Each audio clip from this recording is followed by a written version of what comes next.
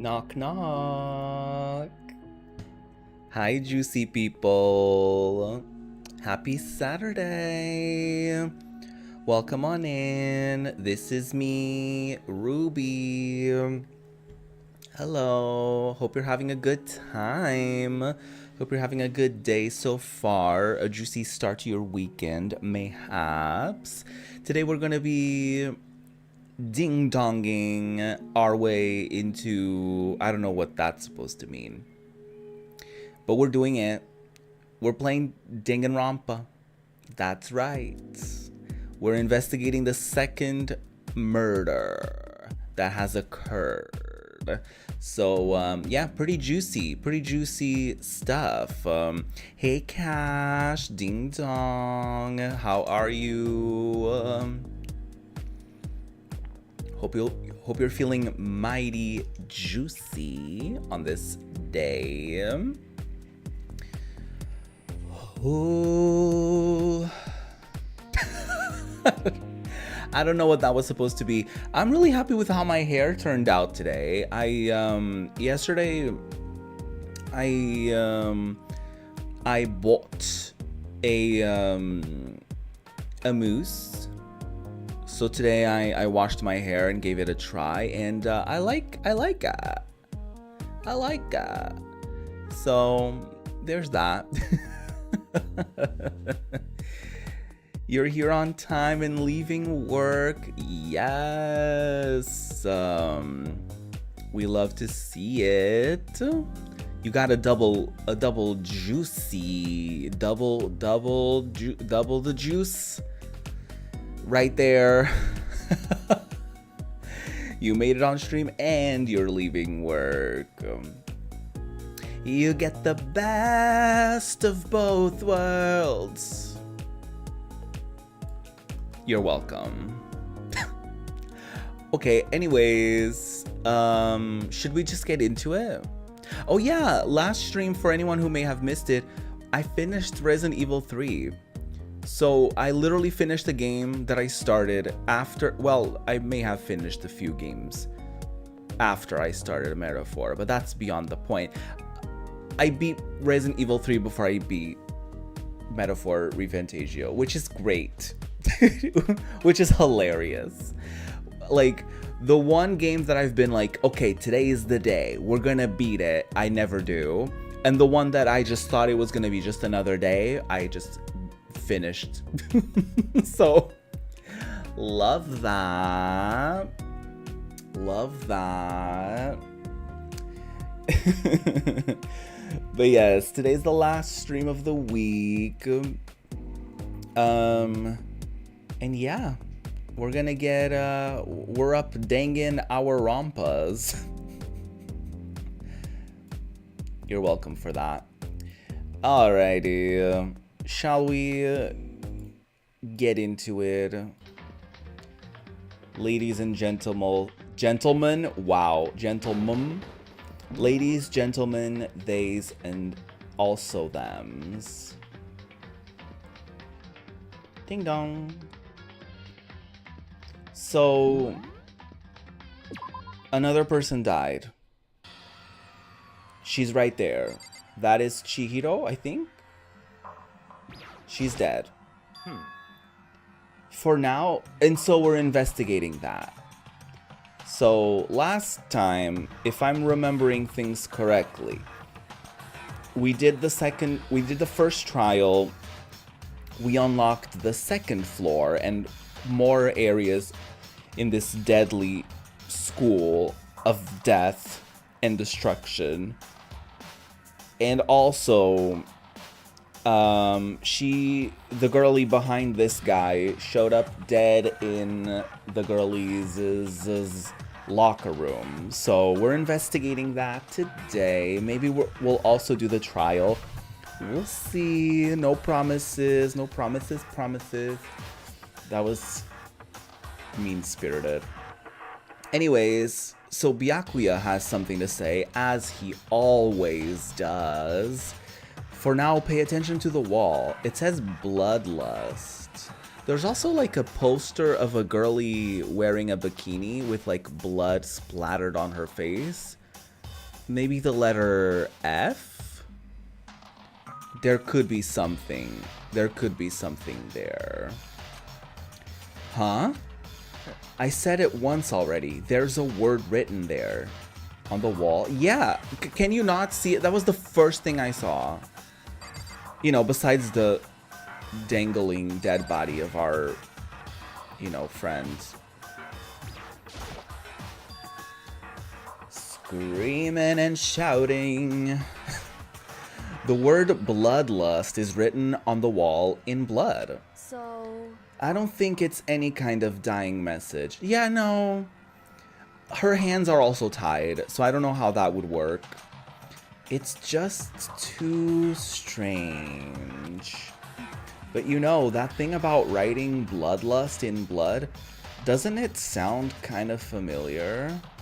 Wait, was there like a killer who did something like that? I feel like now that he's bringing it up, I'm like, wait.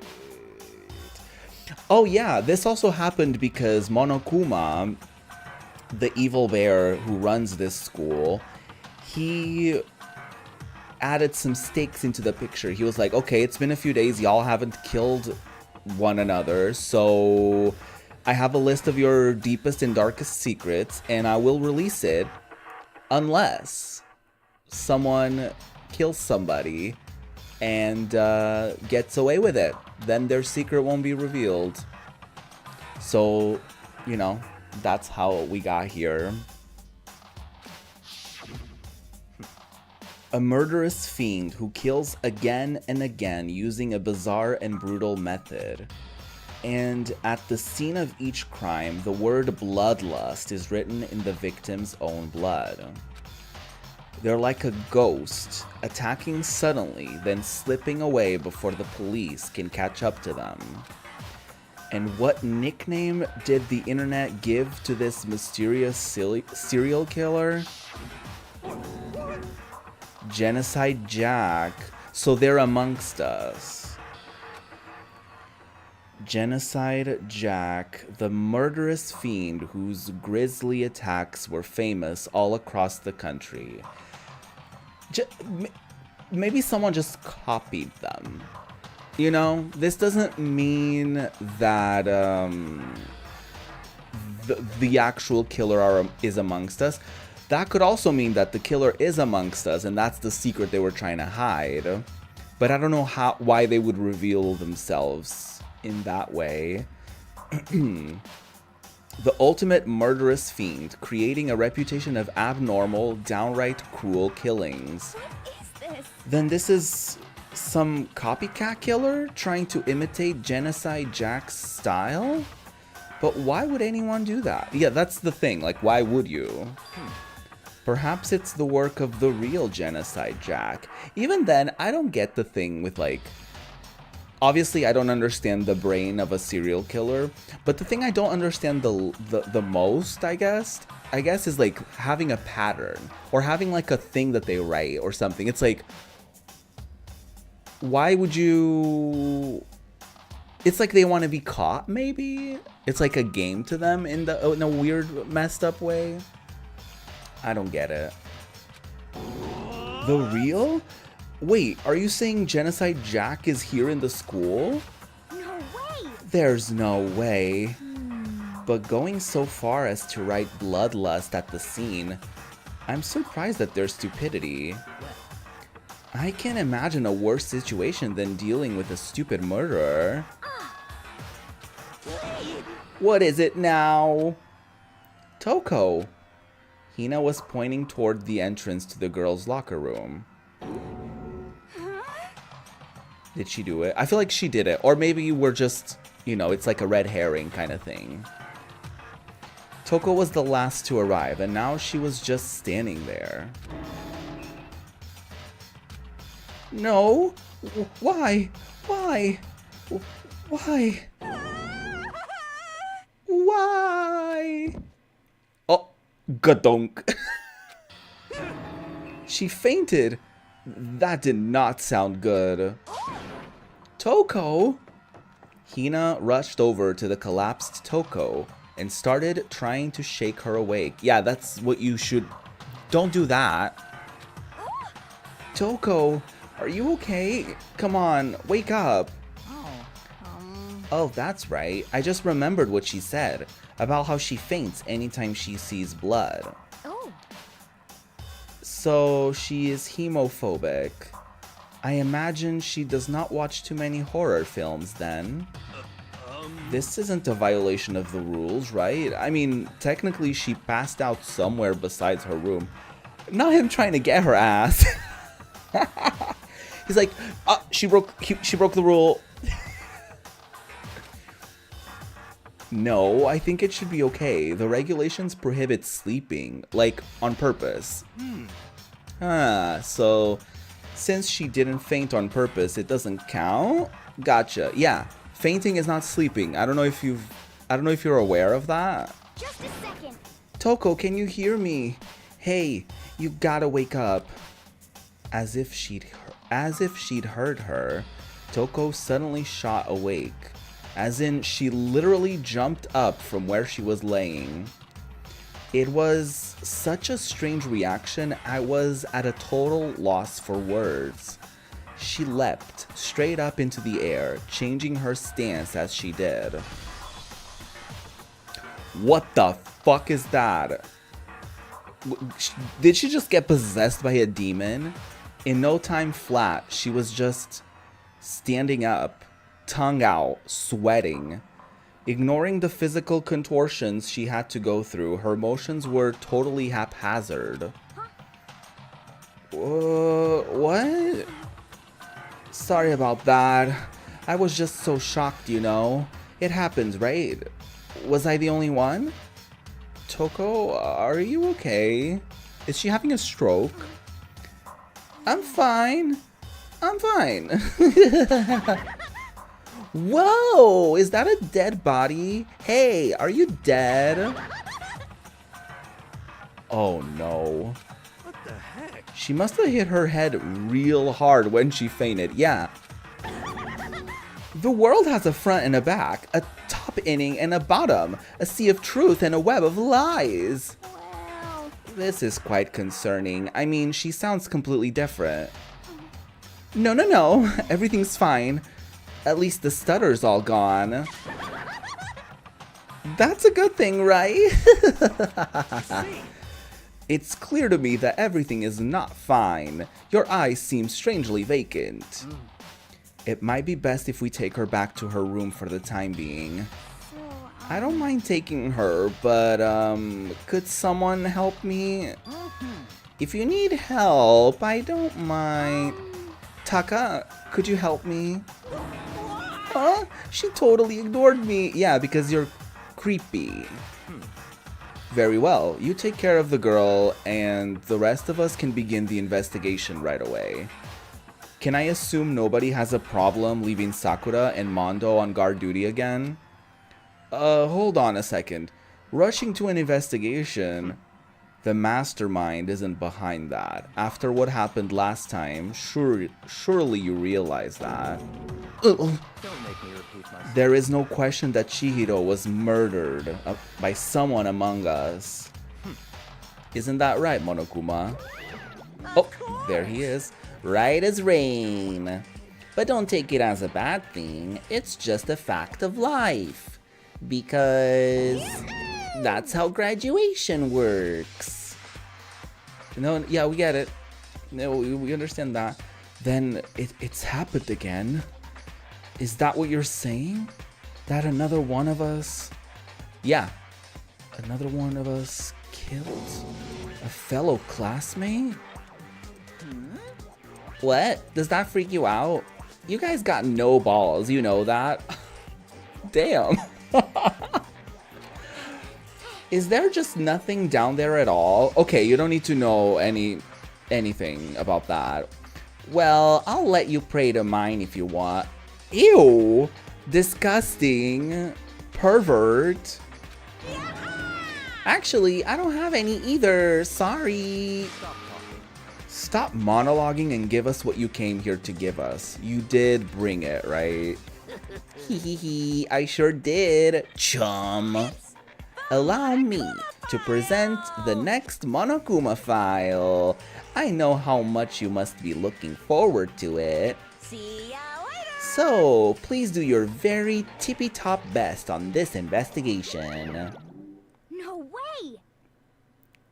Okay. Hey, non-triangle. Chum derogatory. Fully. How are you, non-triangle? Hope you're having a good Saturday. Yeah, Makoto is like, it happened again? As if, like, yeah, of course. It was gonna happen again.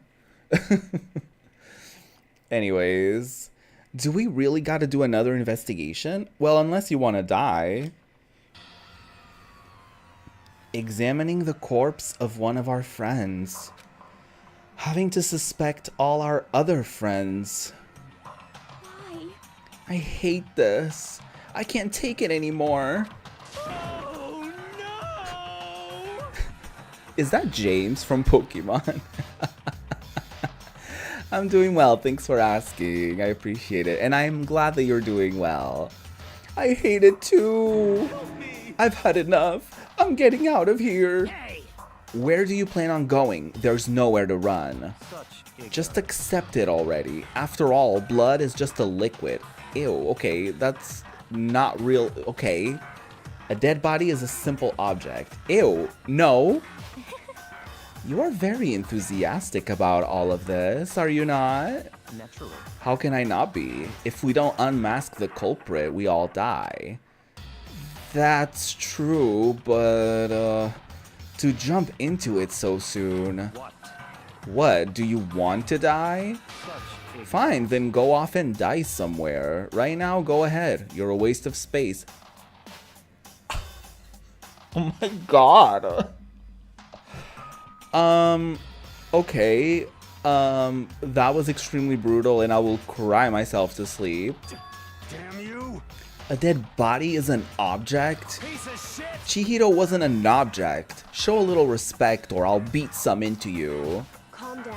Everyone, stop bickering. Listen, there is some truth in what Byakuya said.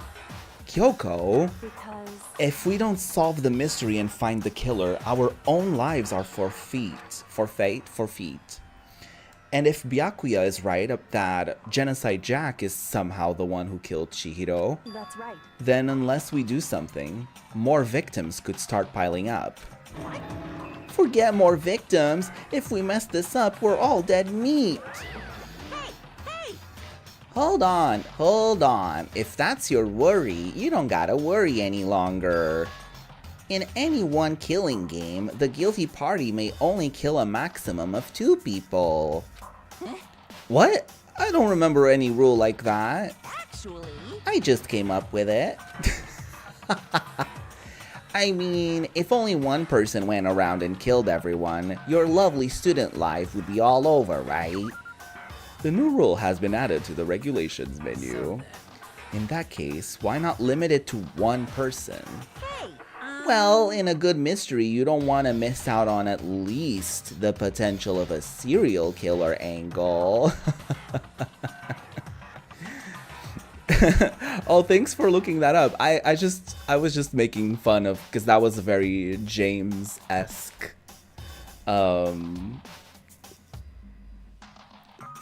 thing that he did. Just 1 would totally murder that possibility. Punishment is Farewell waiting for you. now. I'll catch you guys at the class trial. I can't say I understand his thinking, but if we can kill up to 2 people, then 1 more person's life could still be in danger. Which is definitely not good. We need to uncover the culprit before something else happens. You son of a bitch! You need to shut the fuck up. So, Well, for now, Taka and me are gonna drop Toko off at her room. Nice! I'm gonna get dropped off.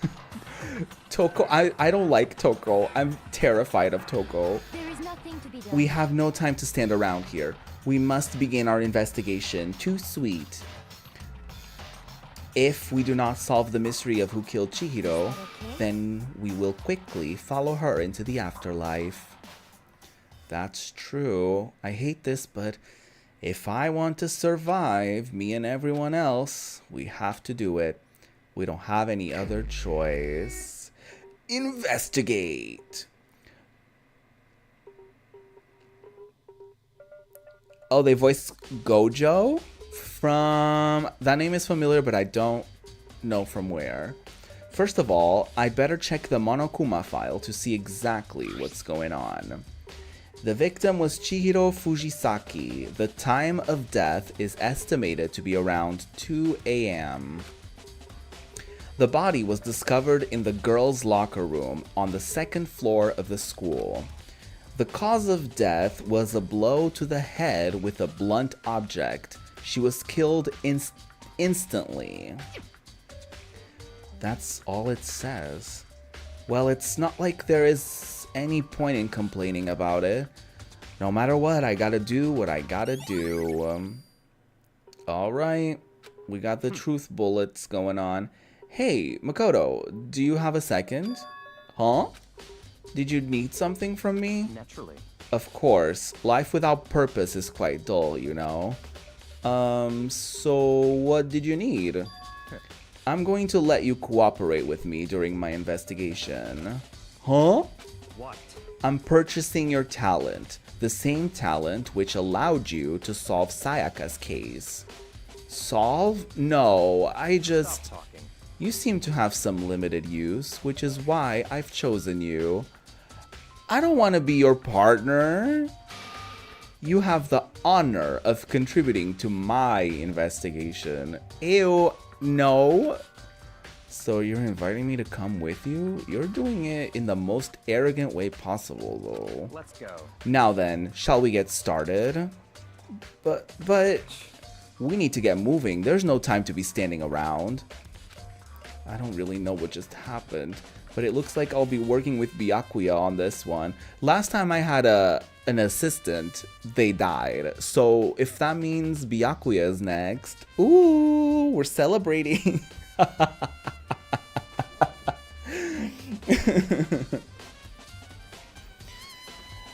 Oh, from what is it called? Something Kaizen? I haven't seen that show, but I've heard about it. Okay, what's going on? Dude had a real complex about being weak. You heard Chihiro talk about it, right? All I need to get stronger. Yeah, I do remember she said that more than once. Sure did. Which I guess explains the trip down here. But did she really need to get stronger that badly? Jujutsu Kaisen, there you go. Thank you. You already mentioned it, but she was a girl after all. Most girls aren't that strong. Makoto, what the hell? I don't know, man. I haven't really thought about that stuff. The cause of Chihiro's complex. I can't help wondering what it might be. Mondo's account has been added to the truth bullets. I don't want to leave just yet. I just want to see... They got hit with this. There is a dumbbell on the floor. And there is a bloodstain. There is a bloodstain on the dumbbell. The Monokuma file said that a blow to the head with a blunt object is what killed her. Does that mean this dumbbell was actually the murder weapon? That's right. I don't imagine it could have been anything else. Well, there you go. Locker room dumbbell. This game came out in 2010. Oh my god. That is a very long time ago. That is 15 years ago. Holy shit. I use this locker room all the time. Now it's become a site of Chihiro's death. But why was she killed in the locker room? Actually, if you think about it, she could have been killed somewhere else and then carried here. There would have been blood somewhere else. She was very light, that is true. It wouldn't be hard for someone to carry her. But still, I still think she came here on her own by choice. What makes you say that? She'd been talking a lot lately about how she wanted to get strong. Yeah, we know this. So you're saying she came here to exercise? Yeah. But according to the Monokuma file, apparently she was killed around 2 in the morning. Would she really have been exercising that late? Perhaps. Hina or myself are usually in the locker room during the day, so she was probably avoiding it then. Avoiding it? Although we invited her to join us more than once, she never showed up. She was probably insecure around them.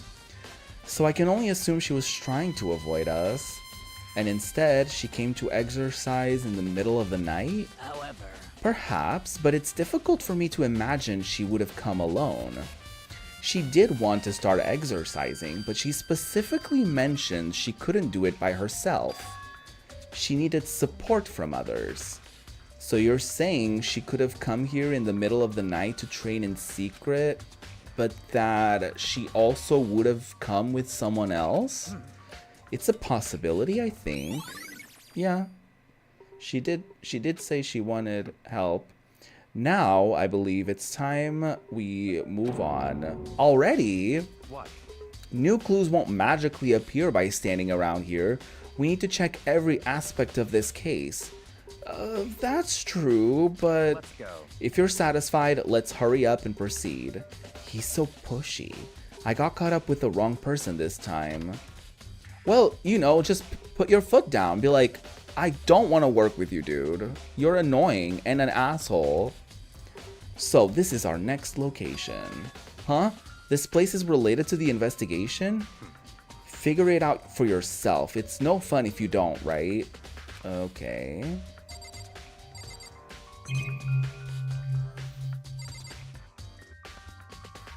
If this was real life, so many clues would get overlooked. Or forgotten. That's true. Or maybe not. Maybe this gun was used to... No, impossible. If that were true, Chihiro would be riddled with holes. A surveillance camera. Even as Chihiro was being murdered, I bet the mastermind was just sitting there watching. They know what's happened and they're still forcing us to go through with this.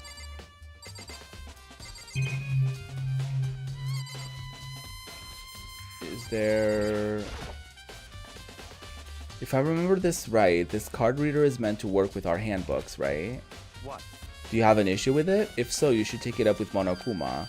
He said that, then quickly and sharply clapped his hands together. Did you call for me? You called for me? Has he been domesticated? That's right. It seems that Makoto has a question for you. You need something? Sure. What's up? Well, it's just about this card reader. Yep. Yeah, the card readers have all been designed to interface with each of your e-handbooks. You can only enter the locker room corresponding to the gender listed in your individual handbook. And it's impossible for 2 people in a row to go through while the door is unlocked, correct?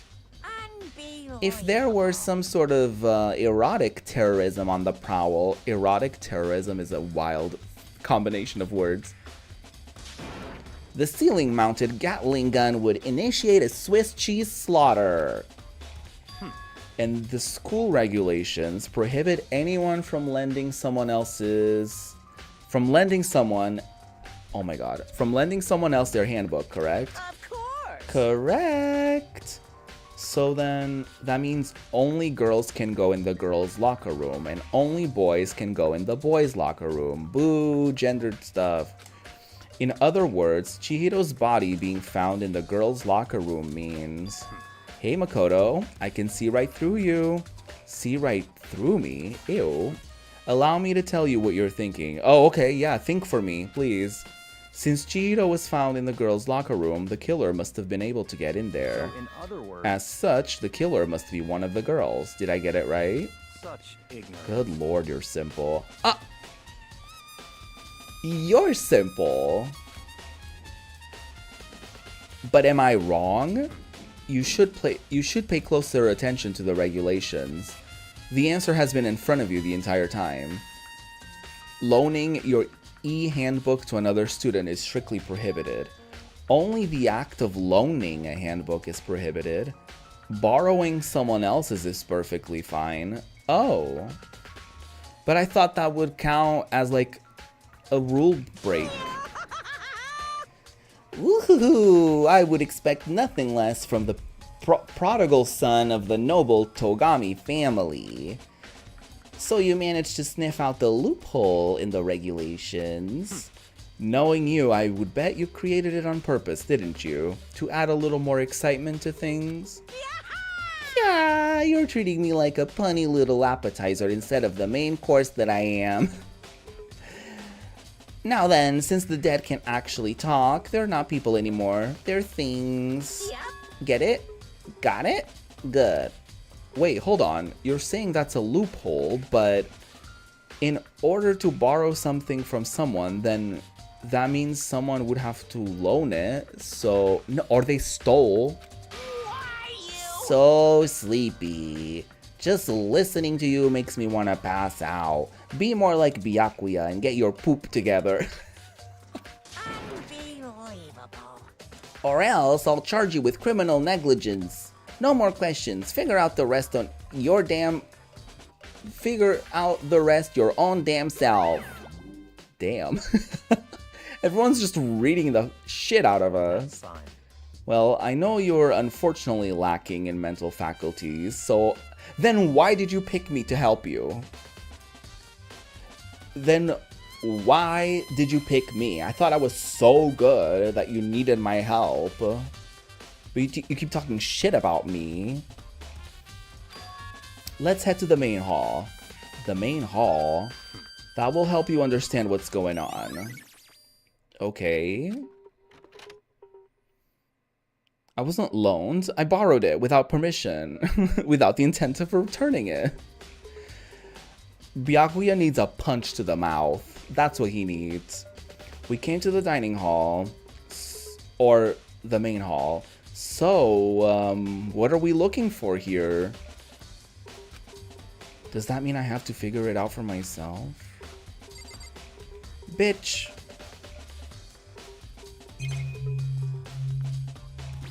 Oh, this guy pisses me off. I don't see any clues around here. Are you anything? A surveillance camera, and there's what I can only assume is a gun attached to it. It's so chilling. Did someone use this? The hunk of metal blocking the entrance seems like some kind of machine. Is there anything about this? What about this? There's a mailbox here. Could there be something inside? It's an e-handbook? No, wait. There's 3 of them. But what are they doing here? Oh, is it from the people who died? So you finally found them. Huh? Did you know these were here, Byakuya? I happened to find them by chance myself the other day. It seems there's a system in place where the handbooks of dead students get delivered to this mailbox. So then, these 3 handbooks belong to Junko, Leon, and Sayaka? You can go ahead and confirm it yourself. I immediately turned on one of the handbooks, and when I did... Sayaka Maizono. You're right! This is Sayaka's handbook! Now, do you understand? This is the key to the loophole that I revealed earlier. Yeah, I feel like I'm starting to get it. You should pay closer attention to the regulations. The answer may have been in front of you the entire time. Loaning your... Yeah, I already saw this. I see. Yeah, now I understand. But how many people knew about them? You know?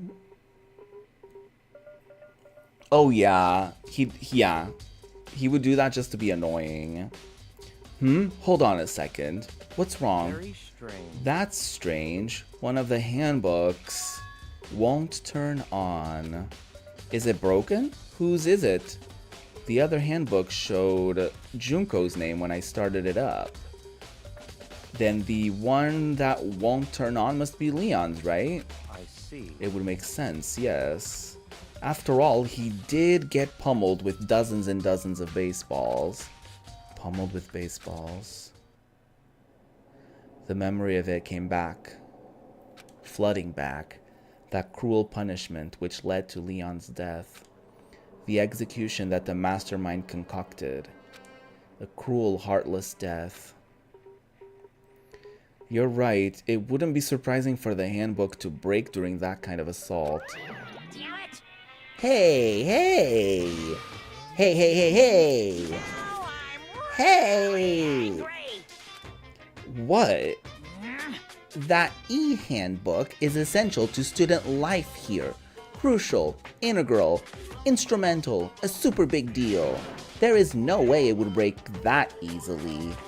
But it did. That's impossible! If I say it wouldn't break, it wouldn't freaking break. It can withstand up to 10 tons of pressure, and it's waterproof up to 100 meters, okay?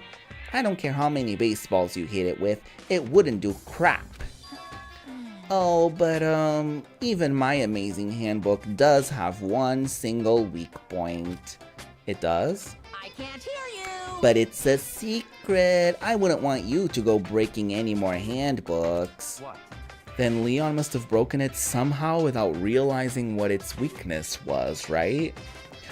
Oh, maybe it overheated. Wait, no, was that him? No, that was not him. I was thinking of the two guys who went to the sauna and did that competition. But he wasn't in that. Hard to say. You know what I think? I think his handbook isn't actually broken. What? But you might ask, how could that be? Leaving the question hanging in the air, Monokuma disappeared. What just happened? Monokuma said it's not broken, but it's an undeniable fact that it's not turning on. That's fine. Well, I don't see any connection to the case, so it doesn't matter for now. There might be a connection to the case. I don't know how, but you think so? Either way, something about it still bothers me. Okay then, this should be enough to get things rolling. Let's begin our investigation in earnest and track down the true culprit. Yeah, we need to find out who killed Chihiro. To be exact, not quite. Huh? Not quite. I think he may have done it. And he's like, I don't know. I feel like he, I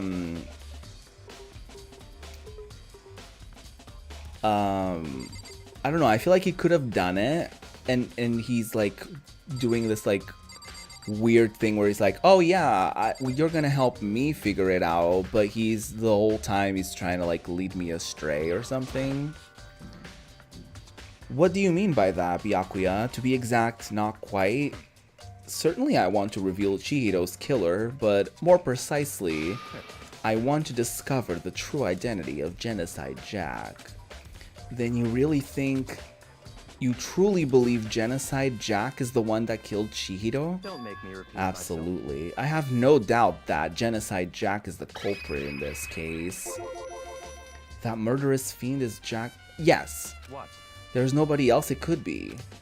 A murderous fiend who kills again and again using a bizarre and brutal method. They're like a ghost, attacking suddenly then slipping away before the police can catch up to them. And what nickname did the internet give to this mysterious serial killer? Genocide Jack. They say he's killed thousands of people, but that's gotta be an urban legend. We're still talking about Genocide Jack. Still, could one of us really be a demented psychotic killer like that? Yes. You're not wrong to wonder. But words mean little right now. I have something that will prove it, and I can show you. Oh. Then show it to me.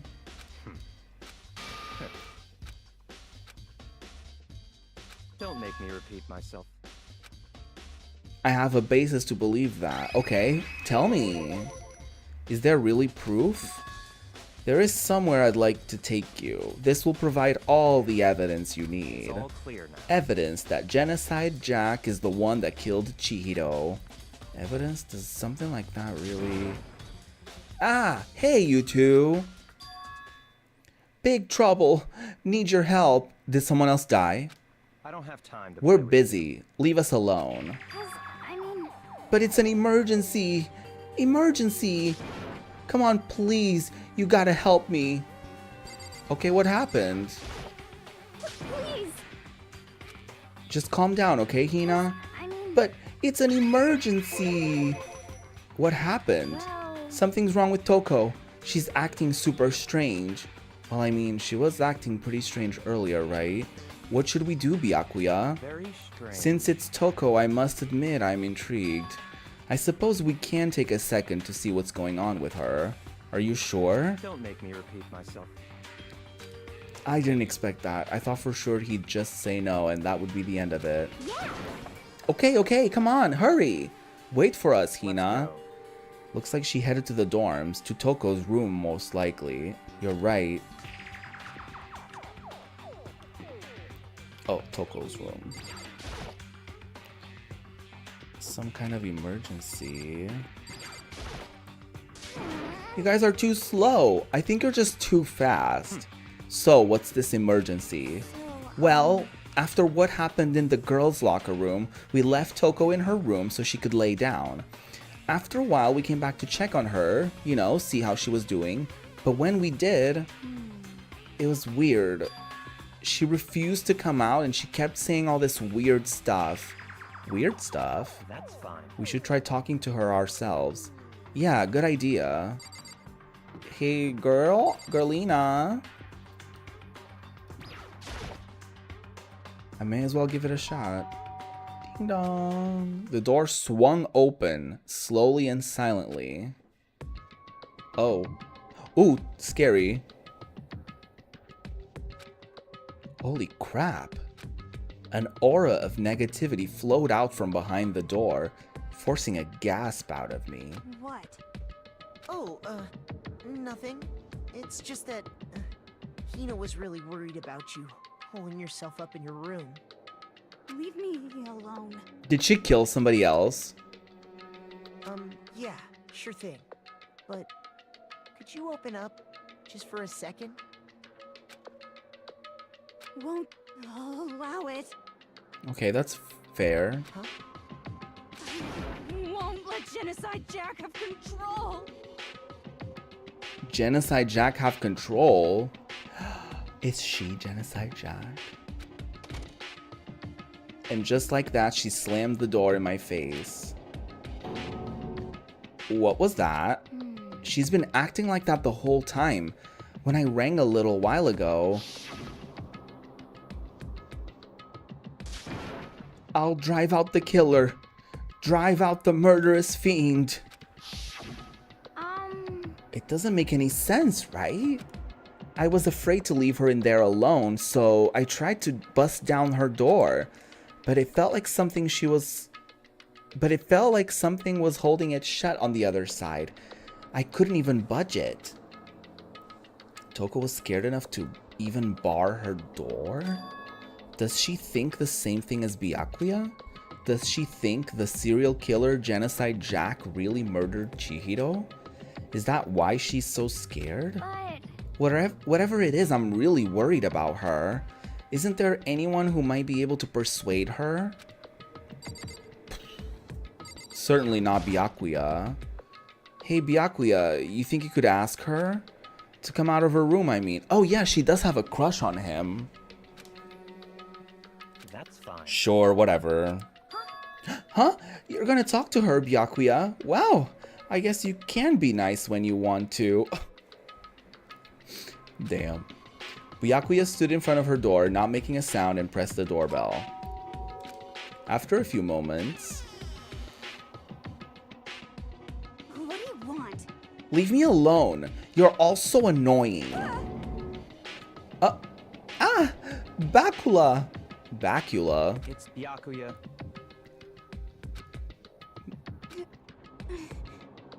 I'm sorry. I couldn't keep our promise. But don't worry, never again. I won't let Genocide Jack have control ever again. What? And with that, the door slammed shut. Even Byakuya couldn't pull it off. There's nothing else we can do. Let's get back to the investigation. Hold on. Byakuya, what was she talking about just now? Something about a promise? What? Huh? Oh, I have no idea. Oh my god, he totally did it and he's like gaslighting her or something. And he's gonna pin it on her. Oh, I have no idea. Another one of her delusions, I'm sure.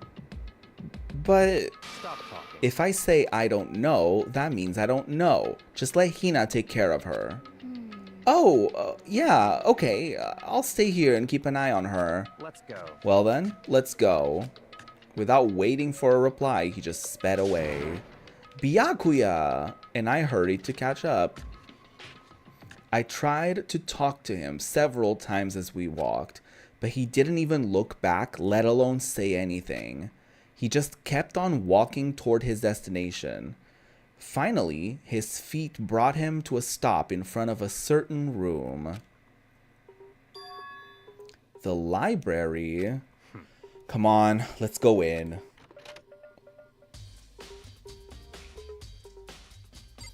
Is there anything in here? Besides, you know, books.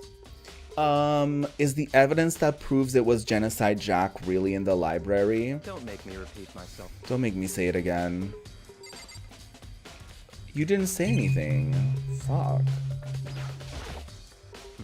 There's no point in checking in there. We need to find real clues. Oh, okay. You need to be stopped. This guy is so annoying. There are no clues there. We need to check elsewhere. Okay, then why don't you just tell me what it is that you want me to, like, see? No point in checking there. Oh, he's really pissing me off.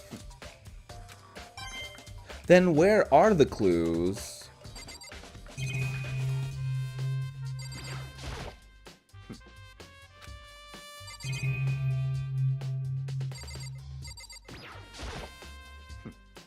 Knock it off. What does a desk lamp matter right now? Oh my god, he's so pissed.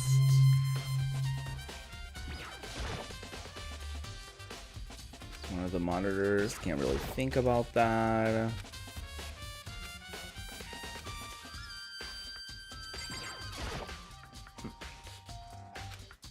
Then what do you want?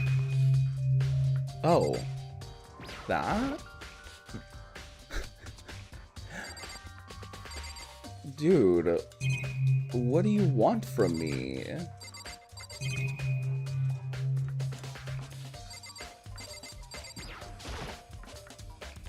If I remember, on the other side of this door... Oh, I thought that was the exit. It's the archive, right? Hurry up and go inside. Oh, here? Let's go. It will all make sense once you're inside. He's gonna try to kill me. He's isolating me from everyone else. He's gonna kill me. Whoa, there's so many books and files. And so much dust, too. So, in other words, I would say there's enough value in this place to endure the dust. Okay. Boxes. There's a wooden box. It's empty. Although, judging by the smudges in the dust, it looks like there was something inside. I wonder what it was. There was an extension cord plugged in there. It proved very useful while I was in the library. An extension cord, huh? Suspicious. I'm kidding. Huh? It's a desk lamp. Oh yeah, it's the same one I saw Byakuya using in the library before. what? Do you have a problem with that lamp? It was here before, then I moved it over there. It's too dark over there, so I thought I'd put it to good use. Okay. I'm just observing. I'm not judging you. The shelf is stuffed tight with files. Without really thinking about it, I picked one at random. Ah, you have a sharp eye indeed to select that file. Oh, I just picked one at random. That's right. That's the report on a presidential assassination. The original is kept at the National Library. It won't be declassified for another 30 years. Are you sure you want to look at it now? There's no telling whose crosshairs you might wind up in for peeking at it. Without making a sound, I returned the file to the shelf. Okay. There's so many files stuffed onto the shelf. What's in all these things? That's enough. Those documents are dangerous. Dangerous? They detail all the people who control the world from behind the scenes.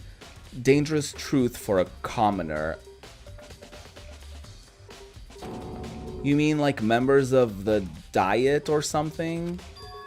No, I mean the ones with real power, the secret console controlling everything from the shadows. If you're ready to be disappeared for it, take a look. There are some very interesting people in there. You're just kidding, right? Am I? I'll just let it go for now. Curiosity would 100% eat me up. I would take these files into my room and I would like be up all night reading them. Like there is no way in hell that there's like a thing on this side. Oh, it's the camera. Okay. What about the shelf behind you? There's a ton of thick files stuffed onto the bookshelf. If you're thinking of looking through any of them, let me give you a little warning. Those things are filled with graphic, disturbing photos from all kinds of crime scenes. It's the kind of thing any normal person wouldn't ever want to look at. Be careful. So he's just gatekeeping all of this stuff from me? Like, he just brought me into this room and he's like, none of this you should read. Like, just, why am I here then? What do you mean? All those files there are investigation reports related to different cold cases. Those are internal documents for police eyes only. They're not the kind of thing you'd expect to leak. Oh? So are you finally beginning to understand the true splendor of this library? The entire reason I was interested in it is because of this room right here. It's home to classified government documents, police records, things no ordinary person would ever see. Isn't it magnificent? This can't be for real, right? Such ignorance. That's your guys' problem. Anything that doesn't fit into your preconceived reality, you label it as a lie. Well, it's not that. It's not like I totally refuse to believe it, but I mean, there's just so much. How could anyone have put all of this together? I suppose it goes to show just how much power Hope's Peak truly wields. Or perhaps the mastermind may have wanted to provide us with enough entertainment to keep us from getting bored. It's no use. I can't keep up with all this. It's just too unreal. What's wrong? You still can't believe it. What about you? How can you believe it so easily? Things like that are usually impossible. What do you mean usually? Usual? Normal? Ordinary? Simple? Those things don't exist anywhere in the real world. If you don't understand what they actually represent, you don't understand the nature of anything. You don't pull your punches, do you? Besides, what you consider usual is based on your common sense, right? But what makes you think your own common sense applies to me at all? The documents gathered here are genuine. I have reviewed them multiple times, so there is no doubt. Wait, you're saying you've read all of these and more than once? He's gonna be disappeared. We win. But all of this has to be like top secret confidential stuff, right? So why? My family has a reading room just like this at our home. Ours is bigger, of course, and not as dusty. Huh? Members of the Togami family have access to any variety of government-related documents. That includes foreign powers as well as domestic. How is that possible? So in other words, I already told you, there's a secret console that controls the world from the shadows. My family is a member of that console. And I have within me the bloodline that will allow me to one day bend the world to my will. But to become such a ruler, I must know all levels of this world backwards and forwards. So, whenever I have time, I like to review whatever documents and materials that interest me. Which is why I can proclaim without a doubt that the materials gathered here are the real thing. This is beyond believing or not believing. Byakuya is actually starting to scare me more than the actual mastermind. And what always interested me the most were the cold case police investigation reports. Reading through these has always been a hobby of mine ever since I was little. It's excellent mental exercise. I've solved more than a few of these cases just by reviewing the report. Oh, of course he has. Of course he has. Just wait until he finds out about the even secreter council that controls the secret council. I'm afraid his head would explode. Among all of these reports, one of my recent favorites is the Genocide Jack case. As he talked, he grabbed a specific file from the shelf. right. This is the complete case file. Every single report surrounding the Genocide Jack cases has been compiled in here. Because there are so many, allow me to quickly summarize the main points. To begin, there are two notable characteristics in every Genocide Jack murder. The first characteristic is that at every crime scene, the word bloodlust is written in the victim's own blood. And the second is that when the victims are murdered, their bodies are suspended in a certain way. Bloodlust is written in blood and the victim's body is suspended. It's exactly what happened to Chihiro. Save your surprise. The best part is yet to come. For the second characteristic, where the victims are suspended, the only ones who knew about that particular fact were members of the police and other higher-ups. By all accounts, nobody in the media ever found out. Huh? In other words, no one on the news, no one online, nobody knew about that aspect of each crime. Only key officials and the killer himself knew about this act of mounting the victim. Now, if you recall Chihiro's corpse, her body was most certainly mounted in this fashion. So how could the killer have known about suspending the victim? Because they are the killer. Makoto is a dumbass. That's right. That's the key question. But in fact, the answer is quite simple. So in other words, The culprit isn't a copycat killer. It's the real Genocide Jack.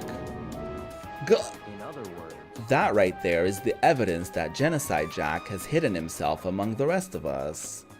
Then Genocide Jack really is such a brutal, fiendish killer, really walking among us? interesting. Things are really starting to get interesting, aren't they? I never imagined the killer with such a reputation would ever become part of our little game. Among Us. Now, don't you think it would be good for you to take a look at what I've already seen? You might just manage to ferret out a clue or two. Such ignorance. If you get down on your knees and beg, whoa, no, I'm not participating in your kink. I don't consent to that. I might even show you myself. No thanks. There's a ton of thick file stuffed onto the bookshelf. There are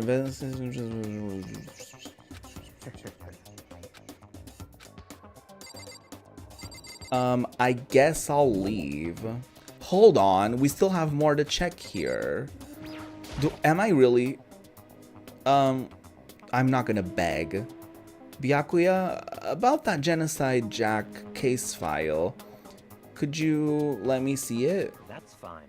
Well, you didn't beg, but I guess it's okay this time. Oh, I hate him. Feel free to look at it in here, but you can't take it with you. And who said that? Like, who put you in charge?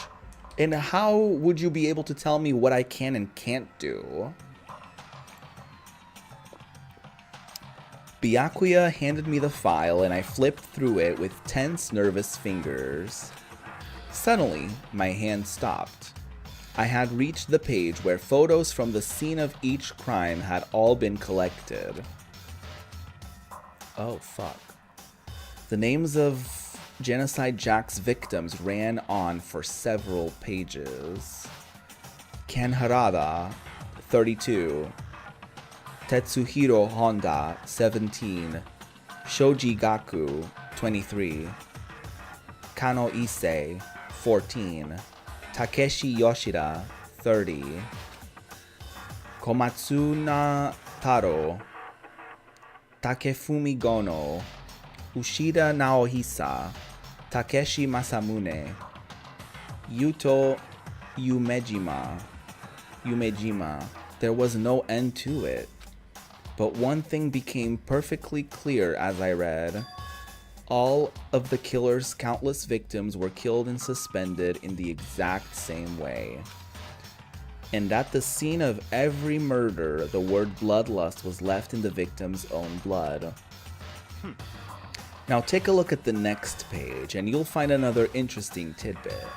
The next page... What is it? Profiling results?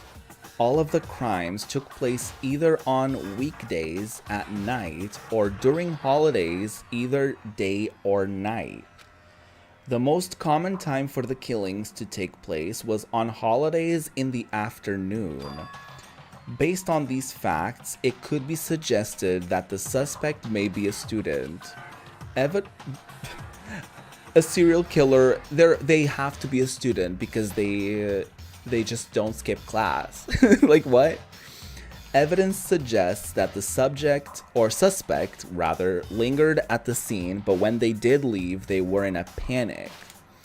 Because an eyewitness has never come forward, it's unlikely there was any external reason for this. This confused behavior suggests that the suspect may potentially suffer from dissociative identity disorder. Okay, let's not... let's not...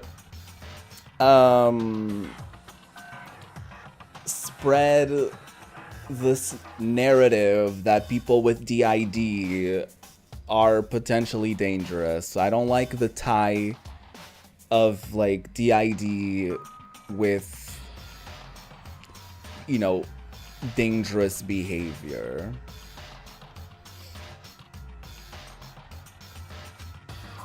So, in other words... The key point here is that the culprit may well have a split personality. A split personality, like the thing you see on TV? So I'm part of another totally unbelievable story. But this one is way more unbelievable than anything else up until now.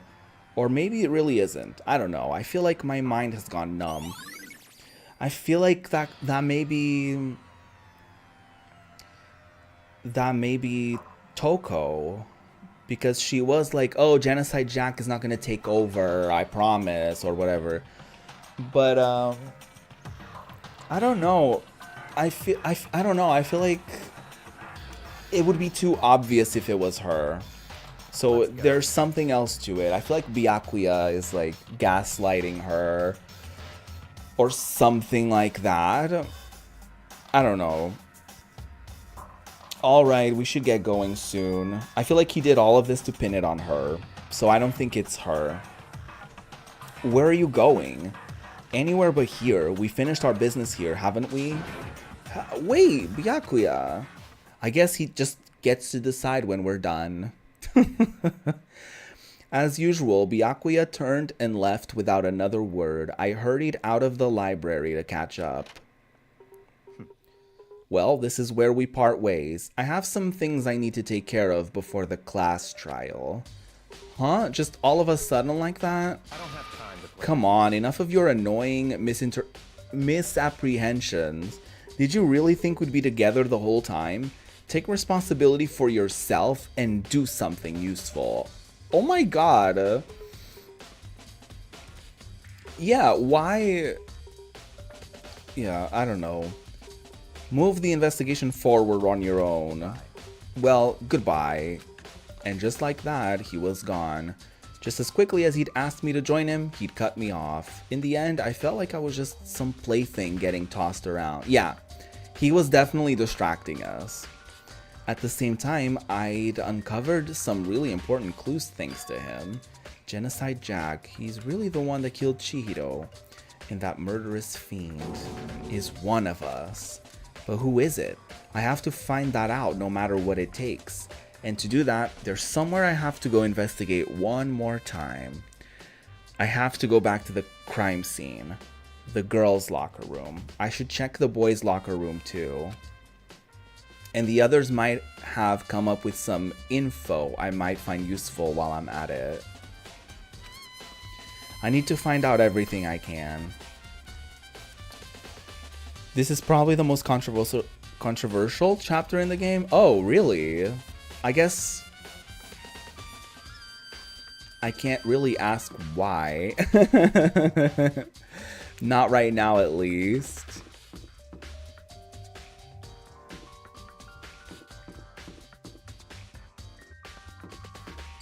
Cool.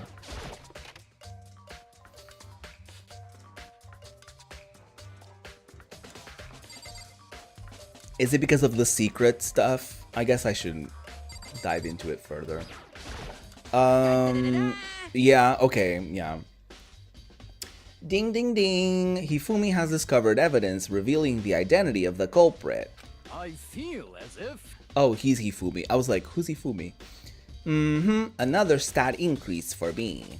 Evidence? What did you find? I cannot reveal that just yet. But I guarantee that what I found will steal the killer's breath from his lungs. Are you sure about that? Oh yeah, Miss Ludenberg said we'd witnessed something worthwhile too. Really? What did she see? She refused to tell me. It's like when a girl bullies the boy she likes, right? Right? Nope. Okay, so where is she now? The warehouse by the dorms. She was there, but at the same time, not there. What's it gonna be? Okay, anyway, I said I was gonna check out the locker room, so... I have heard... I don't know anything. I don't know anything about this game, but last stream when I was like, oh my god, this is messed up, people were like, oh, just wait until the next one. So, like... So I believe them. Damn. Chihiro's presence here was especially weak, her body and her soul. To target such a helpless being is unforgivable. What a wretched beast to do such a thing. I cannot forgive this. The fact that Hifumi's VA goes on to play a much more likable character. Oh really? Like in a future game? Hey, Kyoko, have you made any progress on your investigation? Indeed. Generally speaking. However, But I have to get going. I have something unrelated to take care of. Something besides the investigation. What is it? well, Nothing you need to worry about. Just concentrate on the murder. But so then, before I go, let me give you one piece of advice. You should examine Chihiro's body one more time. Thoroughly. Also, her handbook is missing. You might want to determine its whereabouts. goodbye. That's it. I'll be praying for your success. And with that, Kyoko turned and left the girls' locker room. If if they want us, if I was somebody who was trying to make it out alive from this experience, Kyoko would have to go. Kyoko, Byakuya, and also Makoto, they have to go because they're the ones cracking these cases. Most of the others are useless. I guess I'll take another look at the body then.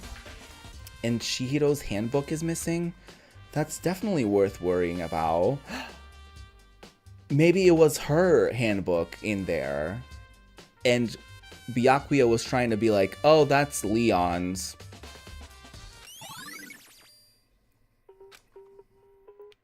Okay, what about her body? Kyoko said I should examine the body one more time. I know she said thoroughly, but I do have my limits. Well, I better give it a shot anyway. Let's see. Chihiro's hands are bound with what looks like some kind of rope. The rope was used to prop her up in a kind of crucifix position. Huh? This rope has a plug? Wait, so then this isn't a rope at all. But the more I think about it, the more that's not the only thing that concerns me. Chihiro's fatal injury was the blow to the head, which means someone struck her in the head in order to kill her. That's right, that's the issue of her being suspended and the fatal blow. At first I didn't see any reason to think too much about either of them. But seeing them again after looking through the Genocide Jack file, something's not quite right. Yeah, because she wasn't stabbed. What does this all mean? And the plug, Byakuya said something about getting... He needed like an extension cord or something. That proved to be very useful. Girl. Byakuya was totally trying to like throw me off his scent. Well, the one thing most likely to tie all of these mysteries together is the true nature of the rope that was used to suspend Chihiro. And to figure that out, there is a certain place I need to revisit and look over again. Plus, it might help to look at the Genocide Jack case file one more time. I think Byakuya did it.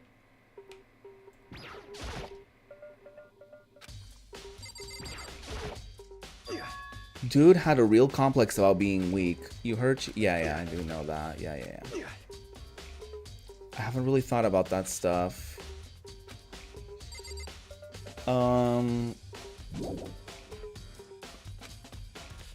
There's more I need to check. Like the blood splatters on... Oh yeah, can I check that? The blood-stained poster. The blood is the most noteworthy part, but... The big-breasted swimsuit model. Why did you have to throw in the big-breasted swimsuit model? You could have just said the swimsuit model. It's pretty noticeable too. A girl's locker room doesn't seem like the kind of place you'd find something like this. Okay, is the poster hiding something? Can I not take off the poster? Is the poster hiding something? There's a bloodstain on the carpet. It could only have been caused by Chihiro's murder.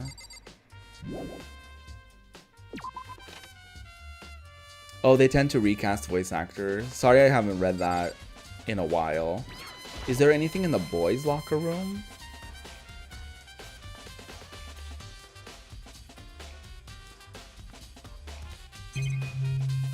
Okay, so there's the camera. There's the poster. Huh, this poster. It's a popular boy band called Tornado. Somehow it doesn't quite seem to fit in the boys' locker room. But wait, that reminds me, the poster in the other locker room is... That's right, there's definitely something strange about this. In the boys' locker room, there's a poster of a popular boy band, and in the girls' locker room, there's a poster of a big-breasted swimsuit model. Could the posters have been switched? But if they were, why? What reason would anyone have? Maybe I should talk to someone who knows a little more about the locker rooms. Like who? Like Sakura? There might still be more to find. Oh, the carpet. Oh, there's shit on the floor. There's a strange stain on the carpet. What is it? Ew, someone shot themselves lifting weights. Gross. Ew. Okay, I'm gonna ask Sakura about this. If not, then I'll talk to Hina. Because she swims, so she's familiar with the locker room. You spend a lot of time exercising in the girls' locker room, right, Sakura? Of course. I've used it nearly every day since it opened up. Sometimes Hina and I use it together. Okay, then. I'm thinking something. Oh no, maybe Hina did it. Hear me out. Hina used her own key card. Welcome back, non-triangle. I'm thinking Hina might be a possible suspect. Here's why. Number 1, she had access to the girls' locker room. Number 2, she probably stole Leon's key card and used it to switch the posters for some reason. And then she threw it in the pool or something. And that's how the handbooks break, because they're not waterproof or something like that. As to erase any sort of evidence. Okay, then let me ask you something. That's just a theory, a game theory. Do you think the posters in the boys' and girls' locker rooms could have been switched? I'm sorry. Sorry, I can't really say. I never paid any attention to the posters. I see. However, But there is something that's been bothering me about the locker room. You see, I like to drink a little protein coffee every time I finish exercising. We have protein coffee. In the warehouse, it's not the highest quality, but I don't have a lot of other options. I mix protein powder with coffee and down a glass of it after exercising. Anyway, the other day, I spilled some on the carpet in the girls' locker room and it left a stain. A stain? But I don't see any stain on the carpet right now. There's one on the boys' locker room. of course. Exactly. I noticed it earlier. The stain has disappeared. I can only assume someone came along and cleaned it up. But still, isn't it unusually clean? As if there was never a stain here to begin with? Disappearing stain has been added to the truth bullets. Why did we not bring up the fact that we saw the boys' locker room had the stain? I'm sorry.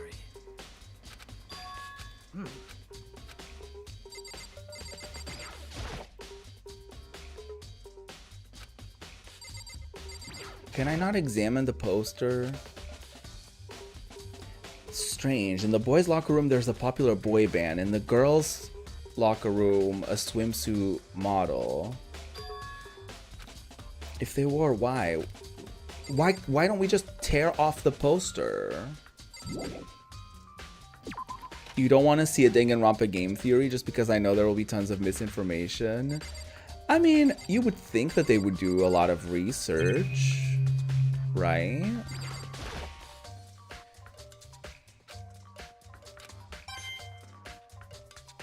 I don't know if they got anything wrong with the Five Nights at Freddy's stuff. We said something about going to the warehouse, I think.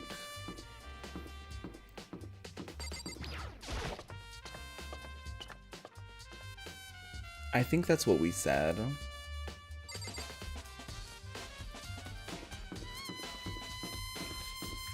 Oh, let's go. Oh, hi. Maybe we should have confessed our embarrassing secrets after all. Damn it, I'm sorry, Chihiro. It's all because I wasn't strong enough.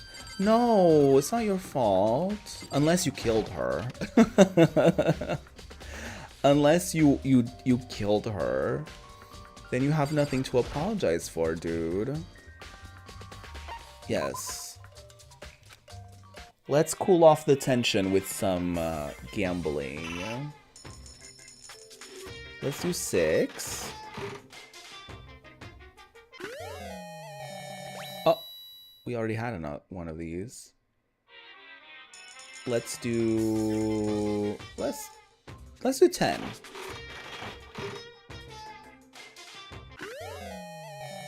Oh, we already got one of these. I'll do 5. Is that a gun? Oh. Okay. That's enough gambling for now. I think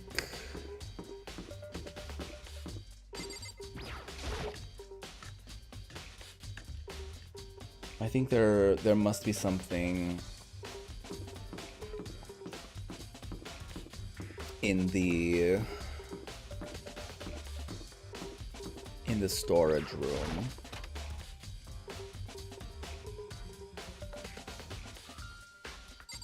Oh, hey. Celeste, what are you doing here? This warehouse is amazing. It has absolutely everything I need to live a full life. From food to clothes to towels, there's an endless supply to choose from. I see that, but have you found anything related to the case? Most unfortunate. I knew you were going to ask me that. I thought talking about the warehouse itself might disdirect you, but I see it was pointless. Then you did find something. Very well, I will tell you and only you. Actually, Last night, I saw her here. Chihiro was in the warehouse. What, really? indeed. This was right before nighttime. What are you doing out this late? Aw, she had a little workout bag. Oh, I was just... Are you planning to go exercise, perhaps? What? How did you know? Well, the bag. Because I can see a blue track jacket sticking out of that duffel bag you're carrying. Oh, you're right. Thanks. Oh, but she wasn't wearing the tracksuit. Well, I'd better get going. I'm kind of in a hurry. She stuffed the jacket into her bag in a hurry. It was almost like she was trying to hide it. And just like that, she was gone. Yes, indeed. I assumed she was merely stocking up to go exercise in the morning, but it would appear she ignored the nighttime rule and headed directly to the girls' locker room. If she hadn't broken our rule, none of this would have ever happened. Oh, we're victim blaming now. You get what you deserve, I suppose. Damn.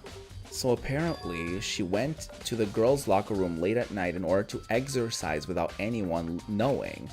But the strange thing is, there was no trace of the track jacket or duffel bag Celeste said she saw Chihiro carrying, which would mean the killer would have gotten rid of it somehow. It's behind the poster. I don't know.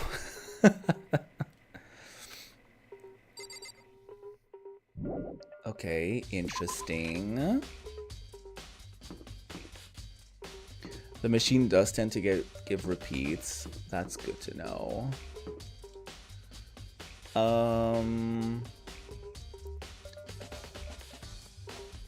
I mean, I don't really know where else we could be looking. Oh yeah, she's one of my suspects. Let's go to the dining hall. Talk to Hina. But I don't know. It may not have been her. Oh, Hina, how's Toko doing? Same as before. She won't come out and she just keeps on mumbling something about genocide, Jack. So I just left her there. You left her? My head was all swimmy and I was getting pretty hungry. Oh my god. Yeah. But don't worry, I'm gonna head back as soon as I'm done eating. Toko's not exactly pleasant, but I'm still worried about her.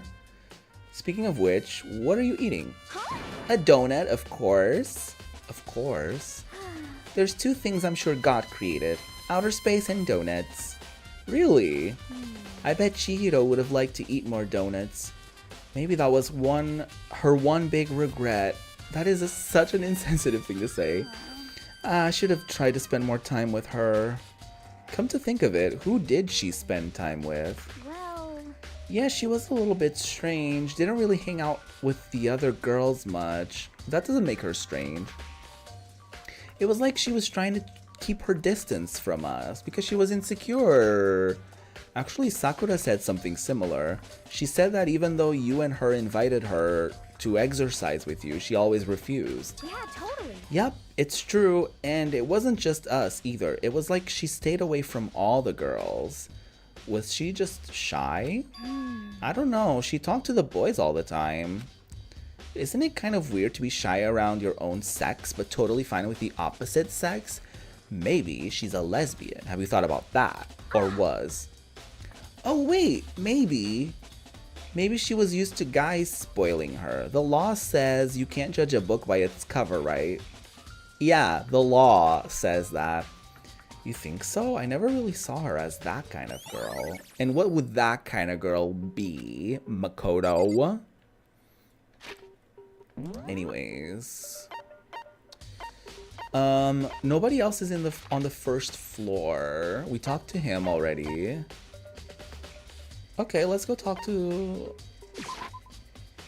that guy at the main hall.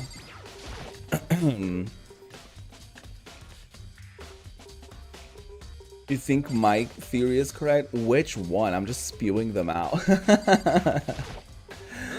Oh, hey, Makoto, what's up? I haven't been up to anything myself. That's for sure. Definitely haven't looked inside the mailbox. So you know about the mailbox stuff. Junko, Leon, and Sayaka's e-handbooks. Looks like the handbooks of any dead students are brought here to the mailbox somehow.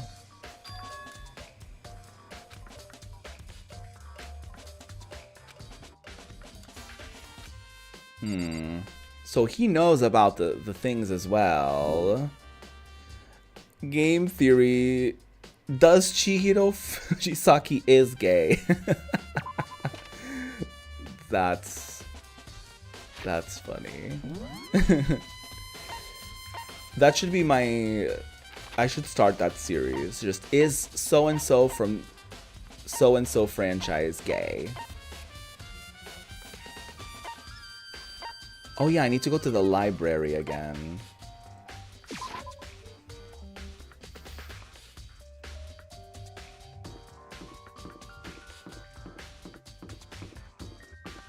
And the archive room.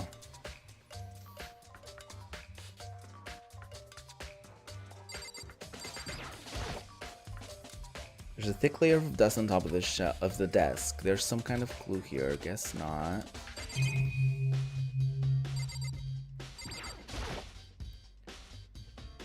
It's not functioning as a school. Yeah, okay.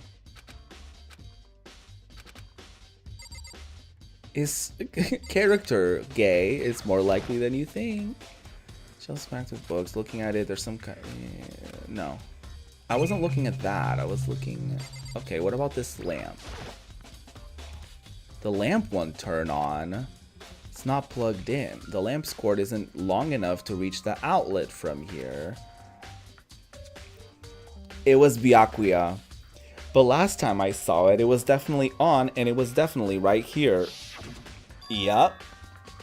Because the extension cord isn't there, which Byakuya used to hang Chihiro. That's right, Byakuya was using an extension cord.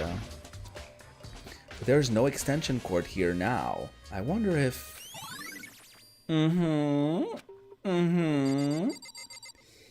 Yep.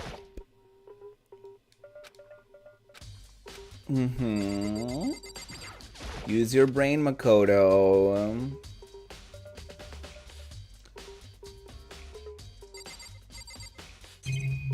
Okay, now we can look freely without Byakuya pissing me off. Hello, silly goober. How's it going? We're just investigating. We're investigating Chihiro's murder from last stream.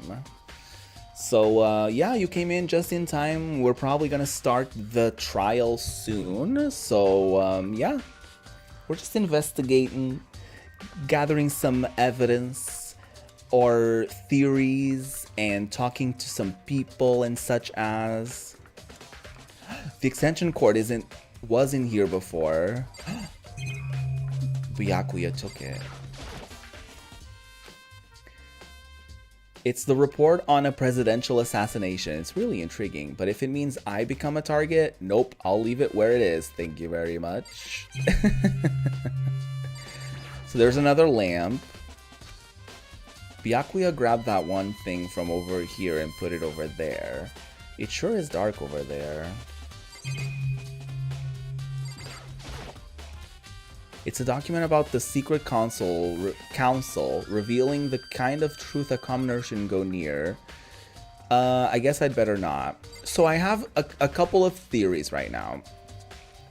I think Byakuya might have done it because he immediately, when we started investigating, he was like, okay, you come with me, I gotta take you around, and he was saying like, oh, the killer has to be in here because the killer did the thing that he always does.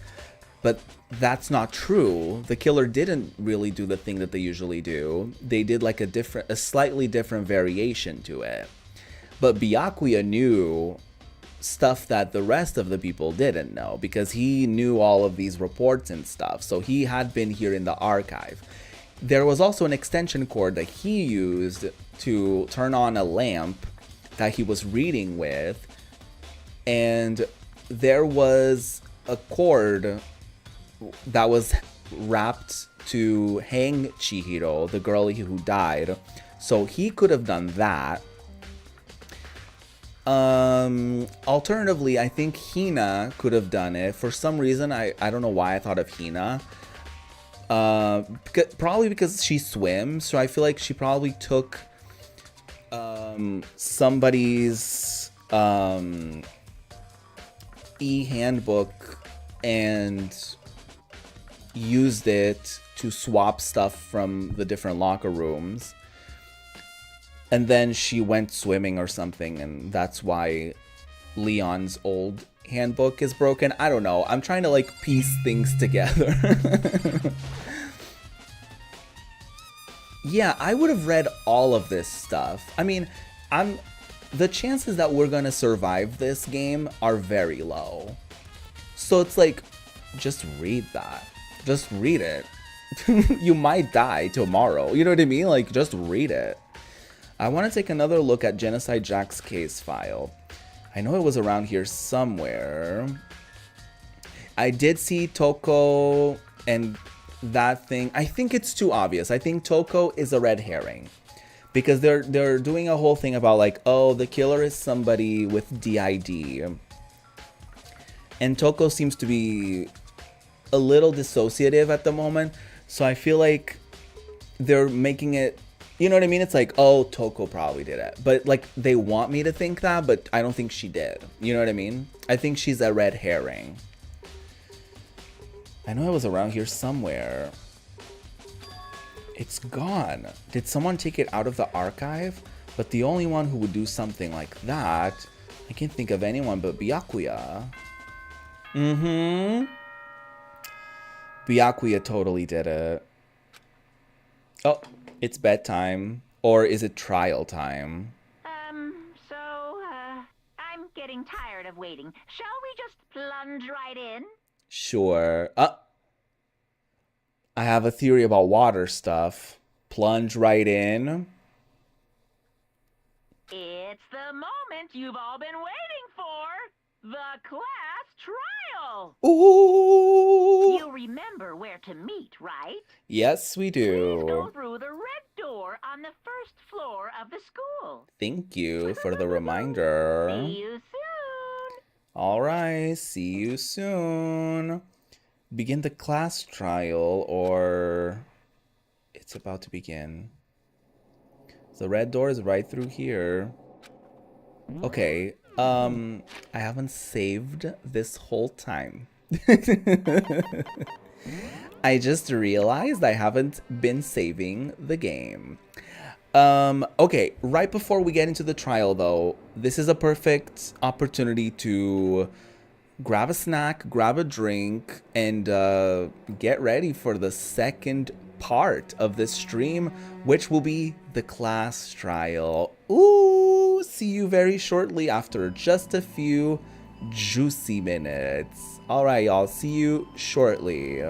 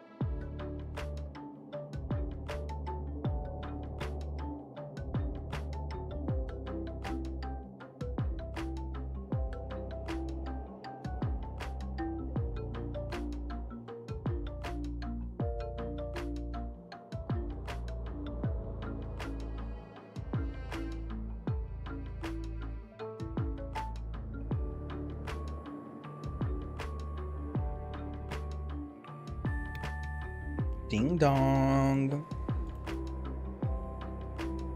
I'm back. I just ate some sun chips. Cheddar and caramelized onion flavor, I think. Anyways, if you did take a break as well, what did you get? Did you get a snack? Did you get a drink? I filled up my water. Chocolate covered apples. Yum. I don't think I've ever had chocolate covered apples. Must be an interesting combination of like sweet and like sour. Anyways, we've made it to the second trial. Are we ready? Okay,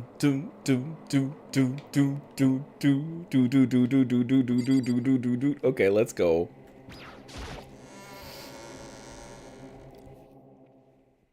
You just went to brush your teeth? Hey, still a good use of your time. What did you eat when the stream started? So is everyone ready to... What? Am I blind or are we missing someone? Uh-oh. Oh, Toko. Yeah, Toko's not here. And Toko is... You really don't remember? Kidding.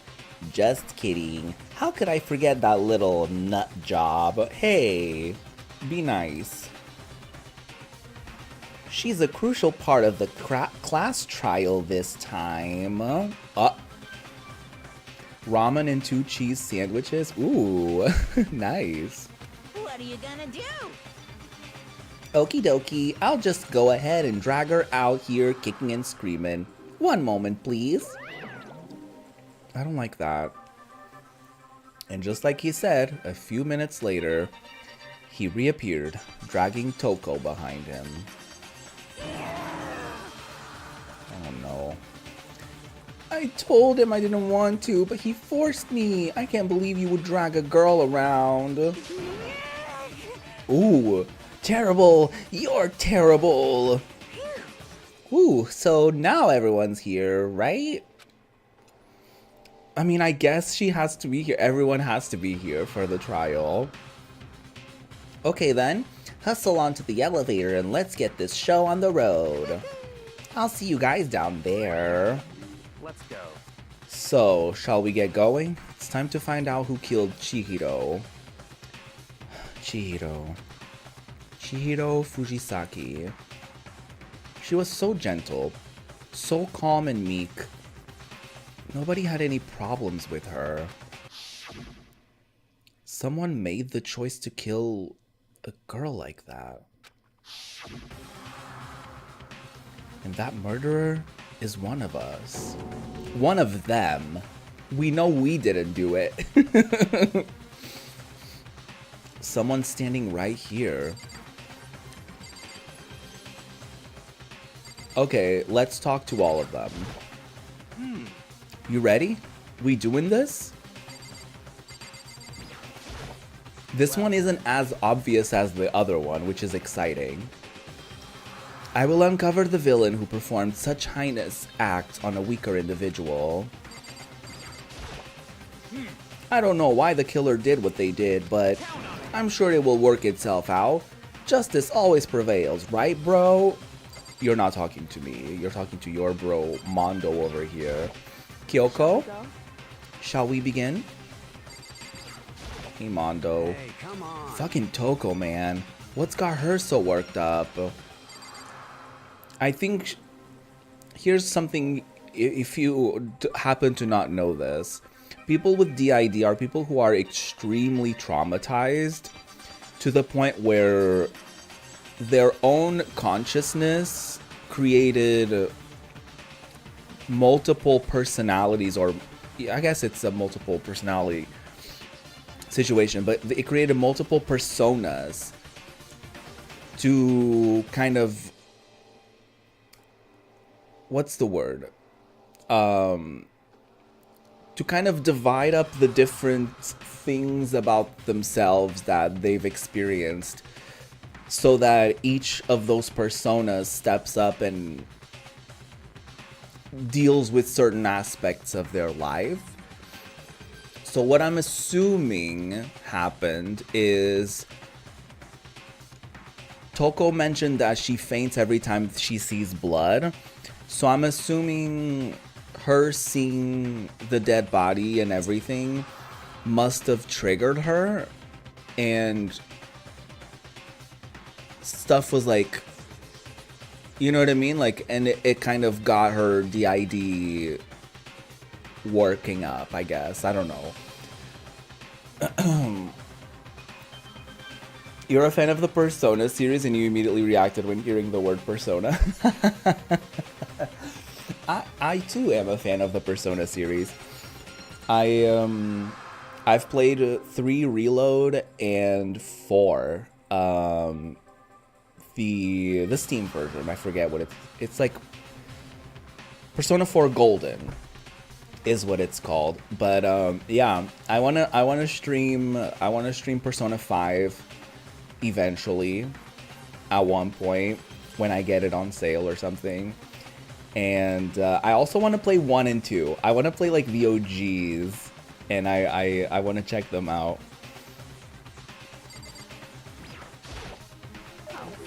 Miss Fujisaki, I must admit, for being 3D, she was quite remarkable. Of course, just the idea of 3D makes me cringe, dude. Hey, come on.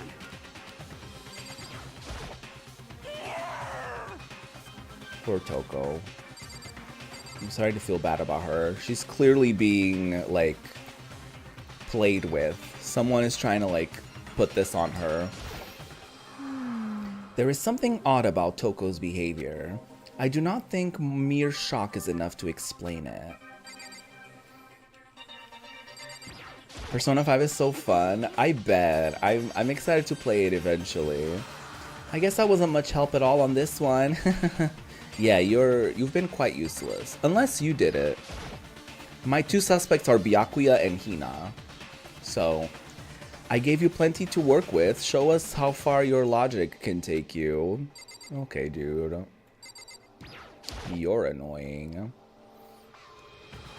And he probably wanted to protect the secret that his family is, like, part of this, like, secret council. Okay. Okay, we have no choice. We have to do this. Yep. I gave a small nod in reply. With one last deep breath, I walked toward the elevator on shaky legs. With each step forward, I could feel my heart starting to race faster and faster. As soon as everyone was on, the elevator began to descend. I couldn't get a handle on my emotions, couldn't stop speculating.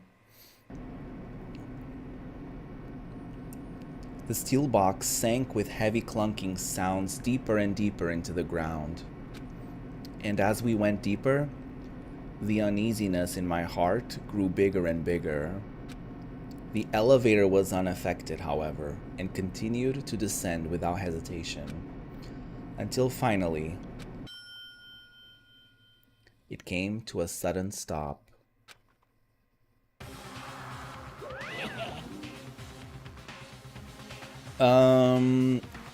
If you had a persona, what would it be? Ooh, yours would probably be Calliope, the muse of epic poetry from Greek mythology. Ooh, that's a good one.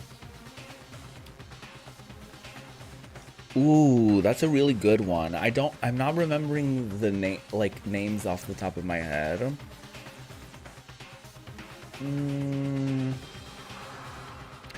Probably either a very, like, silly one or a very cunty one. If possible, a mixture of cunty and silly.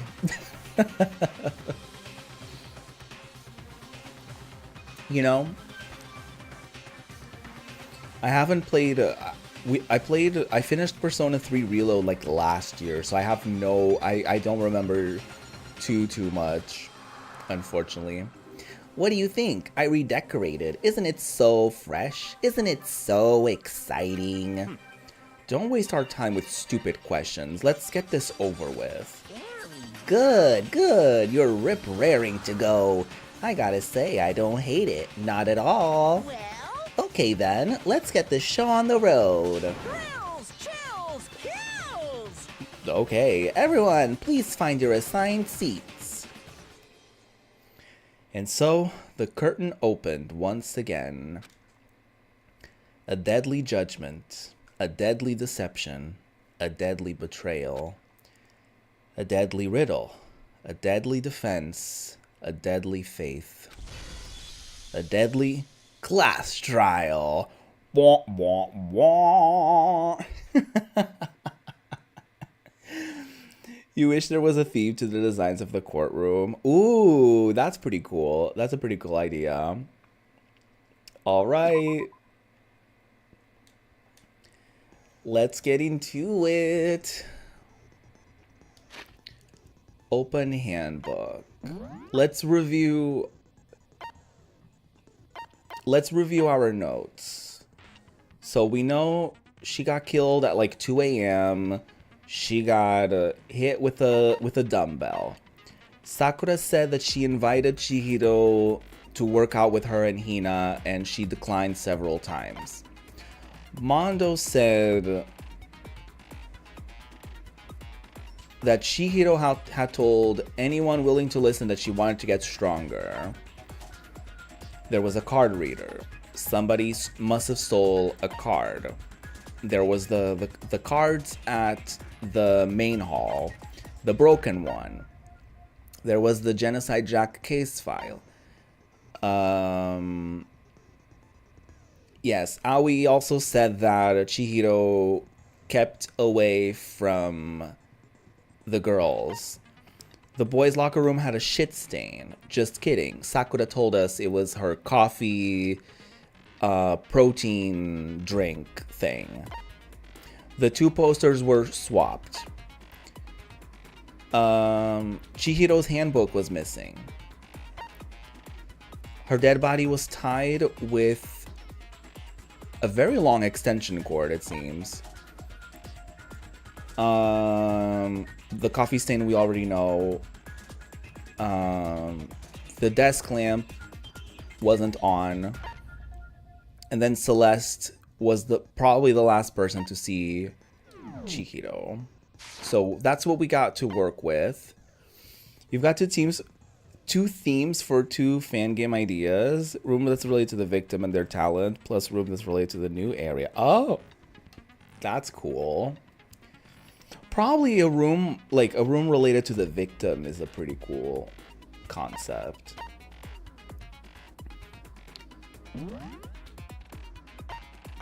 Set skills. Attentive influence. Increases the influence gauge by 2. Effective during trial. Did I do it? Okay. Increase your truth bullet rate of fire. Effective during the non-stop debate and the... Okay. Increases damage to the opponent when a statement is destroyed. Effective during... Okay. Okay, y'all. Let's get into it. Sorry if I missed chat whilst in the midst of this. Explanation of the class trial. So, your votes will determine the results. We know this. If you can figure out who done it, then only they will receive punishment. But if you pick the wrong one, Then all of us then I'll dies. punish everyone besides the blackened, and the one that deceived everyone else will graduate. Yeah, we know this. Okay then. So, first off, let's talk about the murder weapon. He's so excited. The dumbbell. First, we have to make clear what was used to deliver the fatal blow.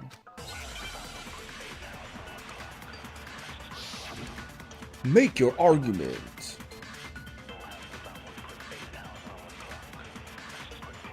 Oh my god, I don't remember how to use the thing. Chihiro's fatal injury. It appears it was a head wound. Yes. According to the Monokuma file, the killer used a blunt instrument. But what kind of blunt instrument could it have been? Well, I'm not contradicting what you said. I'm just saying I know what it was. Oh, okay. Fine. Sorry. Chihiro's fatal injury. Sorry, dude. It appears it was a head wound. According to the Monokuma file, the killer used a blunt instrument. But what kind of blunt instrument could it have been? I bet it was an iron pipe. Nope. Okay. Okay, now I get it. Can we agree that the object that dealt the fatal blow was the dumbbell found at the scene of the crime? Yeah. It was covered in blood, and there was nothing else at the scene that could have caused that kind of injury. And the wound on the victim's head is consistent with the shape of the dumbbell. As far as I'm concerned, there's no mistake and no There you room for go. doubt on this one. You looked at her head wound? Girl, what did you think we were doing at the locker room? That's so creepy. We're examining the crime scene, you freaks. If you don't mind, I will proceed from here. Let's move on to discussion of the culprit. Okay. Although, I believe the criminal behind this heinous act is already quite clear. Why is he trying to lead the way? Is he trying to lead us astray? That rhymed. What? For real? Chihiro's killer is He's gonna say Genocide Jack. fiendish serial killer, Genocide Jack. Yeah, whatever. Genocide Jack, the fiendish serial killer. Did he really kill Chihiro? No, because the thing was different. A new element. Oh shit! A new element has been added to non-stop debates. Would you like to hear more? Absolutely. For this debate, lines of white noise will appear to disrupt your reactions. Your truth bullets will disappear if they hit those lines, so think of them as obstacles in your debate. But there is a way to keep this white noise from getting in your way. Press the A button to attach the silencer, which you can use to shoot down the white noise. However, if you shoot an actual remark with your silencer instead of the white noise, the time limit will decrease. So take careful aim when you have your silencer out. What? Oh, but if your action difficulty is set to gentle, white noise won't appear at all. Oh, I think we're fine then. In which case you can forget about the silencer and just focus on the situation in front of you. Well then, good luck and have fun. Okay, I think we're fine because I think we're on gentle. Or are we on kind? I forget.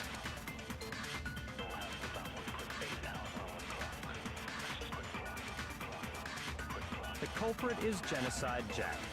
I'm sure. Case closed, as far as I'm concerned.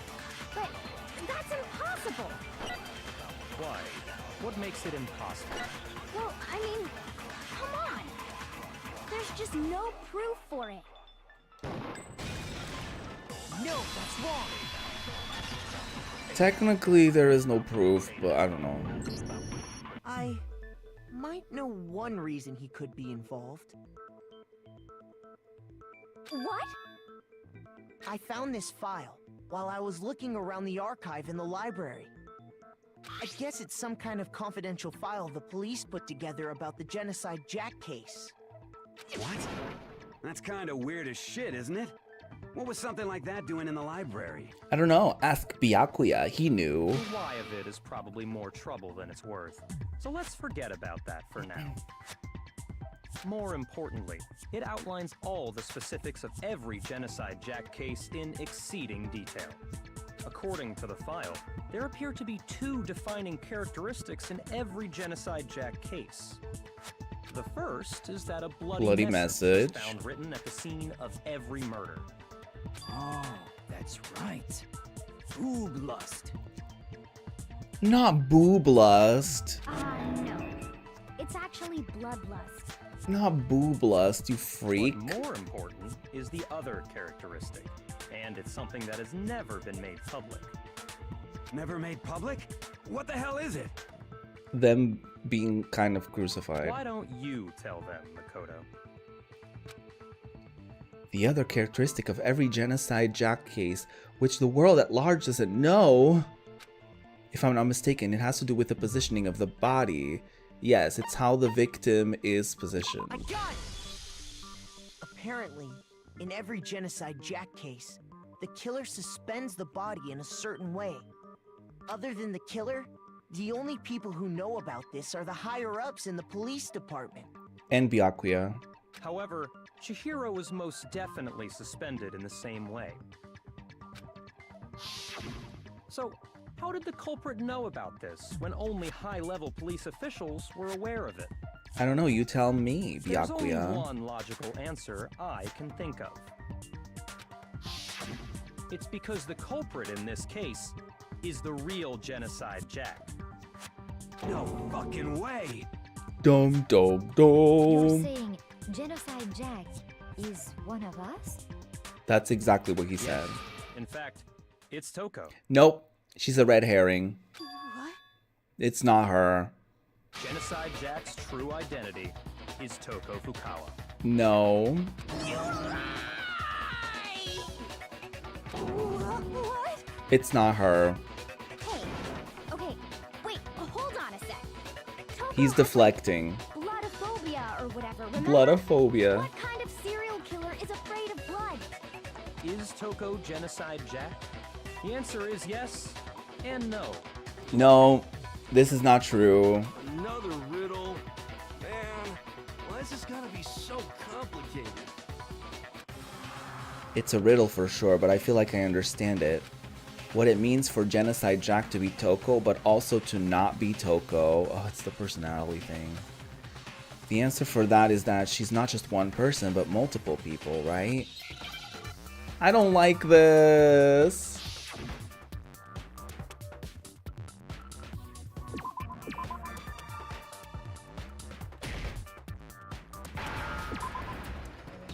Wait, Ow.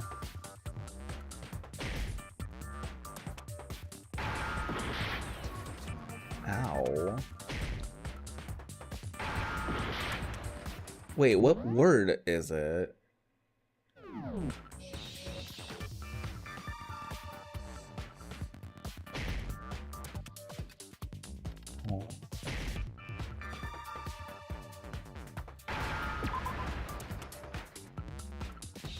Oh, don't tell me.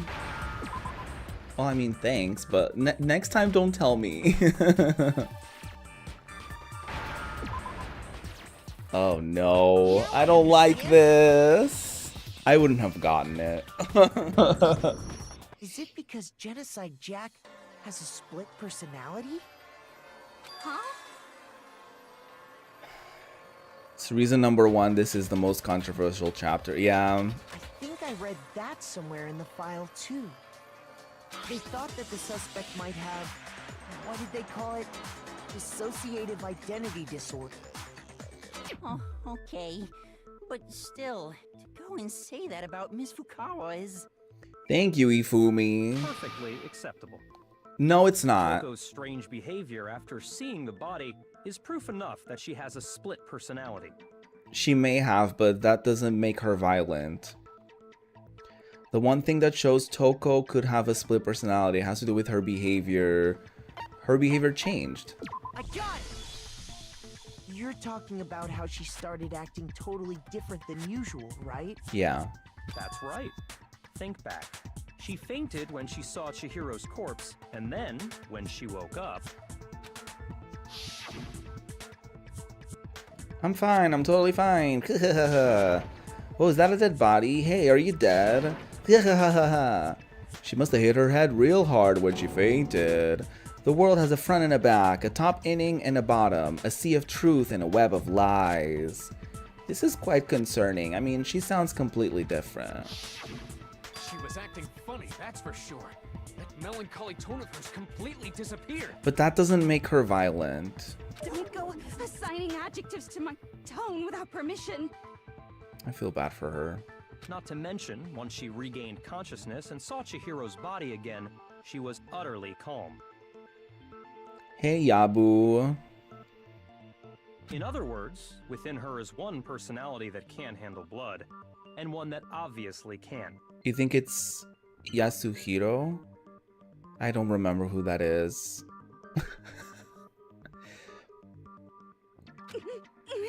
I hope you're doing well, Yabu. So when Toko trapped herself in her room, it's because she was scared of Genocide Jack? I think they're mischaracterizing her.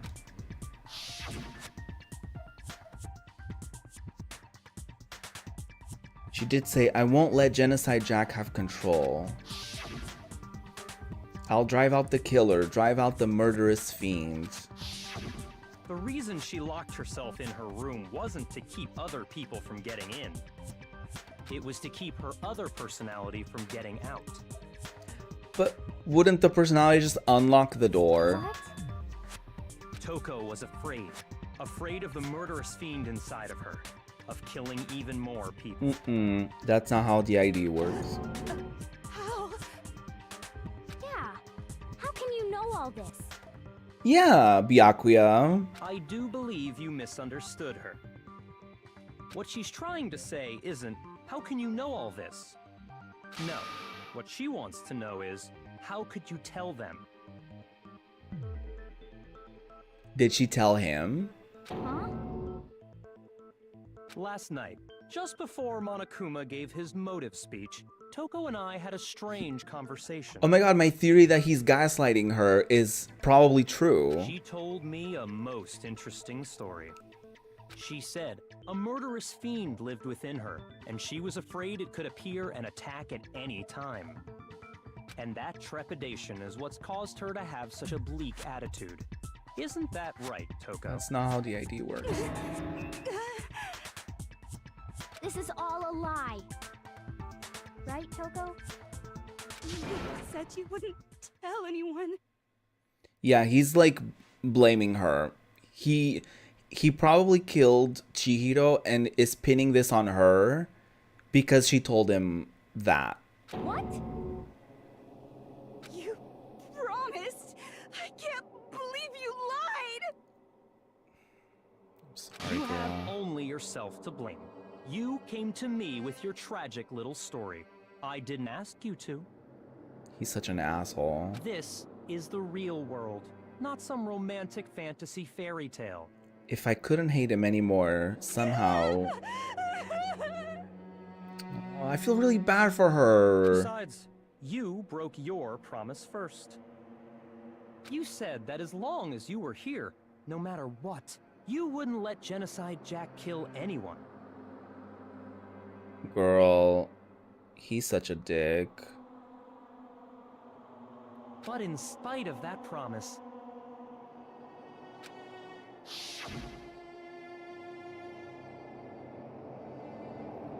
I'm sorry, I couldn't keep our promise. But don't worry, never again. I won't let Genocide Jack have control ever again.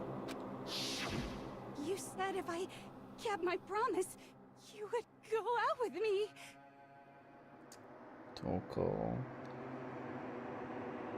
Guys, I already saw it. I already saw it. That's the only reason I promised. I appreciate the concern. how many times do I have to tell you? I never said that. But you weren't able to do it. You just couldn't resist that rush you got from killing, could you?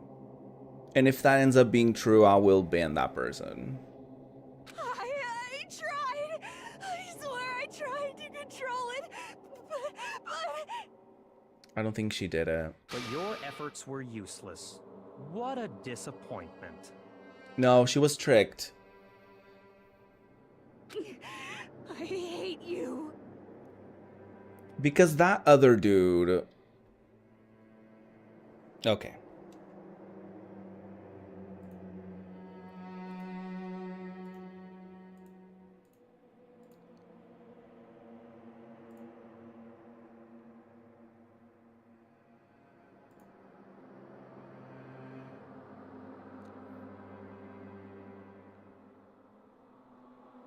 Okay, you know, I'm gonna say something. I'm gonna say something now. When people, if there's probably gonna be a next time. The good thing is I'm not gonna remember what they said right now about the next chapter. But what I'm gonna say is, when people spoil things, if y'all just play it off as a joke or something like that, then I will probably think that they're trolling and that they're not serious. But the fact that y'all earnestly respond to it makes me be like, oh, they really did spoil it. So just, you know, maybe for the future, just try to be nonchalant about it so that I wouldn't maybe clock it, you know. But shit happens. I'm streaming, you know, it is what it is. But I appreciate y'all. I seriously do. John Danganronpa is the killer. Damn.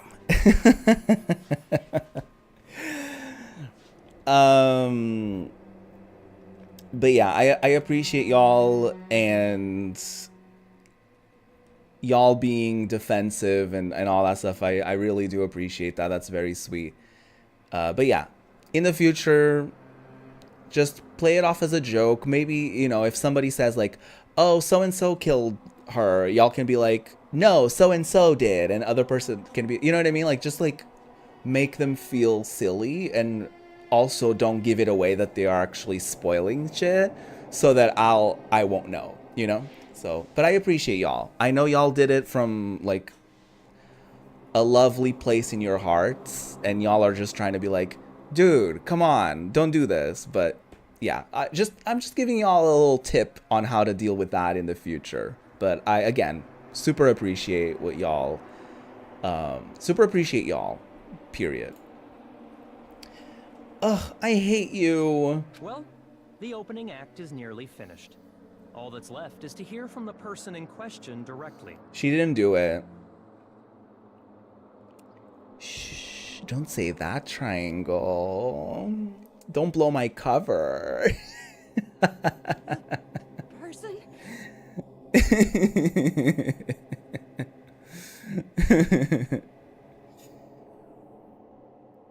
You don't mean... No. Toko's body suddenly lunged backwards. A huge thud echoed across the courtroom, but in the next second, she got back up. Well, hello there. Is it me you were hoping to see? Genocide Jill? What the heck? Oh. So you figured it out, huh? Well, whatever. What are you gonna do? I'm the ultimate murderous fiend, Genocide Jack! Or better yet, let's go with Genocide Jill! What the fuck is this? The best characters here. Oh my god. You're still mad at Spike Chunsoft? Would have named Danganronpa Distrust. It was gonna be a horror and psych dark game, but they scrapped it? What do you mean? Like, this game was originally called Distrust? Is that what you mean, Yabu? What happened to you? Not Toko. That's a loser name. And what happened is a textbook split personality. So what if one of them happens to be a serial killer? You should turn a blind eye to one's faults.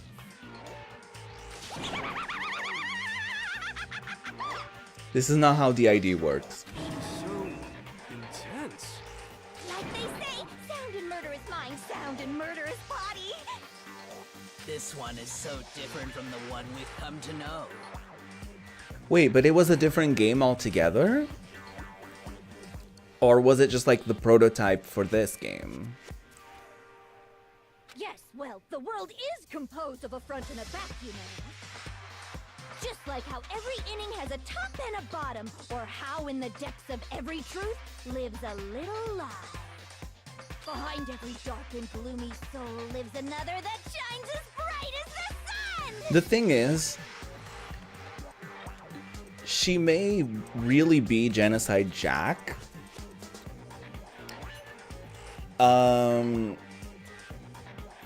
But the thing is, she probably didn't kill Chihiro. You know what I mean? Like, she may as well be Genocide Jill or Genocide Jack. But I don't think, well, you know, because of the person who spoiled it in the chat, I know who did it. But, you know, it makes, I don't, yeah.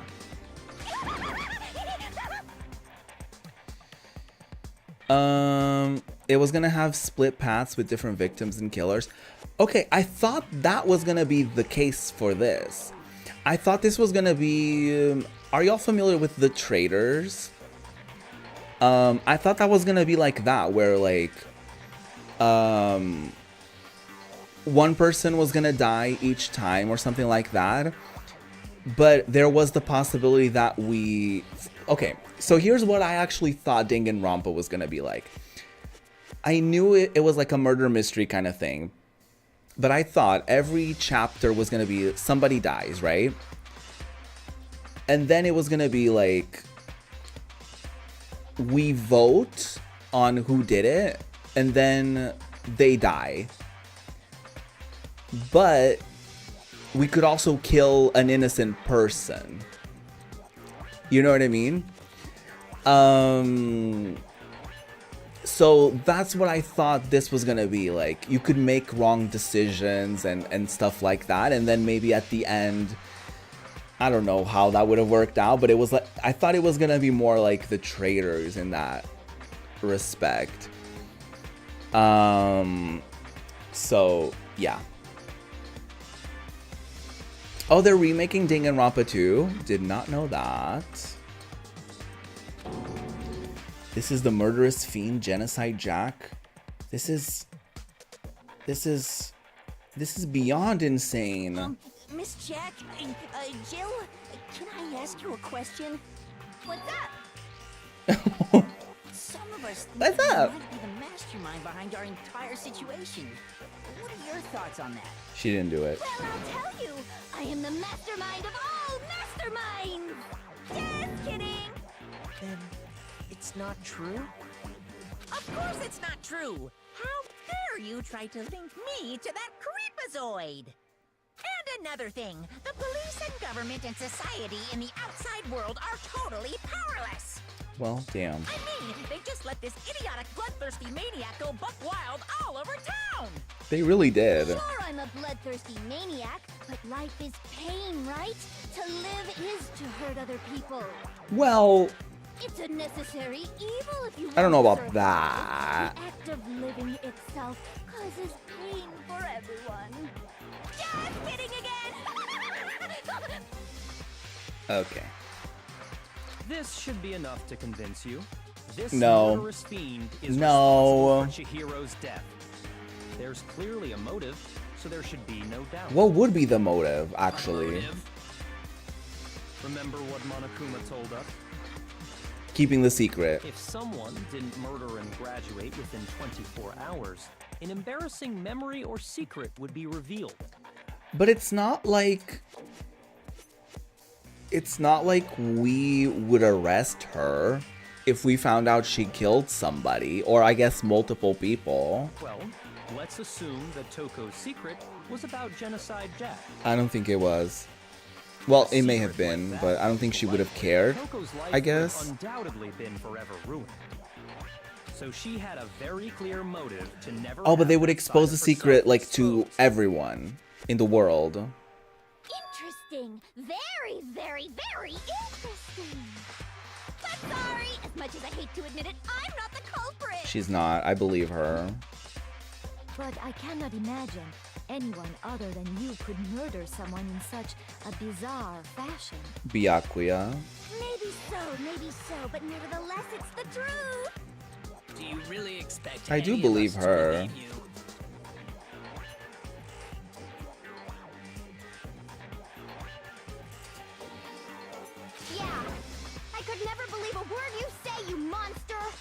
This is extremely fair, though, for the others to be like, you just confessed to be a serial killer outside of this school. Why would we trust that you didn't do this? Maybe she's totally right about that, but something is still bothering me. What she said. I need to get more details about all of this. There's still the posters. There's still all the other stuff. Status of the dead body. How she was tied up. Sorry, but I didn't kill anyone. You say that, but do you really expect any of us to believe it? Perhaps if you had an alibi, that would change things. Oh, an alibi, huh? Now we're talking. When you compare your past murders to this incident, the modus operandi matches completely. What more proof do we need? Give it up. You killed her. Okay.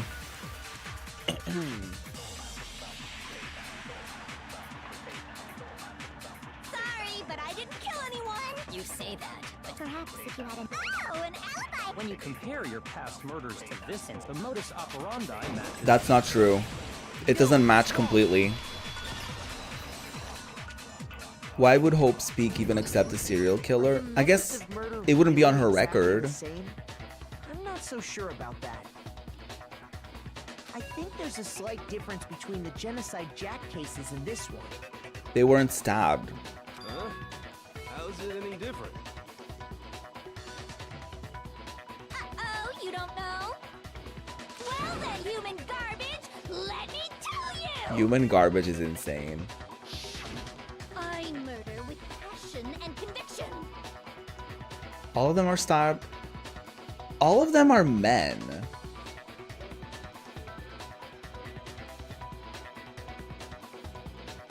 I consider myself a professional, and I have a very particular way of Oh doing no, things. maybe there was a reason she killed them. That is probably... Oh no. Imagine Okay. you go to a fancy Italian restaurant. They're very picky about the noodles, the sauce, everything. But what happened to Chihiro? It'd be like if that same Italian restaurant started using ragu or Chef Boyardee. This is no creation of mine. I believe her. Let me rephrase that in a way that maybe makes more sense. There are two clear differences between the Genocide Jack cases and this one. There's one clear difference. The stabbing. In the photos from the other Genocide Jack cases, look at the neck and stomach. Here you'll see, yeah, the fatal injury. I got it! For one, the cause of death is different. It wasn't a dumbbell. In the Genocide Jack murders, all the victims were killed the same way. Mm-hmm. According to the case file, they were all apparently killed with a pair of scissors. Mm-hmm. But Chihiro died from a blow to the head, right? Mm-hmm. ah, yes. That is remarkably different from the other murders. Thank you. Wouldn't it be strange for someone who kills the same way without fail to suddenly change their method? Mm-hmm. And there's more. One more conflicting detail. That's right. In my recipe of murder, if the bloody message is the tortellini, then the arrangement of the body would be the pesto sauce. Ew. Could you please stop comparing killing people to cooking? I don't like that. So, are you saying the other difference has to do with how the body was arranged? Yes, that's exactly what I said. The second difference is related to how she was suspended. Yeah, the cords. In the photos of the other Genocide Jack cases, all the other victims were stabbed through their hands. Here you'll see a clear difference. What was used to suspend her? I got it! Do you remember what the killer used to suspend her? A rope. They used some kind of rope to hang her up by her wrists. An extension cord. What is your point? That's not how Genocide Jill did it. Well, in all the previous Genocide Jack cases, something else was used to suspend them. Scissors. Specifically, pairs of razor-sharp scissors. And guess what? I used my own specially designed scissors for the murders and the arrangement. Like I said, I'm a professional. Jesus. So naturally, I'm very picky about the tools I use. Me defending a serial killer is wild. And you know what else? Big Mac said there's 2 differences, but he's wrong. There's more? Big Mac? Are you referring to me? Big Mac. Listen up, Big Mac. There's actually one more difference. Why Big Mac? Huh? My word, you really didn't notice? Take a look at who the victims were in They were all each men. Jack case. They were all men. There's a pattern there, just waiting to be discovered. I clocked it. It was all men. And they probably all deserved it. Figure that out, and it'll be plain as death why I couldn't have possibly killed that little lolly girl. Ew, not lolly girl. Let's see. There was a pattern surrounding the Genocide Jack victims and Chihiro didn't fit it. If you look at the names of every victim, what you'll notice is, I think I figured it out. Because Chihiro was a girl. I got it! Is it because Chihiro I was a just girl? noticed it. Bingo, bullseye, right on the money! What are you talking about? She only kills men. In all the Genocide Jack cases, all the victims had something in common. Ken Harada, Tetsuhiro Honda, Shoji Gaku, Kano Issei, Takeshi Yoshida, Komatsu. Okay, we get it. There was no end to it. They were all guys? Bingo bullseye right on the money is a fun phrase. It really is. That's right! The people I killed with such passion and conviction are all adorable little men! Don't say it like that. I can't believe I said it! I'm so embarrassed! The hell is wrong with you? I can't help it! I'm just a full-throttle boy-on-boy fangirl, and the mopey side of me just hates it. But now I'm on the fast track to becoming a full-fledged fan madam! Oh. So since Chihiro was a girl and not an adorable little man, you wouldn't kill her?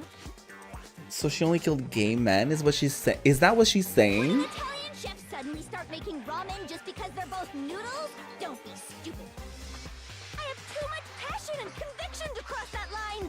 That's the absolute reality of the one and only. We get it. You've clearly explained your hobby and your philosophy. I thought it was gonna be like a thing where like they all did something fucked up and she got revenge by killing them or something, but this is very different than anything I ever It's a expected. different matter entirely. When you're forced to kill in order to survive. Quiet, lolly car! Yeah, she didn't do it. Lowly, cur. Ooh. Oh. I would never kill for a reason as petty as mere survival. And if by some fluke I did kill to survive, why would I bother with the message and arrangement? It'd make me the obvious suspect. Thank you. That's what I said earlier. That does make some amount of I sense. did say that as well. I was like, if there was a serial killer, why would they do the same thing here? Whatever reason I have for killing, I would never leave out my prized scissors. Who would go out of their way to use a big, stupid, heavy dumbbell? Maybe you used the dumbbell because you couldn't find any scissors in the school? No, they probably have it in the sewing kit. Any scissors? Don't just use any scissors. I only use my own set of high-class and Okay, girl. wall scissors. Okay, whatever. There still aren't any in the school. There are in the sewing kits. Are you sure about that?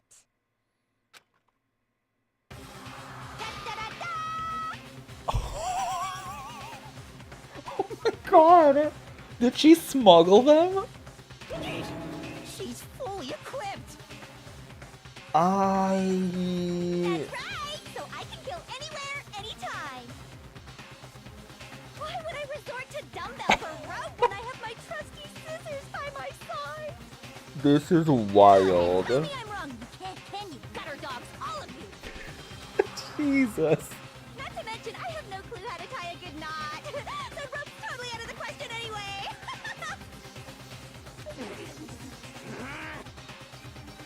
Well, damn. I have no idea what's going on anymore. Could such a heinous villain really be innocent? Somehow, yeah. But the body really was suspended, right? And nobody but the police knew about that. Correct. Well, there were the files. Yeah. That's why we figured it had to be the real deal and not some copycat killer or whatever. That's what Byakuya told us. Actually, hold on. There is one person. One person who could have copied the Genocide Jack cases. Yeah. Fucking Byakuya? He knew. Here's my answer. Byakuya, it's possible you could have found out, isn't it? You'd have no problem gaining access to classified government documents or internal police records. Mm-hmm. Plus, you'd already looked through the Genocide Jack file before this all happened. Oh, I can always hate him more. Are you saying Mr. Togami did it? I'm not saying he did it. I'm saying he could have done it. Then the reason he pushed the theory of Genocide Jack being the killer so hard was To deflect. because he wanted to pin the crime on her. Mm-hmm. So, he rearranged the scene to disguise it and make it look like I put my stamp on it. The adorable glasses man was behind it all. Oh, I'm on fire! Ew. Well, Byakuya, what's your response? I see. So now the suspicion falls on me. But why would he bring it up? Why would he bring that point up is what I'm thinking about. Like, why would he be like, oh yeah, nobody knows about this thing. He would be outing himself as like, he knows. So he would be able to do that. You know what I mean? Then I must ask, when would you say I began acting suspicious? Surely you must have an answer. Okay, it was weird that you asked me to investigate with you. Looking back and thinking about it now, the way you were acting right before we discovered the body was a little strange. Oh, I don't remember that at all. In the locker rooms. They're suspicious. Very suspicious indeed. Wouldn't you agree? Suspicious? It seems nobody searched the locker rooms. Let's start with the girls' locker room. You wanted to go to the girls' locker room right away, right? But since you're a guy... I should have naturally thought of the boys' locker room first. Is that what you want to say? The victim was Chihiro, a girl. Hence why I said we should check the girls' locker room. That makes perfect sense. Nothing strange about that, I'd say. Yeah. On the contrary, there's something very strange. Okay then, what's so strange about Oh, it? I'm not following. Go ahead, share with the rest of the class. There was a clear contradiction in what Byakuya just said. I need to make it clear to everyone. I wouldn't know that. Oh, a new element. Please. Next, we're going to add something called a truth flashback. If you aim at a weak spot and hold down the Y button, then you'll memorize that weak spot. This memorized phrase can only be shot once as a single truth bullet. If you shoot or change the truth bullet, it will disappear from your truth cylinder. However, you can use this flashback feature as many times as you want. If you don't seem to have the answer to a lie or contradiction in your loaded truth bullets, it might be wise to memorize a different weak spot and use that to make your case. When is the best time to flashback? Well, you'll just have to use your keen wits, won't you? In this case, though, I will say that if you don't use a flashback, you won't be refuting anything. Good luck and have fun. Okay. I need to lock in.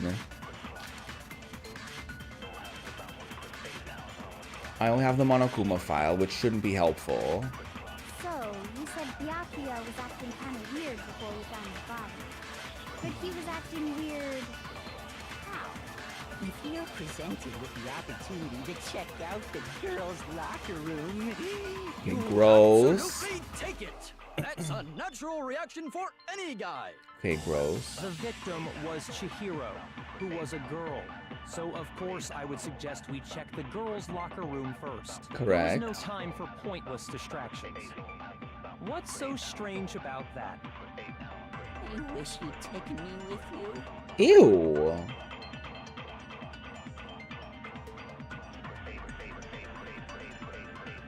Wait, what?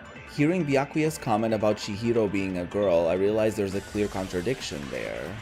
Because it doesn't make sense how he could have known before we'd even found it. Oh, this is before we found the body. So yeah, we wouldn't know that somebody... Oh my god, that's so true. So, you said Byakuya was acting kind of weird before we found the body. But he was acting weird... Oh, I didn't mean to do that. How? If you're presented with the opportunity to check out that's a natural... The victim was Chihiro, who was a girl. So, of course, I would suggest we check the girls' locker room. There was no time. What's so strange? I wish you'd taken me with you. Okay.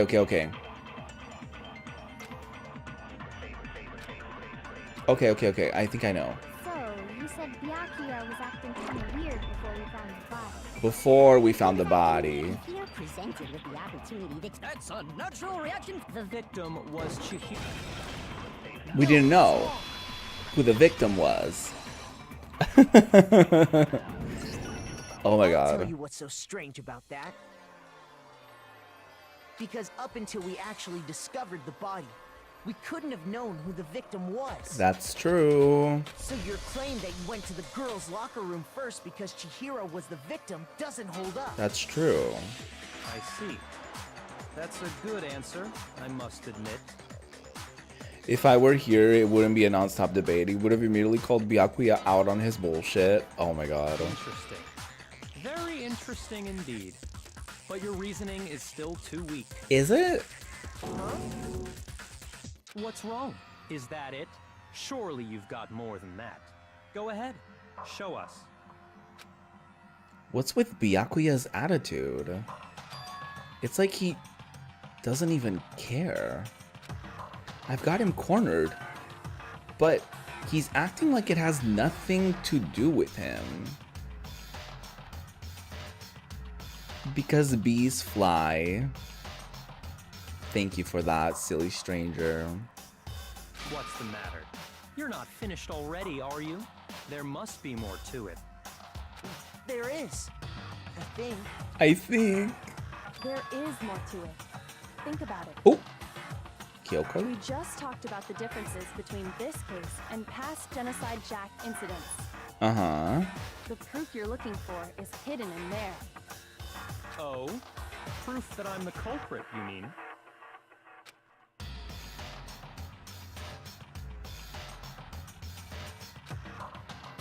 The differences between this case and the other Genocide Jack murders. The evidence that proves Byakuya is responsible is hidden in there? What could it be? Oh no. I have to think. Hold on. Oh, the lamp, of course. What? The difference between the cases? You want me to explain it again? When I want to kill, I use my very own special scissors. Yeah, we know. I use those same scissors to arrange the body. Mm-hmm. Chihiro was suspended with... Rope. It was some kind of rope. Was it not? That's right. It absolutely was. Then there must be something very fishy indeed about that rope. Yes. Hey, It- Byakuya, where'd you get it from, huh? I'd never seen that rope before in my life. That's a lie. No, that's wrong. That's a lie. It was the extension cord you used for the lamp. I'm pretty sure you have seen it before. Kyoko is the best. Because, you see, that rope, or should I say, The extension cord. that extension cord? What? An extension cord? Byakuya, You've used the extension cord in the library more than once, haven't you? Mm-hmm. And the same extension cord that was in the library all this time Mm-hmm. went missing after the murder. Mm-hmm. And there's no way someone who uses that extension cord as much as you do wouldn't discover that fact. And Byakuya must be the one who took the extension cord. I can't imagine any other possibility. Well, literally anyone else could have taken it, but yeah. That's really what you think? Then your conclusion is something like this? I killed Chihiro in the girls' locker room, then hung her up and wrote that bloody message. I think that still would have been a little too I obvious. intentionally made it look like Genocide Jack was behind it. Is that about right? He's doing it again. He's totally calm. Well, his face doesn't look very calm. Totally unconcerned. As if he's not even involved. Wait, not even involved? What's wrong? I asked you if you think that's what happened. I heard you. I'm thinking. Hell yes, that's what happened. So that's it, right? Byakuya's the killer. No. I don't disagree with not disagreeing. Shut up. He kept calling this a game, right? So he'd be totally willing to do something like this to win. Yeah, that's true. Sorry, but could we hold on just a second? I think we need to talk about this a little more. Do we really need to? We've already decided who did it. This guy also knew about the cards in the mailbox. I know, but still, there's something that's still bothering me. Is that right? And what, pray tell, is still bothering you? He sounds very pressed. I killed her in the girls' locker room, then disguised my crime. Specifically, I dressed it up to make it look like it was the work of a homicidal psychopath. What about all that bothers you? Wait. What was that just now? Something's not right. Chihiro's body was definitely found in the girls' locker room. But does that mean... Can I really just accept that what Byakuya said as the truth? No, I don't think so. There's definitely something off about what he said. The scene of the crime. I got it. The poster. You killed Chihiro in the girls' locker room, right? Wait, did he kill her in the... Oh my god, that makes so much more sense. Oh my god. Somebody killed her in the boys' locker room. And then traded, and then put her in the girls', I don't know. And then used her card to put her in the girls' locker room, and then changed the things so it would seem like everything happened in the girls' locker room. Are you sure about that? Isn't it possible that the murder took place somewhere else? Mm-hmm. How disappointing. What kind of question is that? Even in the world of disappointments, this is a true letdown.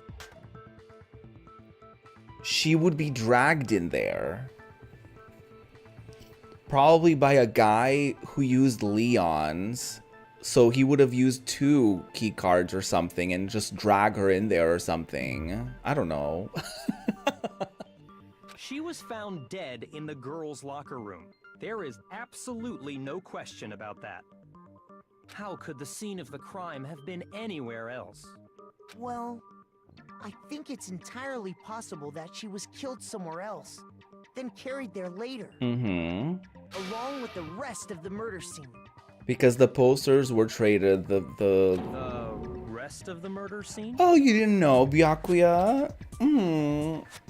Looks like I paid more attention than you. Awfully specific. Please tell me you have a reason for saying all of that. I do. I believe I do. Hey, Byakuya, did I just take you off guard?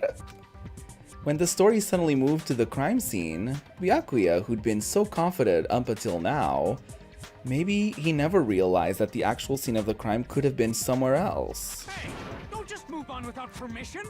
What do you mean she was killed somewhere else? I didn't realize I needed your permission. Come on, Makoto. If there's any chance the murder took place somewhere else, let's see the proof. Okay, let me get to it. Evidence that shows the murder took place somewhere else. There was something that was switched between the boys and the girls' locker room.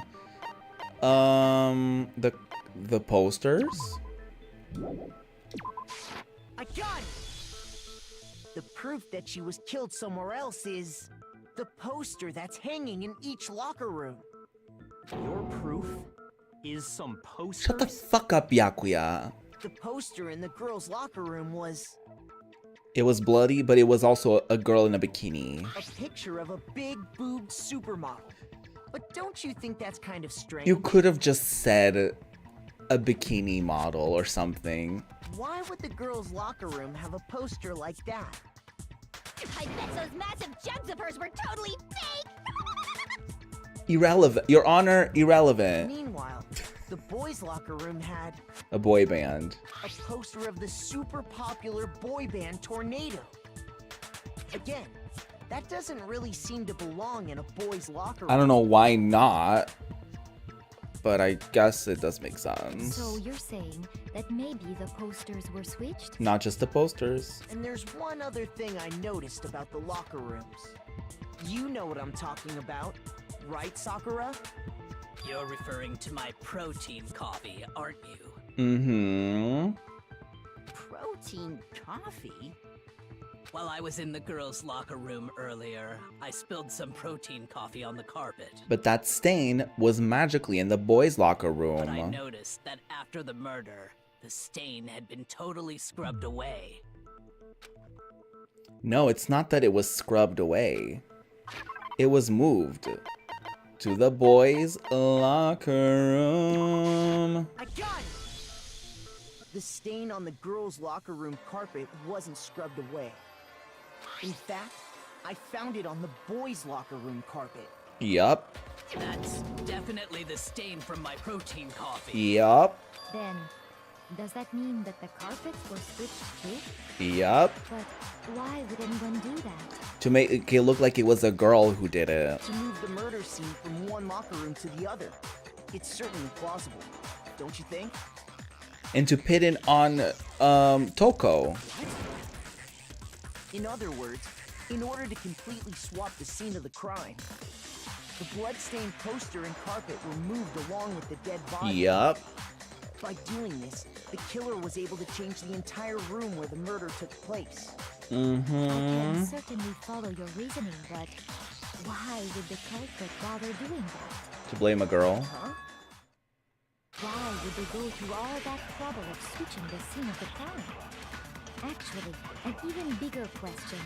If the murder did take place in the boys' locker room, then how did Chihiro get in the boys' locker room in the first place? That is a good question. To get into the locker rooms, you have to swipe your e-handbook across the card reader device. But Leon's card was broken. But Chihiro's handbook should have only allowed her access to the girls' locker room.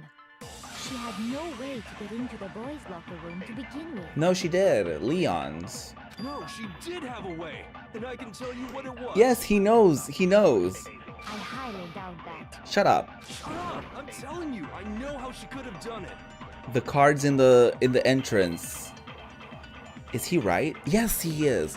Could Chihiro really have gotten into the boys' locker room somehow? Yes. With Leon's card that was in the mailbox. God, Makoto.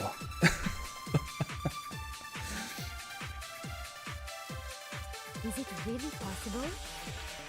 Could Chihiro really have gotten into the boys' locker room somehow? Yes. Ah, I got it! She must have hacked her e-handbook. No.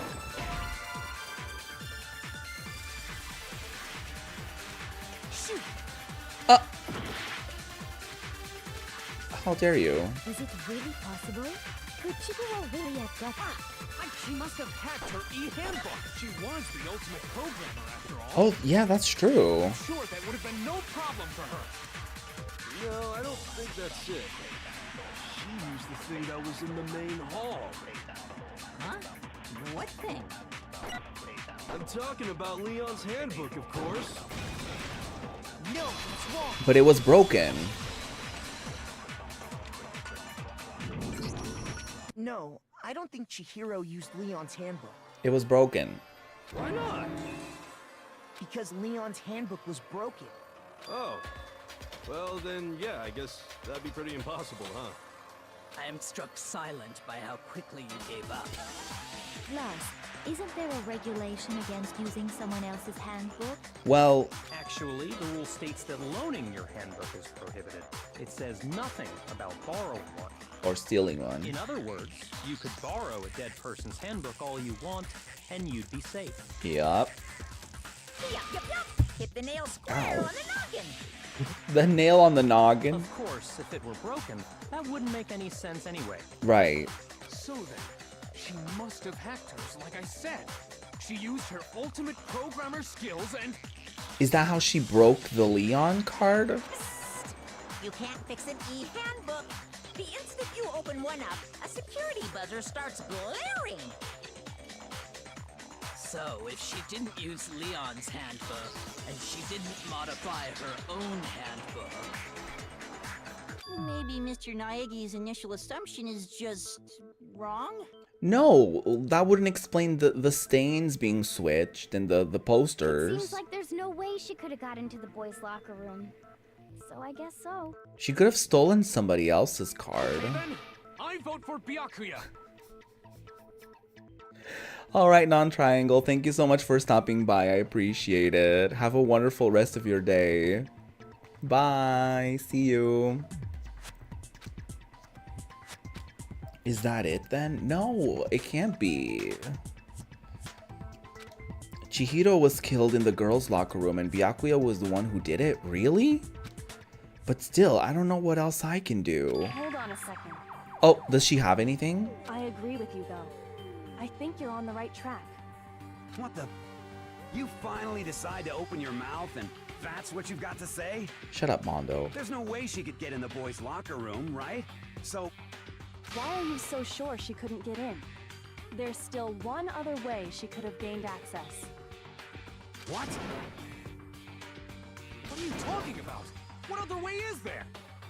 Well, to explain that, why don't we take a little break from the trial?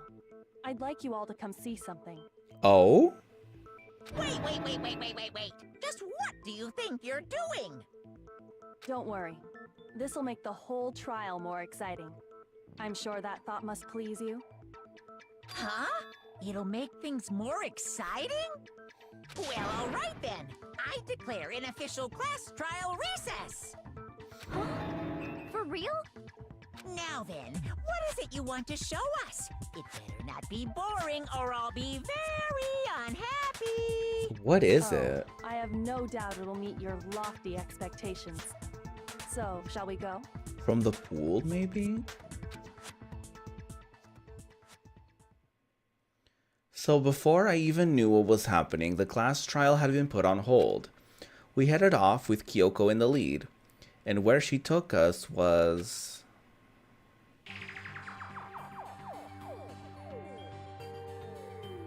The girls' locker room? a hole in the wall. That's what the poster is covering. We've already searched this place top to bottom. What are you trying to pull, Missy? I'd like you to examine the victim's body one more time. Oh. You want to check it again? Be sure to examine the entire body very carefully. Examine her Sorry. carefully? Like using our hands? Hey, Fumi, don't be a pervert. No way! It's probably best if I don't run my hands all over a girl's dead Yeah, body. don't do that. It's not that I'm creeped out or anything, it's just based on religious grounds, you know? Oh yeah, religious grounds. Very well. I'll do it. But you're a girl. You shouldn't have to touch a dead body. Just let one of the boys do it. Are there no girl detectives? No, it's okay. I think Chihiro would rather have a girl examine her. Yeah. So just leave this to me. Sakura. What is this? Some kind of secret girl-on-girl action? Is that what you two are about? Shut up. That's not it at all. Stop screwing around. Okay, here I go. I'm sorry, Chihiro. Please excuse the intrusion. Putting her hands together in a brief prayer, Sakura then began to quietly examine her body. Be sure to check her entire body, and I believe we will solve this particular mystery. Oh no, I'm scared. Her entire body? I know you say that, but... What? Oh no. What is this? Oh no.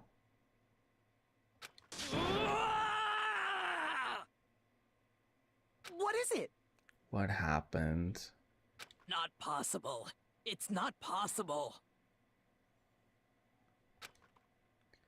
Sakura's eyes were staring wildly at Chihiro's lifeless form.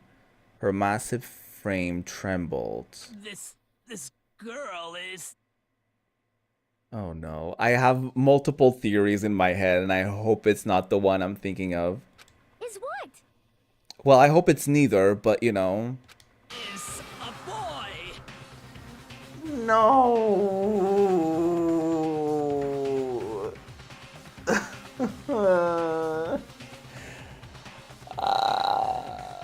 No. I hate it here.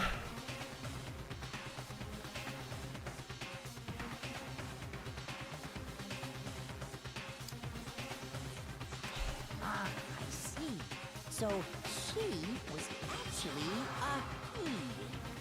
Interesting. Thank you for confirming this fact. No, she wasn't. What? You're joking, right? Trans people exist. I wouldn't joke about this.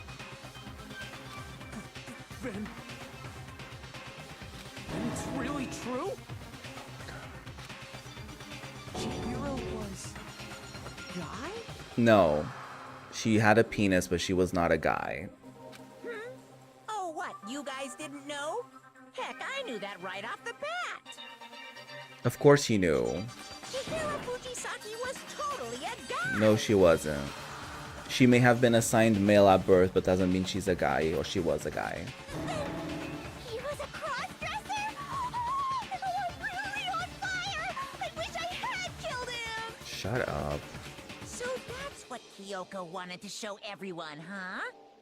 Interesting. So she would have had access to the boys' locker room.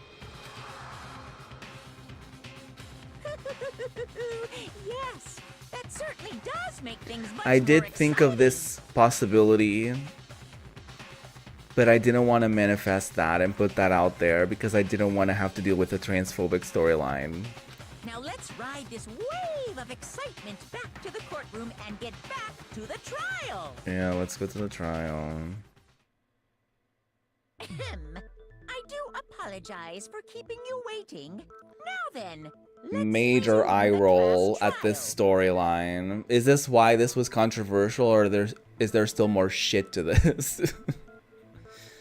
We've all just learned of the There's probably shocking more. revelation that Chihiro was actually a boy. No, she wasn't. Shut up. Let's pick up from there. Yes, well, I don't know his reason for hiding Her it, but reason. The fact is, Chihiro was not a girl. She was a he girl. a boy. Shut up. Everyone shut up. And because the victim was male, he would have had no problem gaining She. access to the boys' locker room. Assuming his handbook Her. did, in fact, list his gender Her as male, gender. then yes, that would be true. Of course his handbook said Her. he was a boy. He dressed like She. a girl, but he was a boy through and through. So then, Disgusting. there should be no issue with Makoto's initial assertion. The victim was killed in the boys' locker room, and was then later moved to the girls' locker room. And the killer could have easily used Sayaka or Junko's handbook to get into the girls' locker room. Yeah. So Chihiro really was killed in the boys' locker room? Yeah. I still don't understand the motive for moving the body, but yes, that does seem plausible. The motive would be to like blame it on a girl if a guy killed her. Well, I must admit, I did find it rather odd. That would explain why she was insecure around other girls. Ugh. Queen. I knew he felt a little off. There was a certain incongruity to his Shut the fuck up. This is the most titillating situation! Oh my god. So now everything has been connected. All the mysteries have finally become clear. Okay, well, connected or clear or whatever. We still think you're the killer, remember? I'm exhausted. I'm exhausted at this storyline, you guys. This has become very interesting indeed. He's off in his own little world. What about you, Makoto? After everything we've learned, do you still think Byakuya's the killer? Well, I don't know anymore. Well, without a doubt, Byakuya is the one that made Chihiro's death look like Genocide Jack did it. But I think he might not actually be the killer after all. What? But aren't you the one who accused him in the first place? That is true. He just seems to be too easygoing about all this. Like he's enjoying us solving the mystery. The way he's acting, it makes it seem like it doesn't have anything to do with him. And also, he didn't know about the locker room switch up. And you think that might be because it doesn't have anything to do with him? Yep. Plus, the evidence he left behind was a little too... how can I put it? Overt. He consciously chose to use the extension cord, knowing it could connect him to the murder. At least, that's how I see it. And Byakuya, when you found out the murder took place in the boys' locker room, it seemed to rattle you. Mm-hmm. And then again, when you found out Chihiro was actually a guy. She was assigned male at birth. There's a difference. If you really were the killer, that stuff wouldn't have had any effect on you. So that's your thinking, huh? Well, it bothers me that you don't have more concrete reasons, but... Shut up, I'm defending you, dude. That's fine. I guess I'll mark it as correct for the time being. He's so exhausting. Mark it as correct? He's right. I am not the culprit.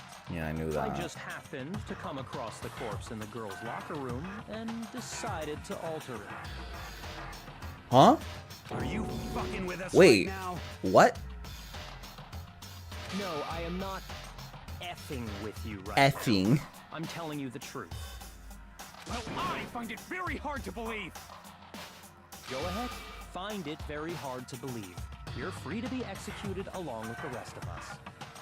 If you're really telling the truth, then why? Why do you do that to his body? Her body. My reasons hardly matter right now. Uncovering the culprit is much more important, wouldn't you say?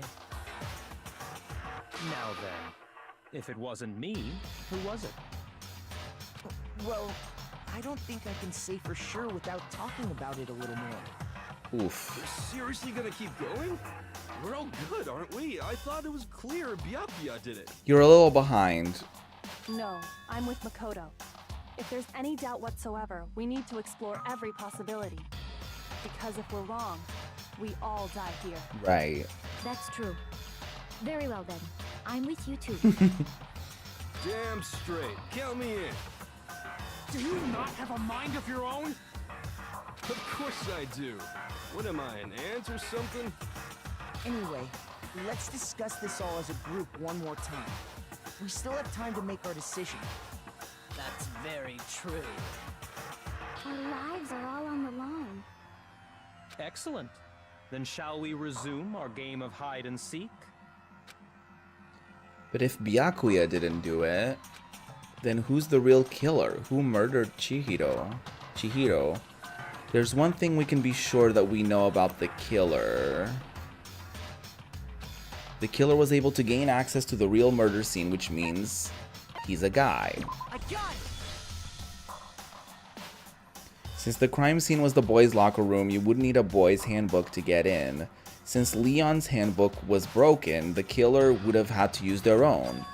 In other words, it had to have been a guy. But that's still not enough. I still need to find more clues. Okay. Celeste's account? I don't remember what it was. Isn't there a single clue that might lead us to who did it? Well, clues are one thing, but did nobody get a look at the killer? I'm sure if someone saw the killer, they would have said something by now. Right. Perhaps someone saw the victim at some point. Even that might be enough for Celeste did. Yeah. All we need right now is any kind of new info. It's over. It's all over. You want to know who saw the victim? The killer. And only the killer. And it's not like they're just gonna turn themselves in. Game over, man. I couldn't do it. Yeah! No! Not game over! I couldn't do it. Is there a single clue that might Did nobody get I'm sure if someone saw the killer? Perhaps someone saw the victim at some point. Yeah. All we need right now is any kind of new info. It's over. You want to know who saw the victim? The killer.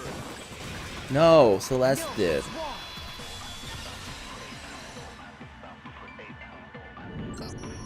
I believe someone else did see the victim before he was murdered. What do you think, Celeste? Now that you mention it, yes. I did see him. Her. Really? Oh, but I suppose only Makoto knows about this. Makoto. The rest of you had no idea, did you? That is why you're all making such ugly noises. Whatever! Just hurry up and tell us! Yeah, get to the point. Last night, right before nighttime, I saw Chihiro in the dormitory warehouse. I saw him Her. stuffing a track jacket into a duffel bag. And then, I assume, he headed off to exercise. A track jacket and a duffel bag? But we didn't find anything like that at the murder scene. That's why she wanted to use it in the nighttime. It seems likely that the culprit destroyed them to get rid of any evidence. And that is when he said something that struck me as rather odd. She said something. Well, I'd better get going. I'm kind of in a hurry. Chihiro told me She was. in a hurry. But Why would she be in a hurry? Waiting for her. I have to correct these people. So, Mr. Fujisaki was on his way to meet with someone. Miss Then they were Fujisaki. going to Oh my work god, out together? I'm gonna tear my hair out. These people are pissing me off. But Hina and I had invited him Her. to exercise with us plenty of times, and he always She always declined. Probably because he was afraid. She was afraid. He was hiding, right? She was hiding. Which means that conversely, She. enough so that he was willing She. to risk his secret being Her. Oh my god. Oh, what a marvelous friendship! The point is, whoever he met up with is the culprit, right? So we just gotta figure out who it was. But knowing what we know, I can't even guess. No. You already have what you need to make the connection. Okay, then you do it. Huh? You know who the killer is. Why do I have to do it? Seriously? Who is it? Who's the killer? Think back to the track jacket and duffel bag the killer disposed of. Focus Yes. on the details of these items, and it should become obvious who was waiting for him. Are you sure about that? You really think we can figure out who did it based on two pieces of evidence that we don't have? What? You want to track down some fingerprints or something? We could. Even if we had the equipment for But we don't. wouldn't know how to use it. we can't do that. As was noted, the evidence is already gone. There's nothing to get fingerprints from. Wait, who's in charge of the trash? Maybe, but we can make certain inferences if we just take the time to talk it out. Easy for you to say, Shut up. but fine. Celeste, did you notice anything special about the bag or jacket? The bag was just a normal duffel bag from the warehouse. Yeah. All the bags in there are the same, so I can't imagine what would make that one special. Well, if I remember right, there was a decent variety of tracksuits to choose from. Do you think there might be some connection between the culprit and Chihiro's jacket? It was like a blue jacket or something. Let's explore that and talk a bit more about the jacket he took. She took. Does Chihiro's track jacket really hold some clue about the killer? Somehow it's really hard to believe. Yeah, I don't know how to make the connection here. First of all, we know where Chihiro was headed. He was on his way She. to go exercise. So next we have to ask, why did he choose the She. specific tracksuit that he did? She. What do you mean, the specific tracksuit? I got it! He picked that She. tracksuit because it matched the one the culprit was wearing. Oh, maybe. So, what you're saying is, the killer was wearing the same blue tracksuit as him? My tracksuit is black. Oh, I don't even have a tracksuit. that's not the one I wanted to. This exercising sucks. I have a white tracksuit personally. I got it from the warehouse, if you must know. Did any of that really help us get any closer to figuring out who the culprit is? No way. Not a chance. You heard him, right? What he just said without even realizing it? What? She's right. What he just said now is really odd.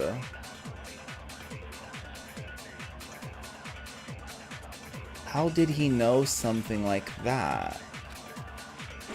First of all, we know where Chihiro was headed. He was on his way to go exercise.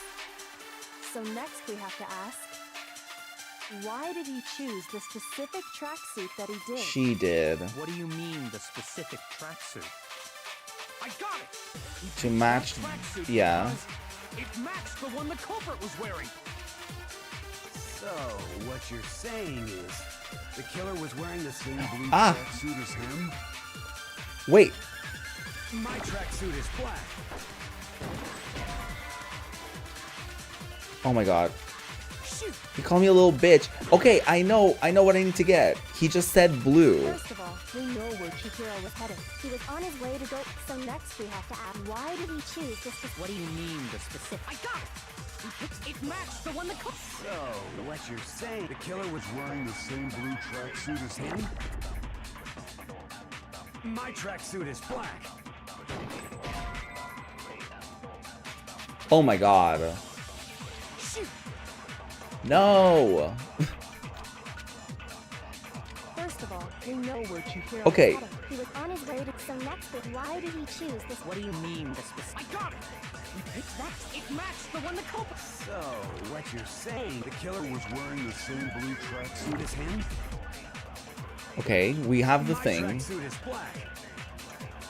I don't even have a tracksuit. Same. Because exercising sucks. Same, agreed. I have a white tracksuit personally. Good for you. From the warehouse, if you must know. Did any of that really help us get any closer to figuring out who the culprit is? No way. Not a chance. You heard him, right? What he just said without even realizing it? Wait, but I don't know how to use it.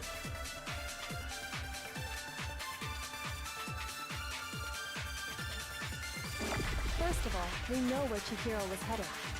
He was on his way to go exercise. So So next we have to ask, why did he choose the specific tracksuit that he did? What do you mean, the specific tracksuit? I got it! He picked that tracksuit because it matched the one the culprit was wearing. So, what you're saying is, the killer was wearing the same blue tracksuit as him? Her. Shoot! No!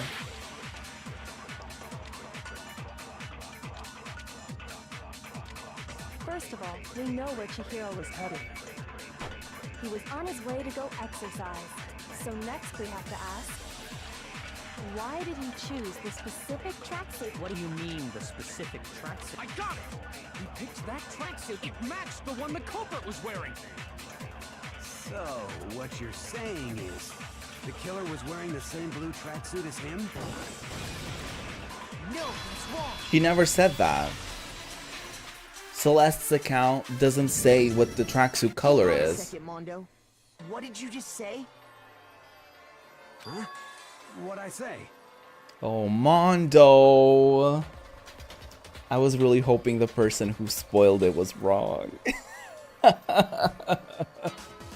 When Celeste testified a few minutes ago, she said... She never said the color of the thing. I saw her stuffing a track jacket into a duffel bag. And then I assumed she headed off to exercise. She never said anything about the jacket's color. So why did you say Chihiro's blue tracksuit? What are you just... Hey, Celeste, what color was Chihiro's tracksuit? As a matter of fact, it was blue. Ooh. And before we began the trial, did you tell anyone that? I don't think we even knew that. Well, we knew from seeing it, but... The only one I told about any of this was you. Ooh. Then, Mondo, how did you know what color Chihiro's tracksuit was? Because I just... I'm sure he saw the clothes at some point in the investigation. Don't defend him just because he's your bestie. No, that can't be it. The bag and clothes were surely disposed of by the time we began our investigation. Yeah, Then the only reason he could have known what color the tracksuit was because he was there. is if he saw Cherry with it before he died. That's the only possibility. Cherry? Before she died. Cherry? Are you talking about Chihiro? So, how about it? Did you see the tracksuit or didn't you? Her pointing the scissors. Just by chance. I just happened to see it last night. How? Where? He walked past me. She and walked he was past carrying you. the tracksuit She in his was hands. carrying the tracksuit in her hands. No, that can't be it either. According to Celeste's testimony, She stuffed the jacket into her bag in a hurry. It was almost like she was trying to hide it. And just like that, she was gone. So she did hide it. when Celeste noticed it, Chihiro made a point of making sure the jacket was completely in the bag. If you just ran into him quickly, you couldn't possibly have seen what color the tracksuit was. It would appear you've dug your own grave. Uh-oh. But you handed him the shovel, didn't you? That's why you said what you did. Focus on the tracksuit and it'll be obvious who he met with? What a bunch of nonsense. Ah, now I understand. It was all one big bluff, wasn't it? Oh, she was trying to see if anyone would bring it up. Your true intention was to draw a slip of the tongue from the culprit. Oh, she's playing 3D chess. That's why you said you knew who did it. To put them on edge. That's right. However, Work. Mondo was my target all along. I had my suspicions about him from the Oh, very she beginning. did? Why? But why? What made you so suspicious? That's a good question. The way he was acting? There was a certain turning point that tipped me off. Maybe you didn't notice it, Mondo, but you tend to refer to men and women differently. Oh, he does. You only call guys dude. For girls, it's chick. Did he say dude about Chihiro? And after he was killed, She. you happened to refer to him as dude. Oh my god, he did. Once I picked up on that, it occurred to me that Mondo knew something we didn't. Oh, he did. I thought he was doing that thing of like, you know, because I feel like dude sometimes is used as like, dude, you know, like that can be used as like gender neutral-ish. Oh my god, he was being transphobic from the start. You notice such a tiny detail? Damn. He was misgendering her from the start. Are you a witch? She's a witch! You're positively frightful! No, I'm not the frightful one. Mondo is. Not nearly as frightful as someone capable of murdering a friend. Oh my god, and somebody last stream or the stream before that, when Mondo was like, I wouldn't hit a girl, I could never kill a girl, they were like, oh, remember that. And I was like, okay. And now that makes sense too. Even though he did kill a girl, but you know. Mondo, was it really you? Did you really kill Chihiro?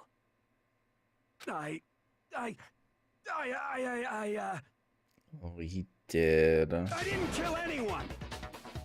You've been all over me, judging everything I say, putting words in my mouth. What gives you the right to treat me like a goddamn criminal? Yeah, he would never do something like that. This is a false accusation. Oh no, his bestie is trying to defend My him. reasoning on that is pretty shaky. But does he have anything to rebuke the accusations? That was fast. Well, this does present us with a problem. It seems we are all out of leads. My time has nearly come. He said he did have something. Oh my god. That's what my little ghost friend is telling me. Shut up. Oh yeah, that reminds me. Hifumi, weren't you telling me you found some evidence? He did say that. Really? What kind of evidence? It's gonna be something silly or disgusting. Actually, you know, now that I'm thinking about it here calmly, it might not be all that relevant. No. What is it? Jeez, does your confidence just get up and walk away? It's fine, man. Just tell us. If you really insist, then... here it is. The handbook? What do you have there? Is it Mondo's? It happens to be an e-handbook. I found it laying on the ground, so I Did Mondo drop it? You found it on the ground, right? Then it must belong to Mondo's? To Mondo? But I have mine. And then whose is it? I better calm down and think about this. Oh my god. You found it on the ground, then it must be Chihiro's. I got it! We know Chihiro's handbook was missing from the scene Oh, of the right, I crime, forgot right? about that. For a fact.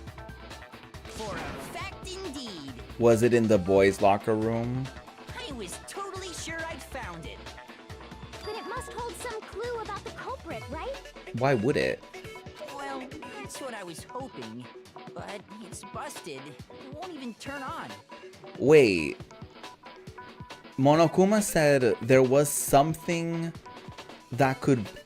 There was only one thing that could break the e-handbooks. I imagine the culprit broke it to get rid of any evidence after the murder. But we don't know what that is yet. That's odd. I didn't think the handbooks were quite so fragile. They're not. You're right. They're not.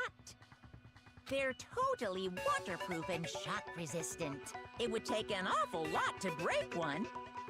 And yet, this one does appear to be broken, as is Leon's, sitting useless in the main hall.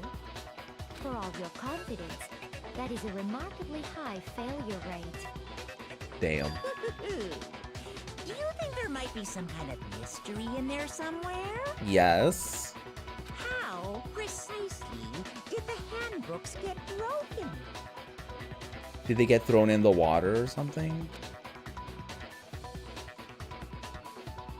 Hitting its weak point. I got it. Monokuma said there was a The weak handbook point. has one weak point, didn't you?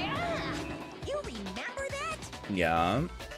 Sure, maybe I let that slip, but I never told anyone what the weak point actually was. But someone could have figured it out. But if the handbook is supposed to never break, and two of them broke in quick succession, then Then we can only assume that someone's figured out its weakness.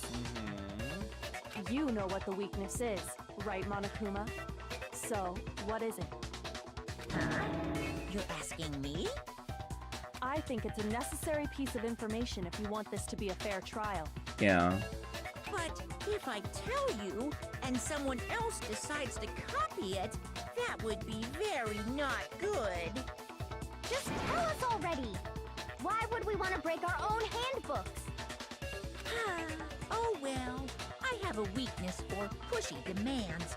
But you're sure you won't follow their example? No, we won't. Then allow me to make a special announcement. The weak point of my cutting-edge e-handbook Is it water? when it's exposed to high temperatures for too long, it will suffer a meltdown and totally break. Wait, then...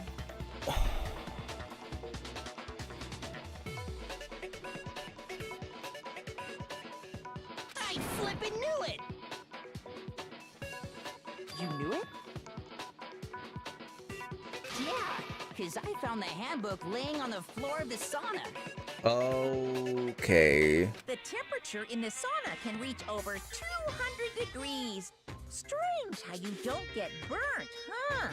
But then the other guy, Taka's, would have been broken too. But it was Leon's that was broken. It's because as your sweat evaporates, it creates a cooling layer of air around your skin. Okay, cool fact, dude. If the hot air of the sauna were somehow pushed directly onto your skin, you'd definitely get fried. Okay. That layer of air would get blown away. That's why you may feel a burning when you move around. Did not So know when that. you're in a sauna, make sure to keep nice and still. Okay, we learned something new every day. Interesting. I learned one new fact today. But he was in the bath, the sauna. That is a mere trifling speck of knowledge. Unless Mondo won the competition and he stayed there the longest, which would have broken his handbook, and it would mean that that's the handbook that Ifumi found, which would mean Mondo has Ifumi's. Anyway, Maybe. if you found the victim's handbook in the sauna, then the killer must have been purposely trying to raise its temperature in order to break it. meaning the culprit somehow knew its weakness. But how'd they find out? Monokuma said he didn't tell anyone, right? But Leon's was broken somehow. Indeed. Quite the mystery. What if they found out by accident? What do you mean by accident? What if the killer took their own handbook into the sauna, not knowing its weakness, and it broke? They'd realize it was broken, of course, and it wouldn't be hard to figure out why. And once they had Chihiro's handbook, they knew they had an easy way to Oh, dispose that's of it. true also. I won't say it's not possible, but who would have done something like that? Okay, everyone, pull out your handbooks. Whose handbooks are broken? I don't know of anyone who took their handbook into the sauna. I might know someone who did. Mondo and Taka, maybe? Whoa, seriously? No, because Taka took off his clothes, and Mondo had his jacket on. I think the one who may have taken their handbook into the sauna was... It was Mondo. It had to be the one who wore all their clothes into the sauna. It was Mondo.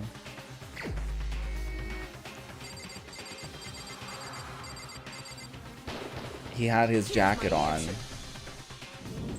Or I guess his Mondo, clothes on. Your handbook got broken in the sauna, didn't it? What? Why? Why do you keep accusing him? Well, did you do it? Mondo and Taka had an endurance contest in the sauna not too long ago, remember? Yup. And for the contest, Mondo just so happened to keep his school uniform on. Mm-hmm. But little did he realize, he'd also left his handbook in one of his uniform pockets. And when it was all over, Mondo discovered that taking your handbook into the sauna could easily destroy it. No, wait, hold on. You've got it all wrong. He would never kill. I don't accept this. Show me the proof. The actual solid proof. Well, show us your handbook. I mean, I don't want to believe it either, but I found something that proves it beyond a shadow of a doubt.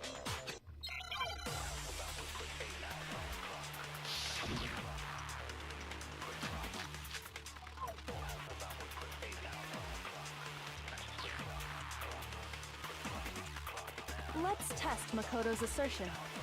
If what he says is correct, then Mondo, you broke your own handbook. In other words, if Mondo's handbook is actually broken, then that proves that what Makoto said is right.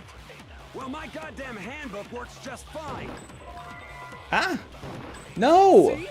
Look! Makoto was wrong after all.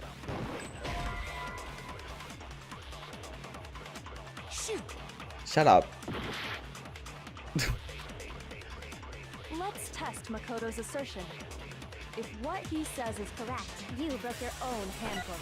In other words, if Mondo's handbook, then that proves that... Well, my goddamn handbook works just... Does it? No, that's wrong. Show us. Show us then. Mondo, the handbook you have right now, is it really yours? The fuck is that supposed to mean? Oh, maybe he swapped it with Leon's. Either way, he just has to show us. The broken handbook that was in the main hall. Isn't that one actually yours? That would make more sense. What the heck are you talking about? What I mean is, I think Mondo swapped his handbook out for one that actually works. Leon's. I think he took Leon's handbook and replaced it with his own. After all, Monokuma said himself that Leon's handbook never should have broken. Yup. That's right! The punishment it suffered wasn't nearly enough to destroy it. So then, the broken handbook in the main hall Okay. is actually Mondo's, That makes sense. which would mean that the handbook Mondo has right now is actually Leon's, yes? Let's see it. But doesn't that violate the school regulation that says loaning Oh my your god, handbook we've is been safe? through this already, Hina. Well, here's how I look at it. There is a rule about loaning your handbook to another student, but if they're dead, they're not a student. It's kind of a gray area, I admit, but no worries. If anything, He technically it just didn't makes give it things to more Leon, he just put it in the mailbox. As such, I decree that exchanging handbooks with a corpse is not a violation of the rules.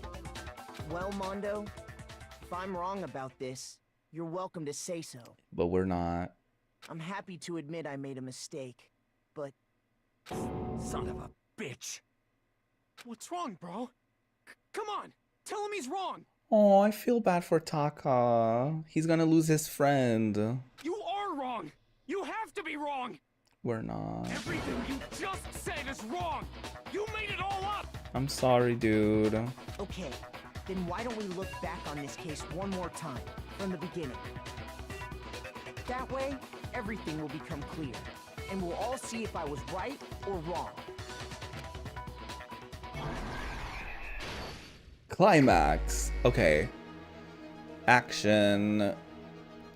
She saw her. She was like, oh my god, hi. She had the bag. And then she stuffed it. She left.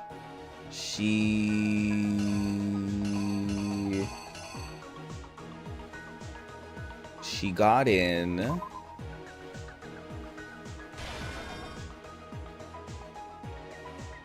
And then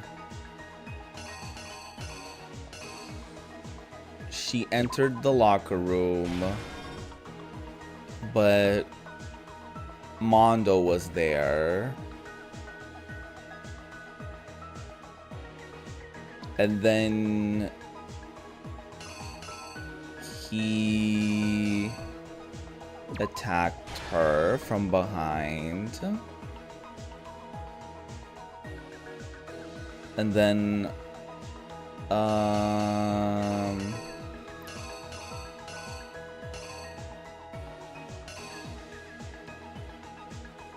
Kabam, splatter, and then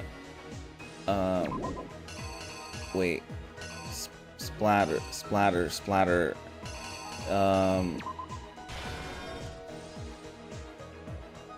and then she was dead. He replaced that. He replaced this. He...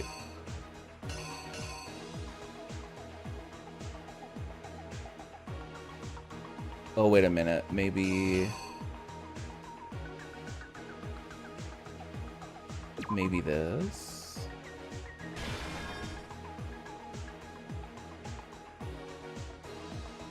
And then he went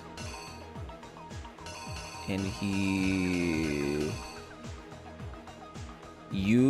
no. That's already in there. He did this. He took the bag. No, that doesn't make sense. Hold on. And then he went to the girls' locker room.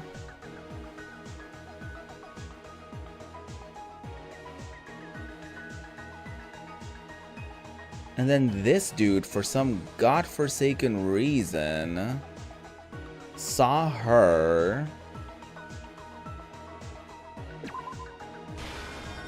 hung her up, wrote the fucking thing,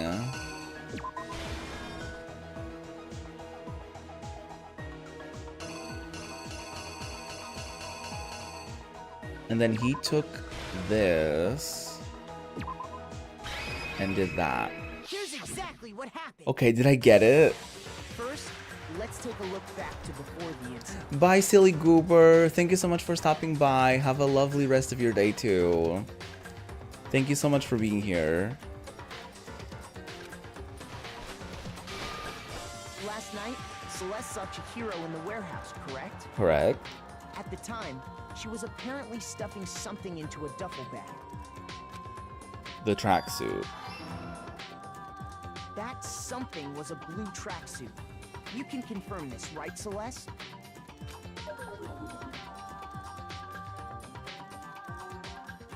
With bag in hand, Chihiro headed out, even though it was officially nighttime. She made her way to the locker room, specifically the boys' locker room. But how could the victim, who was apparently a girl, Well, we access know, the boys' yeah. locker room? We know she had, for some reason, a male thing. Okay, that is correct, but the doorknob isn't. So which one?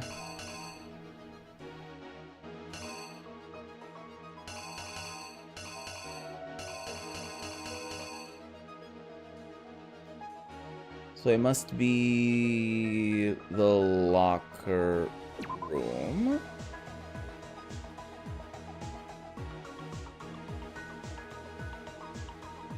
She got into the locker room. She saw the guy. Then he got her from behind.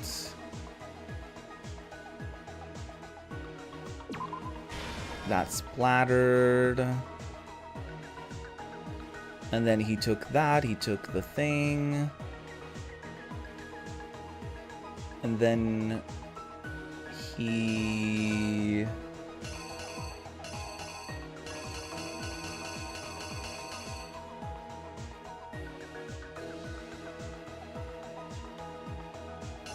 left, went to the thing, and then he got here. The bag.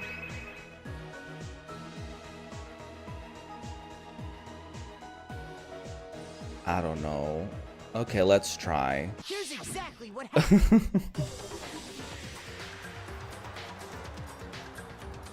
With bag in hand, Chihiro headed out. She made her way to the locker room, but how could the victim, who was... What? Oh no.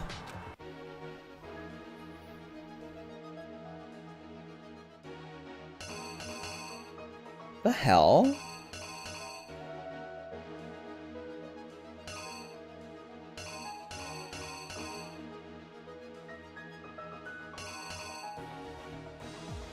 Is it this?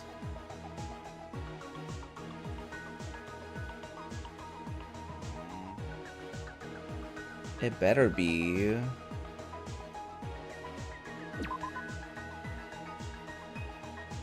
I don't want to fumble at the very end.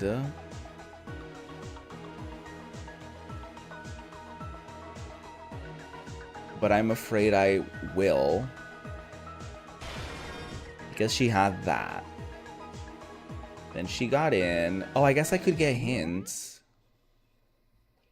What was the button?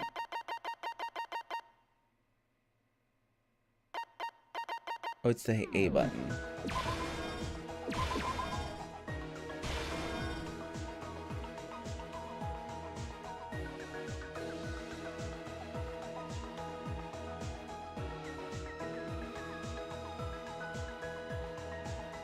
Where did the killer go after they were done? To the sauna.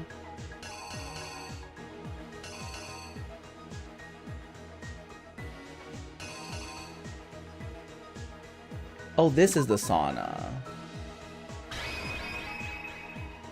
Right. Okay, I hope this is right. With bag in hand, she made her way to the locker room. But how could the victim, who was... Oh my god. Okay, I can't get it wrong again.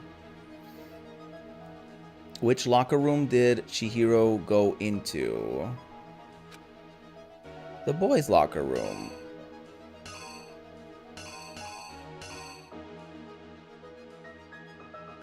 But we don't have that.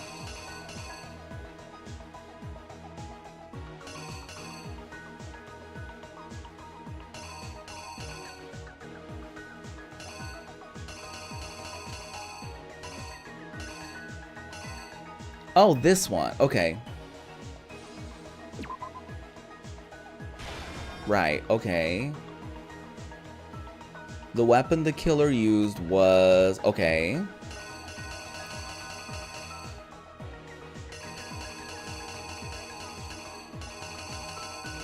Okay, I need to read the clues.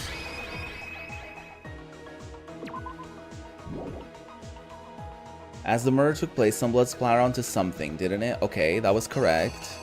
The poster.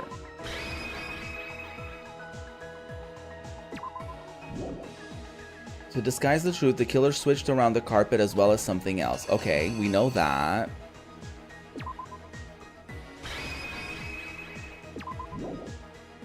Which locker room did the killer move to? Okay. The girls. The killer took something from the other locker room and switched it at the scene of the crime. He put it there.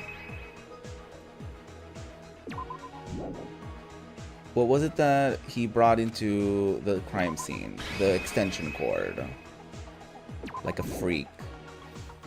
What did he use to disguise what happened? He did he wrote the blood thing. Then he went to the sauna. When the handbook got thrown into the sauna room, what happened to it? It broke. Okay, I think I got it. You!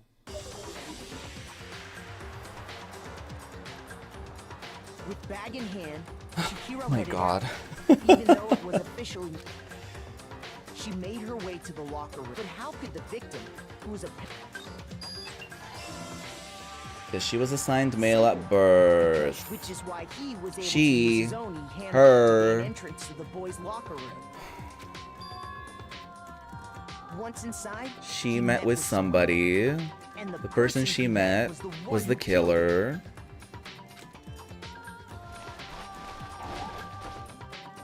Oh no! Oh no! No, I fucked up! No, no, no, no, no. Can I redo it? No! No, no, no, no.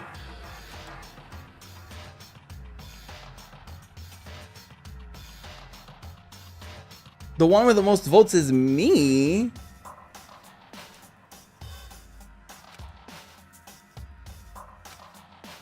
Everyone else gets to be punished. Great. Is this really the end for all of us?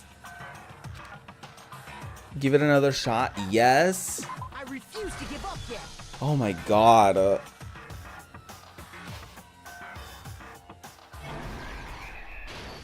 Oh, thank God, it's just a closing argument. Okay, Jesus. Celeste saw Chihiro in the warehouse with a duffel bag, and she had a duffel bag and a dream. The tracksuit. Then she got into the boys' locker room.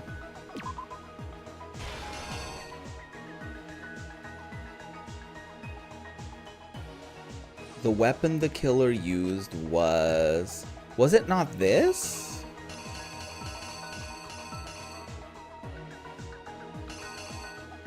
I guess he used the bag?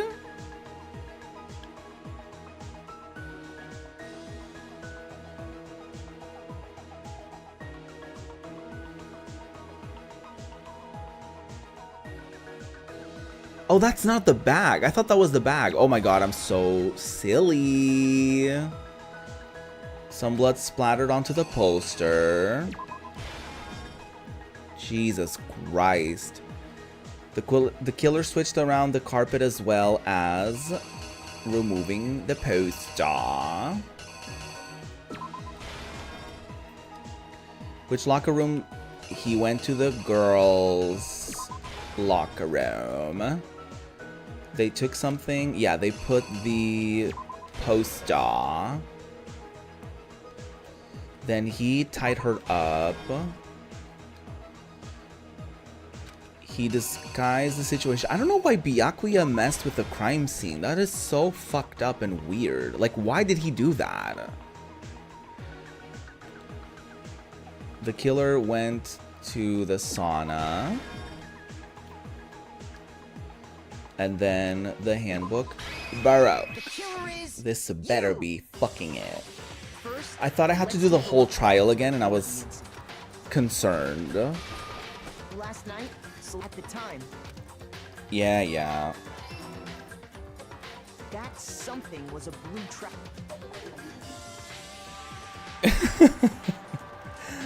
With bag in hand, Was I just testing Oh, he messed it to test Makoto? Why? specifically the boys' lock. But how could the victim, who's a simple, Silly, which is why he was silly. able to use So she did it. once She inside, found the killer who used the dumbbell on her. Seems likely that the killer grabbed the nearby dumbbell, approached the unsuspecting Chihiro. Why did he do that also? her. Splatters everywhere. Bloodstains on the poster and carpeting in the boys' locker room came from.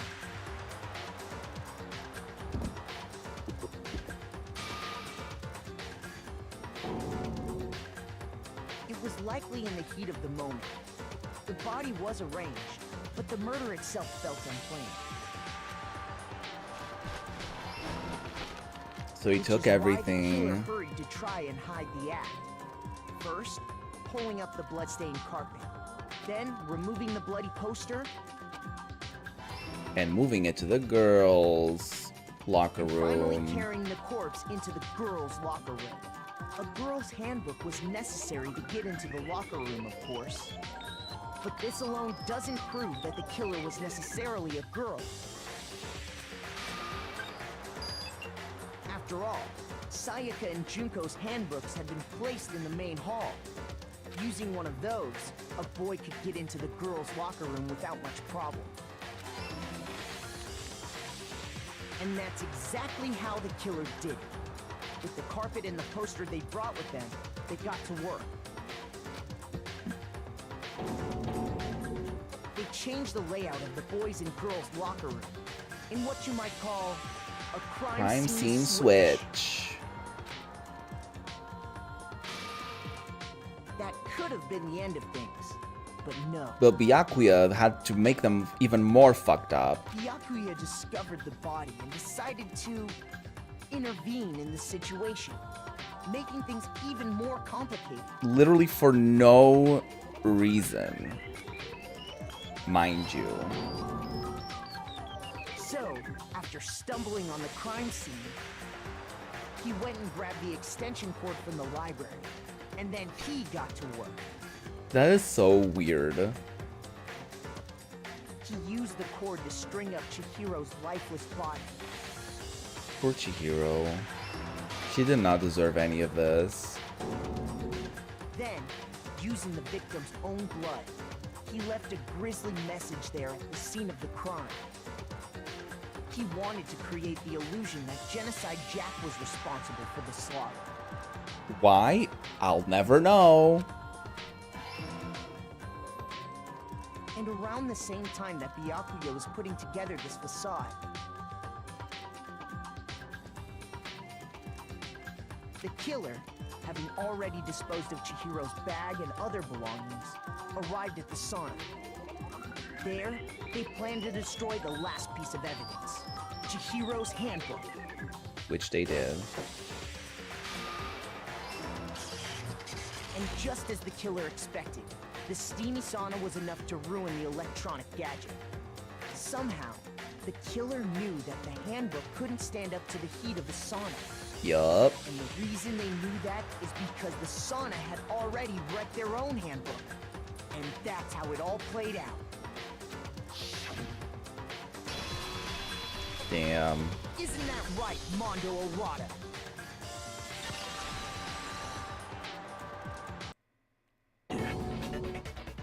Why did he kill her?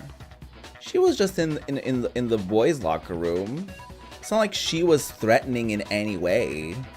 Unless they make this... Unless they add another layer to things, which I... Okay, let me not get into that. This can't be right. Where's your evidence? Yeah, where's your evidence? Let's see the handbook, Mondo. You need evidence. You need proof. Without any proof, you can't pin any of this on him. Isn't there a rule if you damage your handbook, you get executed?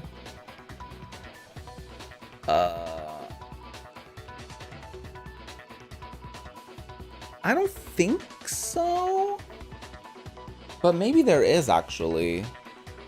I don't know.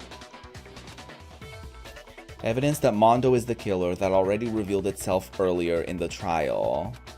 If I can somehow show where Mondo's handbook is right now, once I do that, everything will become clear. A new element has been added to bullet time battles. Absolutely, tell me. Let's talk a little bit about fever time and Nega time. During a bullet time battle, if you press the RB button, Fever Time will activate and the tempo will be forced to its max. At this point, even if you push the buttons at random, you won't miss. So you can push A, Y, however you want to destroy the opponent's verbal assault. But this only lasts until your focus gauge runs out. No, Chihiro was a girl. She was assigned male at birth, but she was living as a trans girl. She was living as a girl, so she was a she. She may have been assigned male at birth because of the genitalia that she possessed, but that does not mean that she was a girl, or that she was a boy, rather. This only lasts until your focus gauge runs out, so make the best possible use of your time. Of course, it wouldn't be fair if only you got access to special time, right? So we've also prepared something called Nega time that your opponent can use. If the opponent activates Nega time during the bullet time battle, your tempo marker will disappear, making it quite a bit tougher to hit the buttons in rhythm. If you were to activate Fever Time at this point, no, never mind, I'm sure nothing would happen. I don't know what I was worried about. Unsurprisingly, if your action difficulty is set to gentle, the opponent won't use Nega time. Well then, good luck and have fun. Okay, so we use the Fever Time when he fucks us up. Got it. Show me some evidence. You're wrong. I won't listen. I refute you. False. Show me some evidence. I won't listen. False. I don't know how to do Fever Time though. I refuse to vote.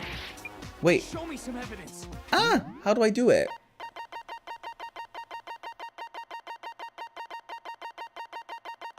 RB button. You're wrong. I won't listen. I refute you. False. Show me some evidence. I won't listen. False. You're corrupt. I refuse to vote. I refute you. False. You're corrupt. Show me some evidence. Oh my god.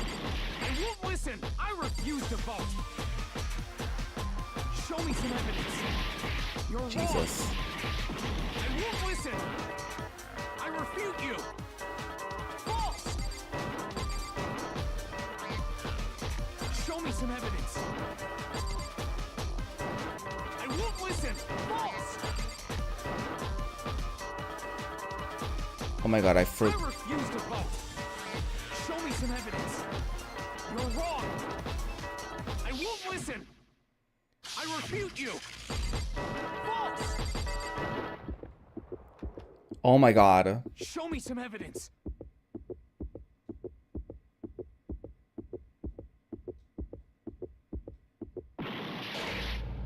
Oh no! Oh my god, I don't remember how to do the last bit. Nobody believes me. Nobody wants to hear what I have to say. No! No. Okay, this stream is running over time so severely. Why would they suddenly turn on me? Is this really the... Let's give it another shot. I refuse to give up yet. I need to look at the controls. Because I forgot about the Y thing. I forgot about all of that.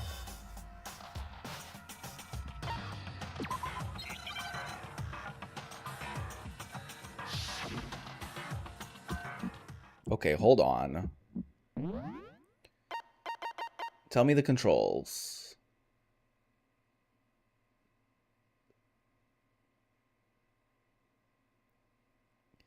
Hey Cash, you're totally linked in. You didn't see the spoil? Oh, that's good. Lock on. Press triangle. Reload. Oh, okay. Fever time. Press the button.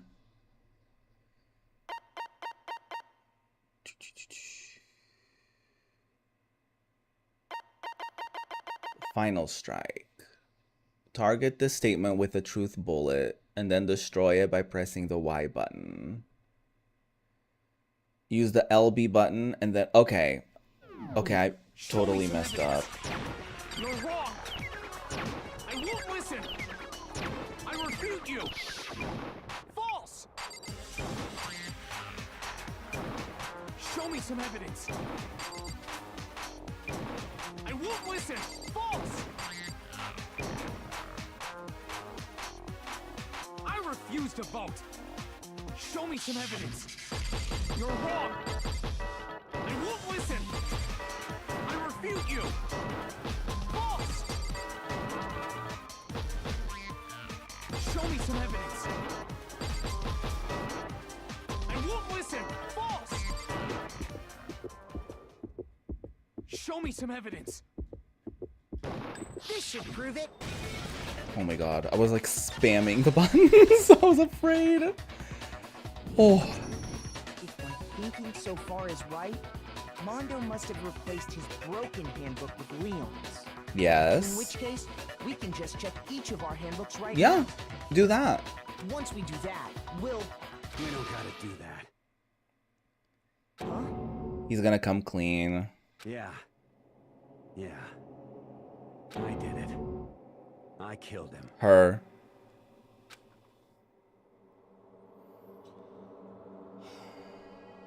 "2010, dude." Oof. What a time for trans representation. I got an A. Bro, what are you saying? I got no choice, man. After hearing all that, I gotta just give up. Go ahead, Monokuma. Get it over with. Thanks, Cash. Ask for the goddamn verdict. Roger that. Wait, hold on! How is he gonna get killed? Is he gonna get like run over by a bunch of bikes or something? No waiting, no holding on. Time for the moment we've all been waiting for. Grab your lever and give it a yank! Who will you elect as the Blackened this time around? Mondo. Will you make the right choice or the dreadfully wrong one? What's it gonna be? What's it gonna be?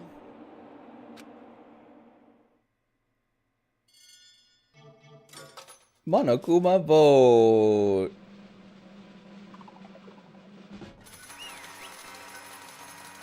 Yay, we got it right. What? Uh-oh, this time it looks like you got it right again. Yes, it is so. The Blackened that killed Chihiro Fujisaki was Mondo Owara. Unbelievable. In case you're wondering, the vote was not unanimous. Kiwotaka chose the wrong answer. Why would he do that? Does that mean he doesn't die because of that? You're treading very close to the danger zone, Mr. Ishimaru. You need to be more careful. I refuse to believe it. There's no way. No way he would kill someone. Sorry. What is this? Why are you apologizing? Why? Why? Why? Why? Why did you do it? Now then. Well, it looks like Mondo's taken a vow of silence, so allow me to explain on his behalf. Actually... The story of the murder this time... No, it's not the story about two men. is the sad story of a man and a trans woman. Oh, but for anyone who doesn't really want to hear it, you can hit the B button to fast forward the text. No, I want to hear it. Anyway, there was once a young boy. Nope, there was once a young girl, and her name, I need to correct this, sorry, and her name was Chihiro Fujisaki. She had an extreme inferiority complex regarding her own lack of strength. You're so weak even though you're a boy. She would hear things like that as long as she could remember, and she couldn't overcome her weakness. On the contrary, she tried to hide and buried herself further and further into that weakness, to take on the fragile form of a petite young girl. She had chosen that as her way out. That's not how any of this works. Now nobody will be able to say anything about even though you're a boy. But no matter how tightly she wrapped herself up in that shell, the inferiority complex had already taken root deep inside of her and was not so easily weeded out. As it turned out, the shell was completely empty. The complex didn't disappear. Instead, it only grew stronger and stronger. I'm weak. Weak, weak, weak, weak, weak, weak, weak, weak. This is the type of shit that people believe are like backstories to trans people. It's like, oh no, she was really strong, so she just pretended to be a girl because she was ashamed. Like, no, that's not how that works. Once the killing game had begun here at the school, she had no choice but to accept this fact. After all, this world is survival of the fittest. If you're not strong, you don't survive. And then the lovely and hateful Monokuma announced the revealing of the embarrassing secrets, which of course included Chihiro's secret, which was not embarrassing at all, which I was more than willing to divulge. Even though she dresses like a girl, Chihiro is a girl. I'm not gonna say that. Chihiro was assigned male at birth, I guess, if we need to say something. Hey, And that was something Chihiro couldn't let anyone find out, no matter the cost.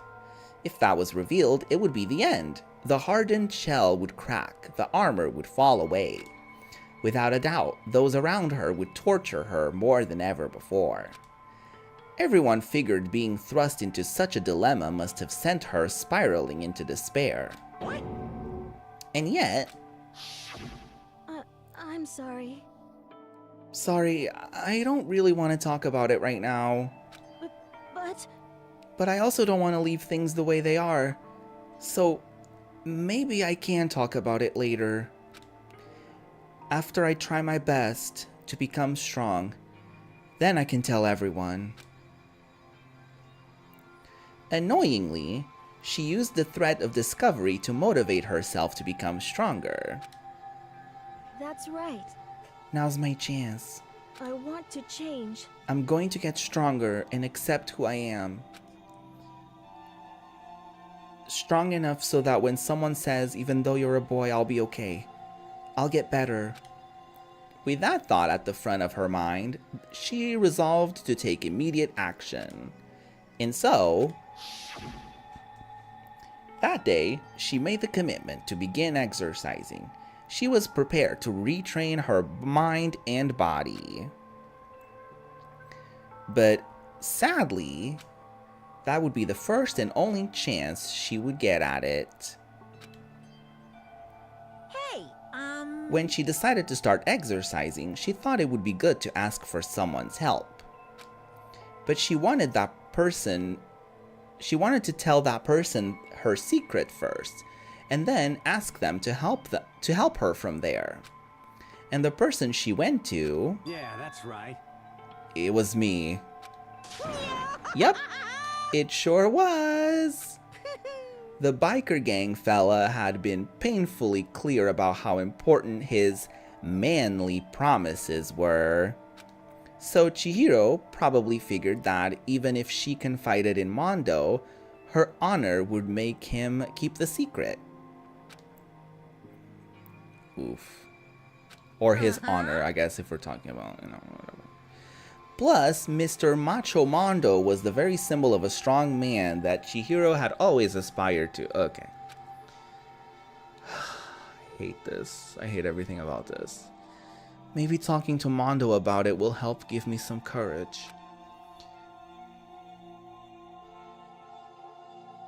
So she went and asked Mondo to help him become strong. She went and asked Mondo to help her become strong.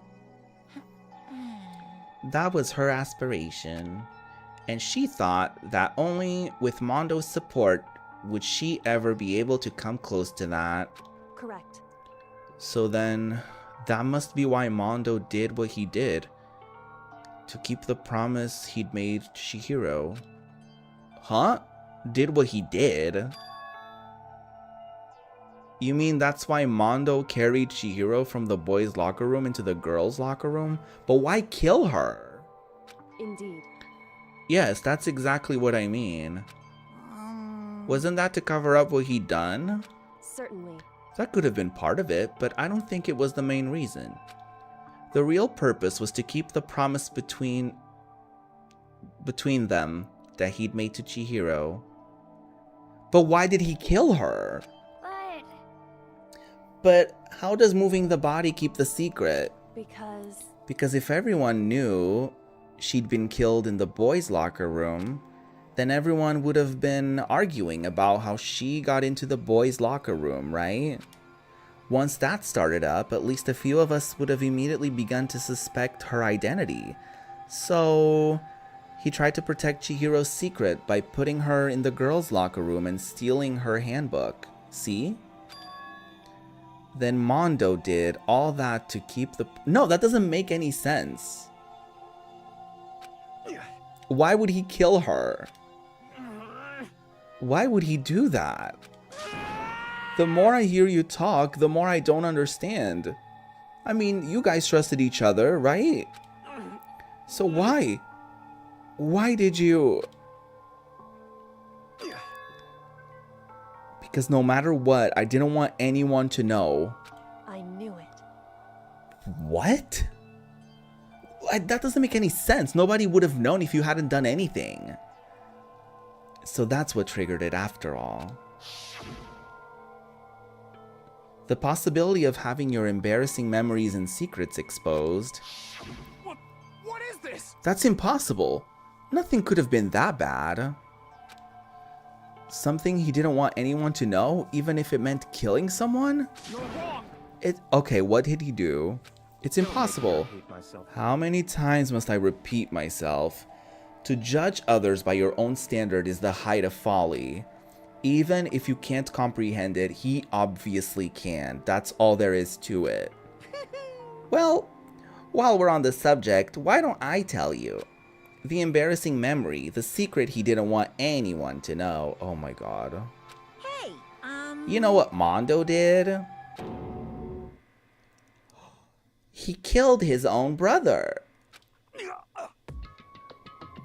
Oh, he wanted to keep his secret. And then he just decided to keep... Okay, yeah, sure. Mondo, the ultimate biker gang leader, makes all the hoodlums and riffraff across the country tremble.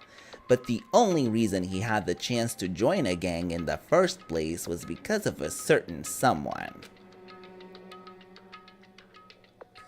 Mondo's older brother, his name was Daya Owada. Mondo had nothing but respect for him.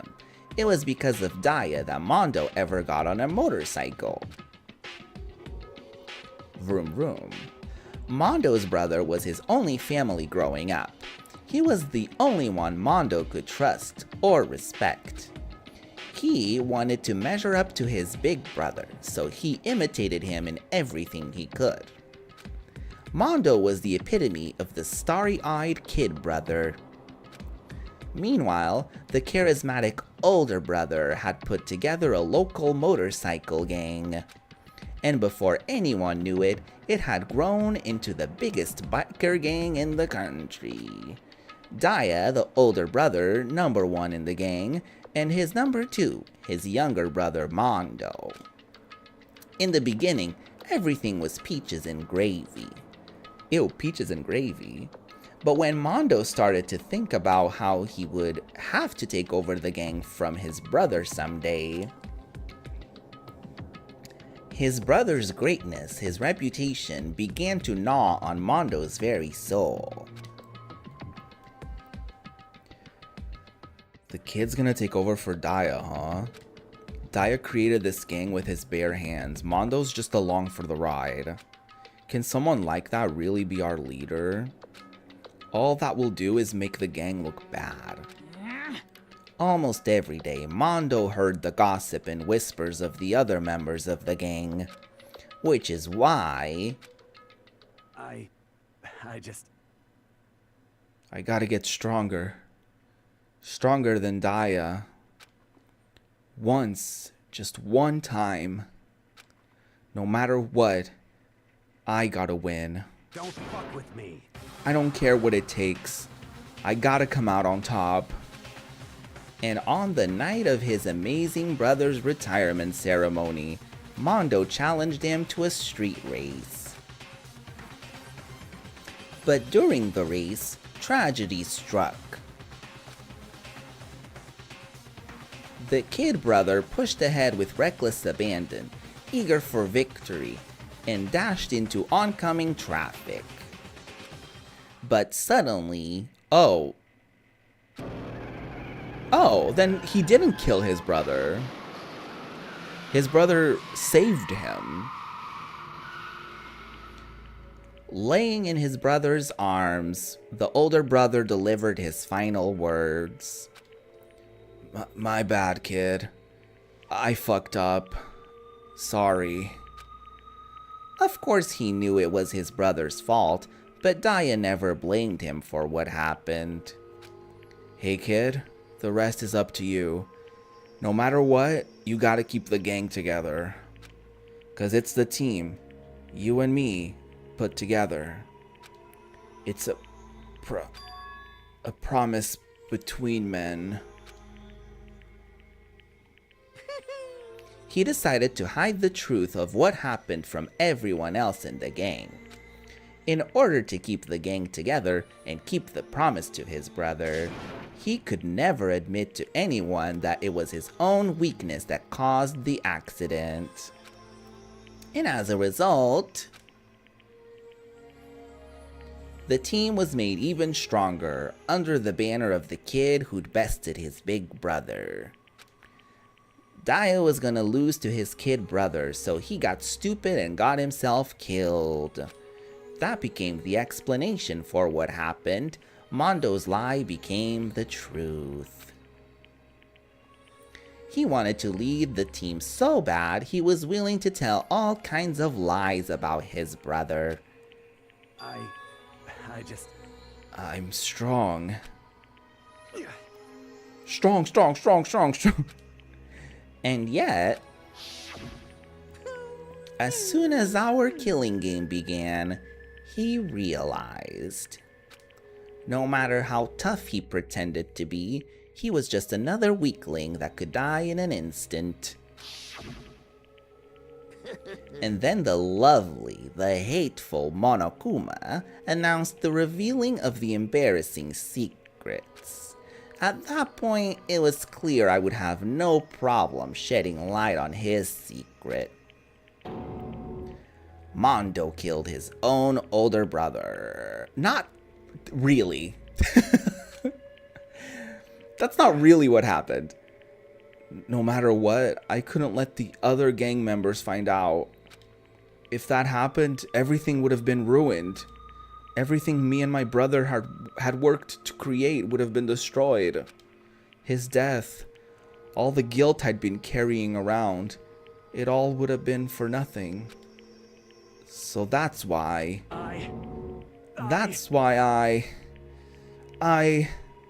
Mondo. After I saw what Monokuma had on me, my head filled up with the kind of fuzzy uneasiness and just started swirling around. I'd never felt anything like it before. I didn't know what to do about it. I wasn't sure what to think or say. But after a while, that fuzzy uneasiness turned itself into a rock-hard lump of anxiety way down in my stomach. And it was right around then that Chihiro asked me to start working out with her. And right there, she told me a secret. Seriously? Jesus. I'm sorry. I'm sorry I lied to you. But why? Why now? Why are you telling me this all of a sudden? Huh? 'Cause I mean, you've kept that secret all this time, right? If anyone find out, you would... But... You're right. But... I want to change. I wrapped myself in lies. I'm weak.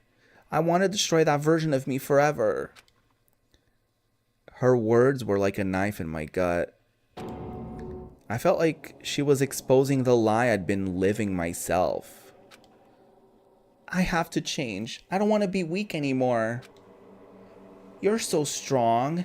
It can't hurt you, right? Whatever secret Monokuma might tell us. Oh. Oof. You piece of... So what? You're saying I should just say it? What? You're saying if I really am, I should just be able to tell everyone my secret? Huh? I was jealous. I was jealous of Chihiro's strength. She had the strength to face her own weakness, to try and overcome it. It was the kind of strength I've never had. So I was jealous of her. And that jealousy broke me. They could have easily made this a storyline of like, I don't know. Even though she was a girl the whole time, she still wanted to get strong and, you know, like all that stuff. But no, they had to do this whole thing about like... Anyways, I don't want to get worked up about this. And that jealousy broke me. What? Are you making fun of me? I'm strong. Are you fucking with me right now? No. I'm not making fun of you. You really are strong, Mondo. I felt like I could hear something starting to creak. Something inside my head. What did she want me to do? What was I supposed to do? Was I supposed to just sit back, let my secret get revealed, and ruin everything? What's wrong? Damn you! Why did you have to tell me all that? Are you trying to rub my failure in my face?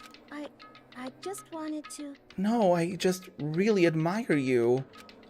I admire your strength. Yeah, that's right. That's right, I am strong. I'm strong, yeah. Strong.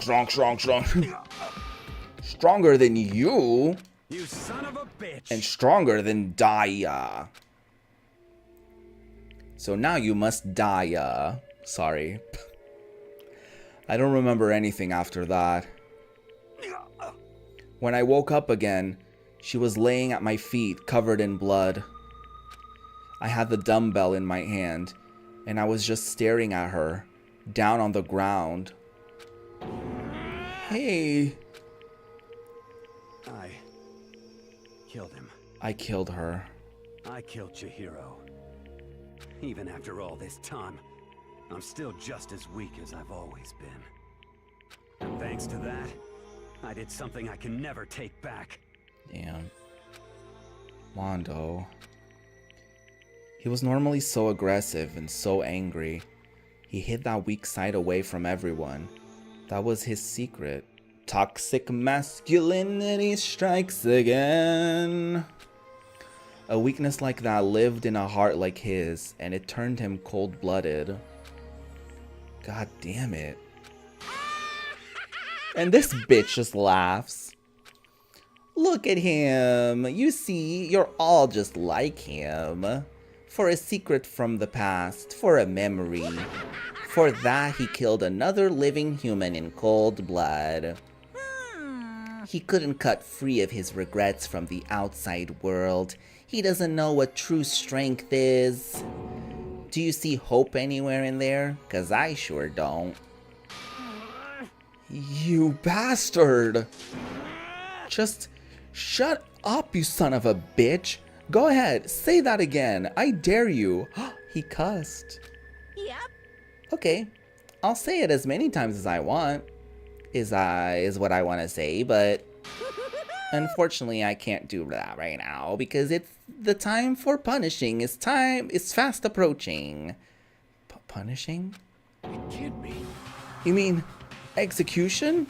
Well now. That's what I promised you, right? The blackened that disturbs the peace will be punished. Ridiculous. Hold on. Now then, I prepared a very special punishment. Okay. No, wait. Let's give it everything we've got. It's punishment time. Okay. I said wait. Oh, Mondo. Sorry, dude. Sorry, man. Couldn't keep the promise we made. From one man to another. Ugh. Let's let the toxic masculinity die with Mondo, please.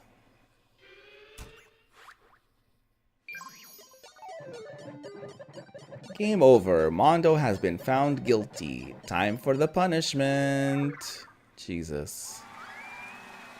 I'm worried. I don't want to see this.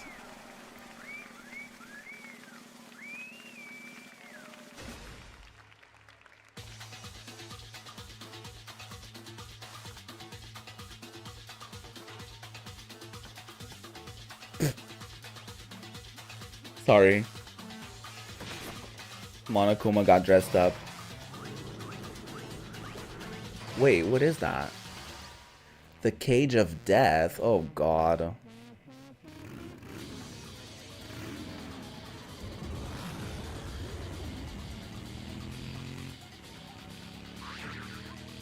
Boing.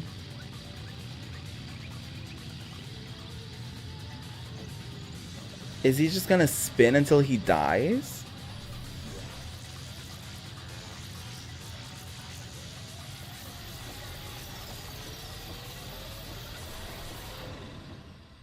Did he just explode?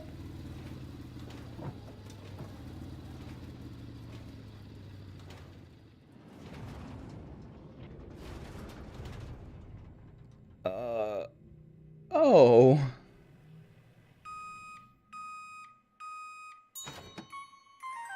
Ew.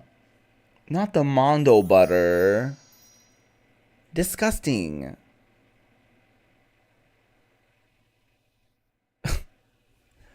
That was wild. Laugh at death and your soul will forever be at peace. It can't be. My brother. Another murder and another execution. I want to feel again. Everyone's lives are taken so lightly here. I feel like I might be going mad. Maybe I'll just let it happen. Oh, I feel bad for him. Ew, Fabs, no. Well, yes, I love pancakes, but not with Mondo butter. Aw, poor Taka. As Taka's sad screams invaded our skulls, we were each forced to realize once again. But he, of course he had to. What a disappointment. Byakuya, shut the fuck up. This is the end of the game. Byakuya? What is this? You're completely insane, you know that? A game? One of our friends is dead, technically two. Do you realize that? Naturally. Of course I do, because this game is life or death. Hey, I don't have anything to say to you. I don't have a response. Except that however, I just don't understand why. Why did you go out of your way to disguise Mondo's crime? What? Why? Isn't it obvious? Because it made things more interesting. Dude, you're a psychopath. His voice was calm, emotionless, like the voice of death. It chilled me to the bone. You know the order of deaths for the whole series? That's amazing. Please don't tell me any of them. Last night when the murder took place, I was in the library as usual. Honestly. So you ignored the nighttime rule too. That rule never mattered to me. I don't recall agreeing to it. There is nothing to Well, be done. I don't particularly care. Please continue. The night grew late and I decided to return to my room, which is when I stumbled upon him. I spotted Mondo coming out of the girls' locker room. After he'd gone, I looked inside and I saw the corpse. What? You mean you actually witnessed the murder? He was such a fool. He didn't have the slightest idea that I'd seen him. Well, So you're saying you knew who the culprit was from the very beginning? That's right. Indeed. But if that had been the end of it, how boring would that have been? I mean, what a waste of time to have the answer revealed right at the beginning.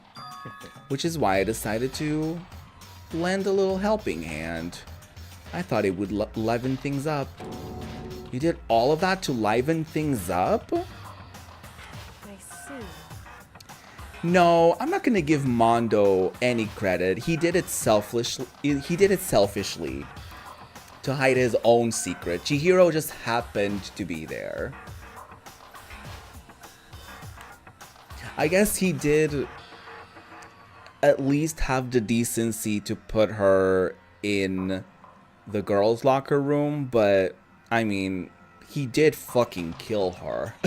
So, you know, can't really redeem himself by being like, you know, let me at least put her in the correct locker room. So, after hearing about Genocide Jack from Toko, you decided to use that to create the fake murder scene? But damn, man, if we hadn't figured out who'd really done it, you would have been dead too, right? Well, obviously I would have revealed the truth before it reached that point. Of course. Byakuya turned and looked me in the eye. I could feel his sharp eyes piercing into me.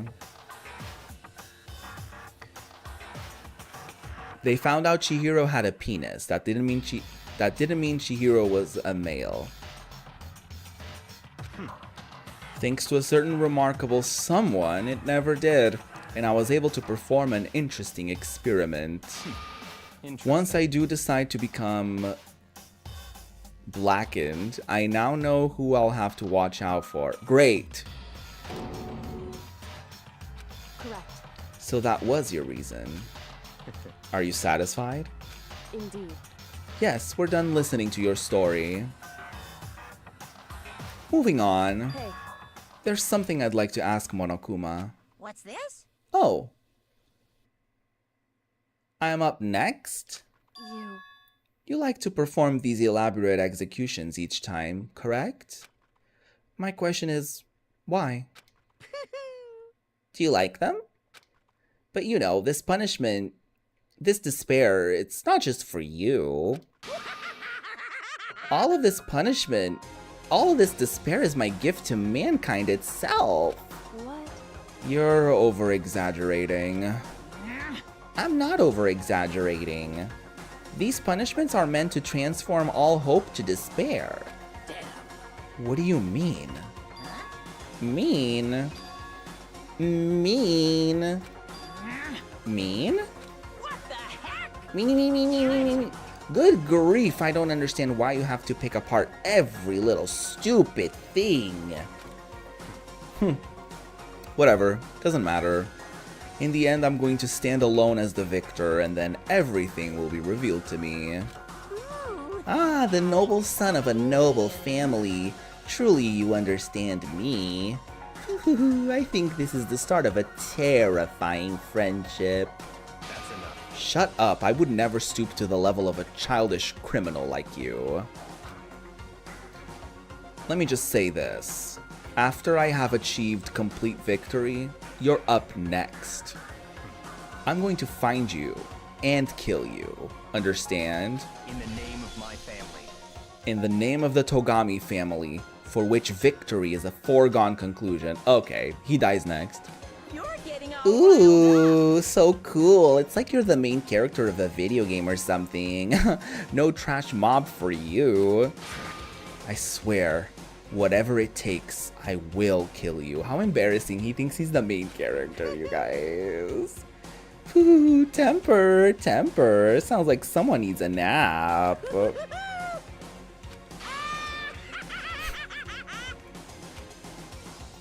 He's so annoying.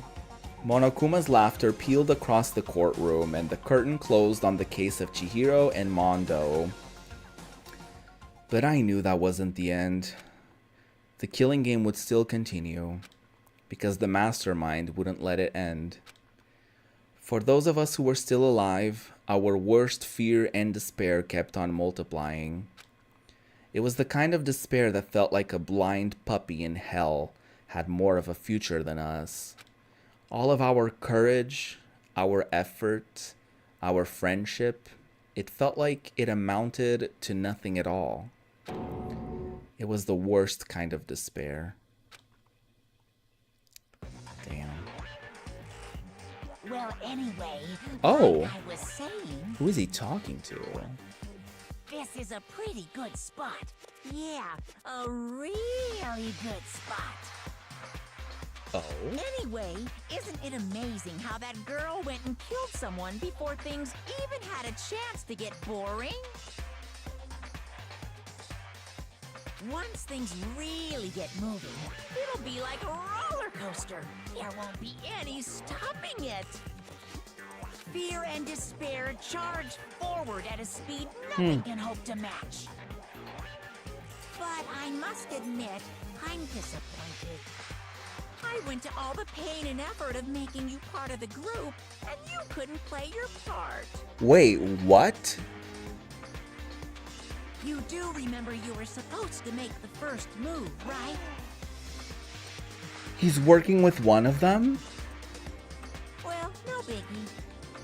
Nothing we can do about it now, so just do your best to make things more exciting from now on, okay?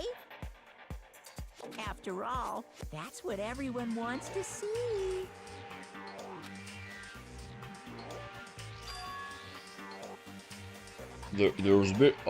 This is the distorted voice. There's one thing I'd like to ask you.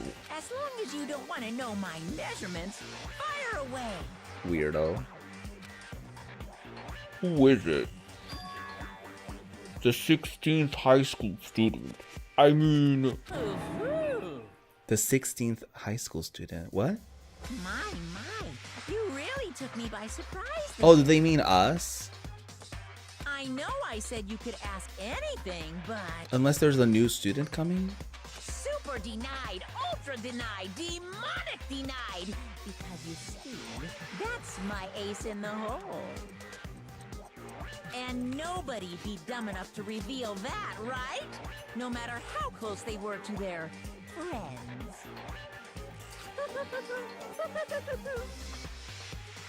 Oh no. So there's a mole in the group. Somebody's working with Monokuma. Oh, that's why it was called Boy's Life of Despair. Gross. 10 students left.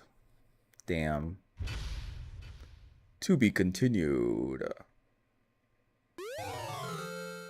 Yay, I got the crazy diamond present. Jesus. All right, y'all. Thank you so much for stopping by today's stream. Today's stream went so long. But time flies when you're having fun, doesn't it? I hope that you enjoyed the stream.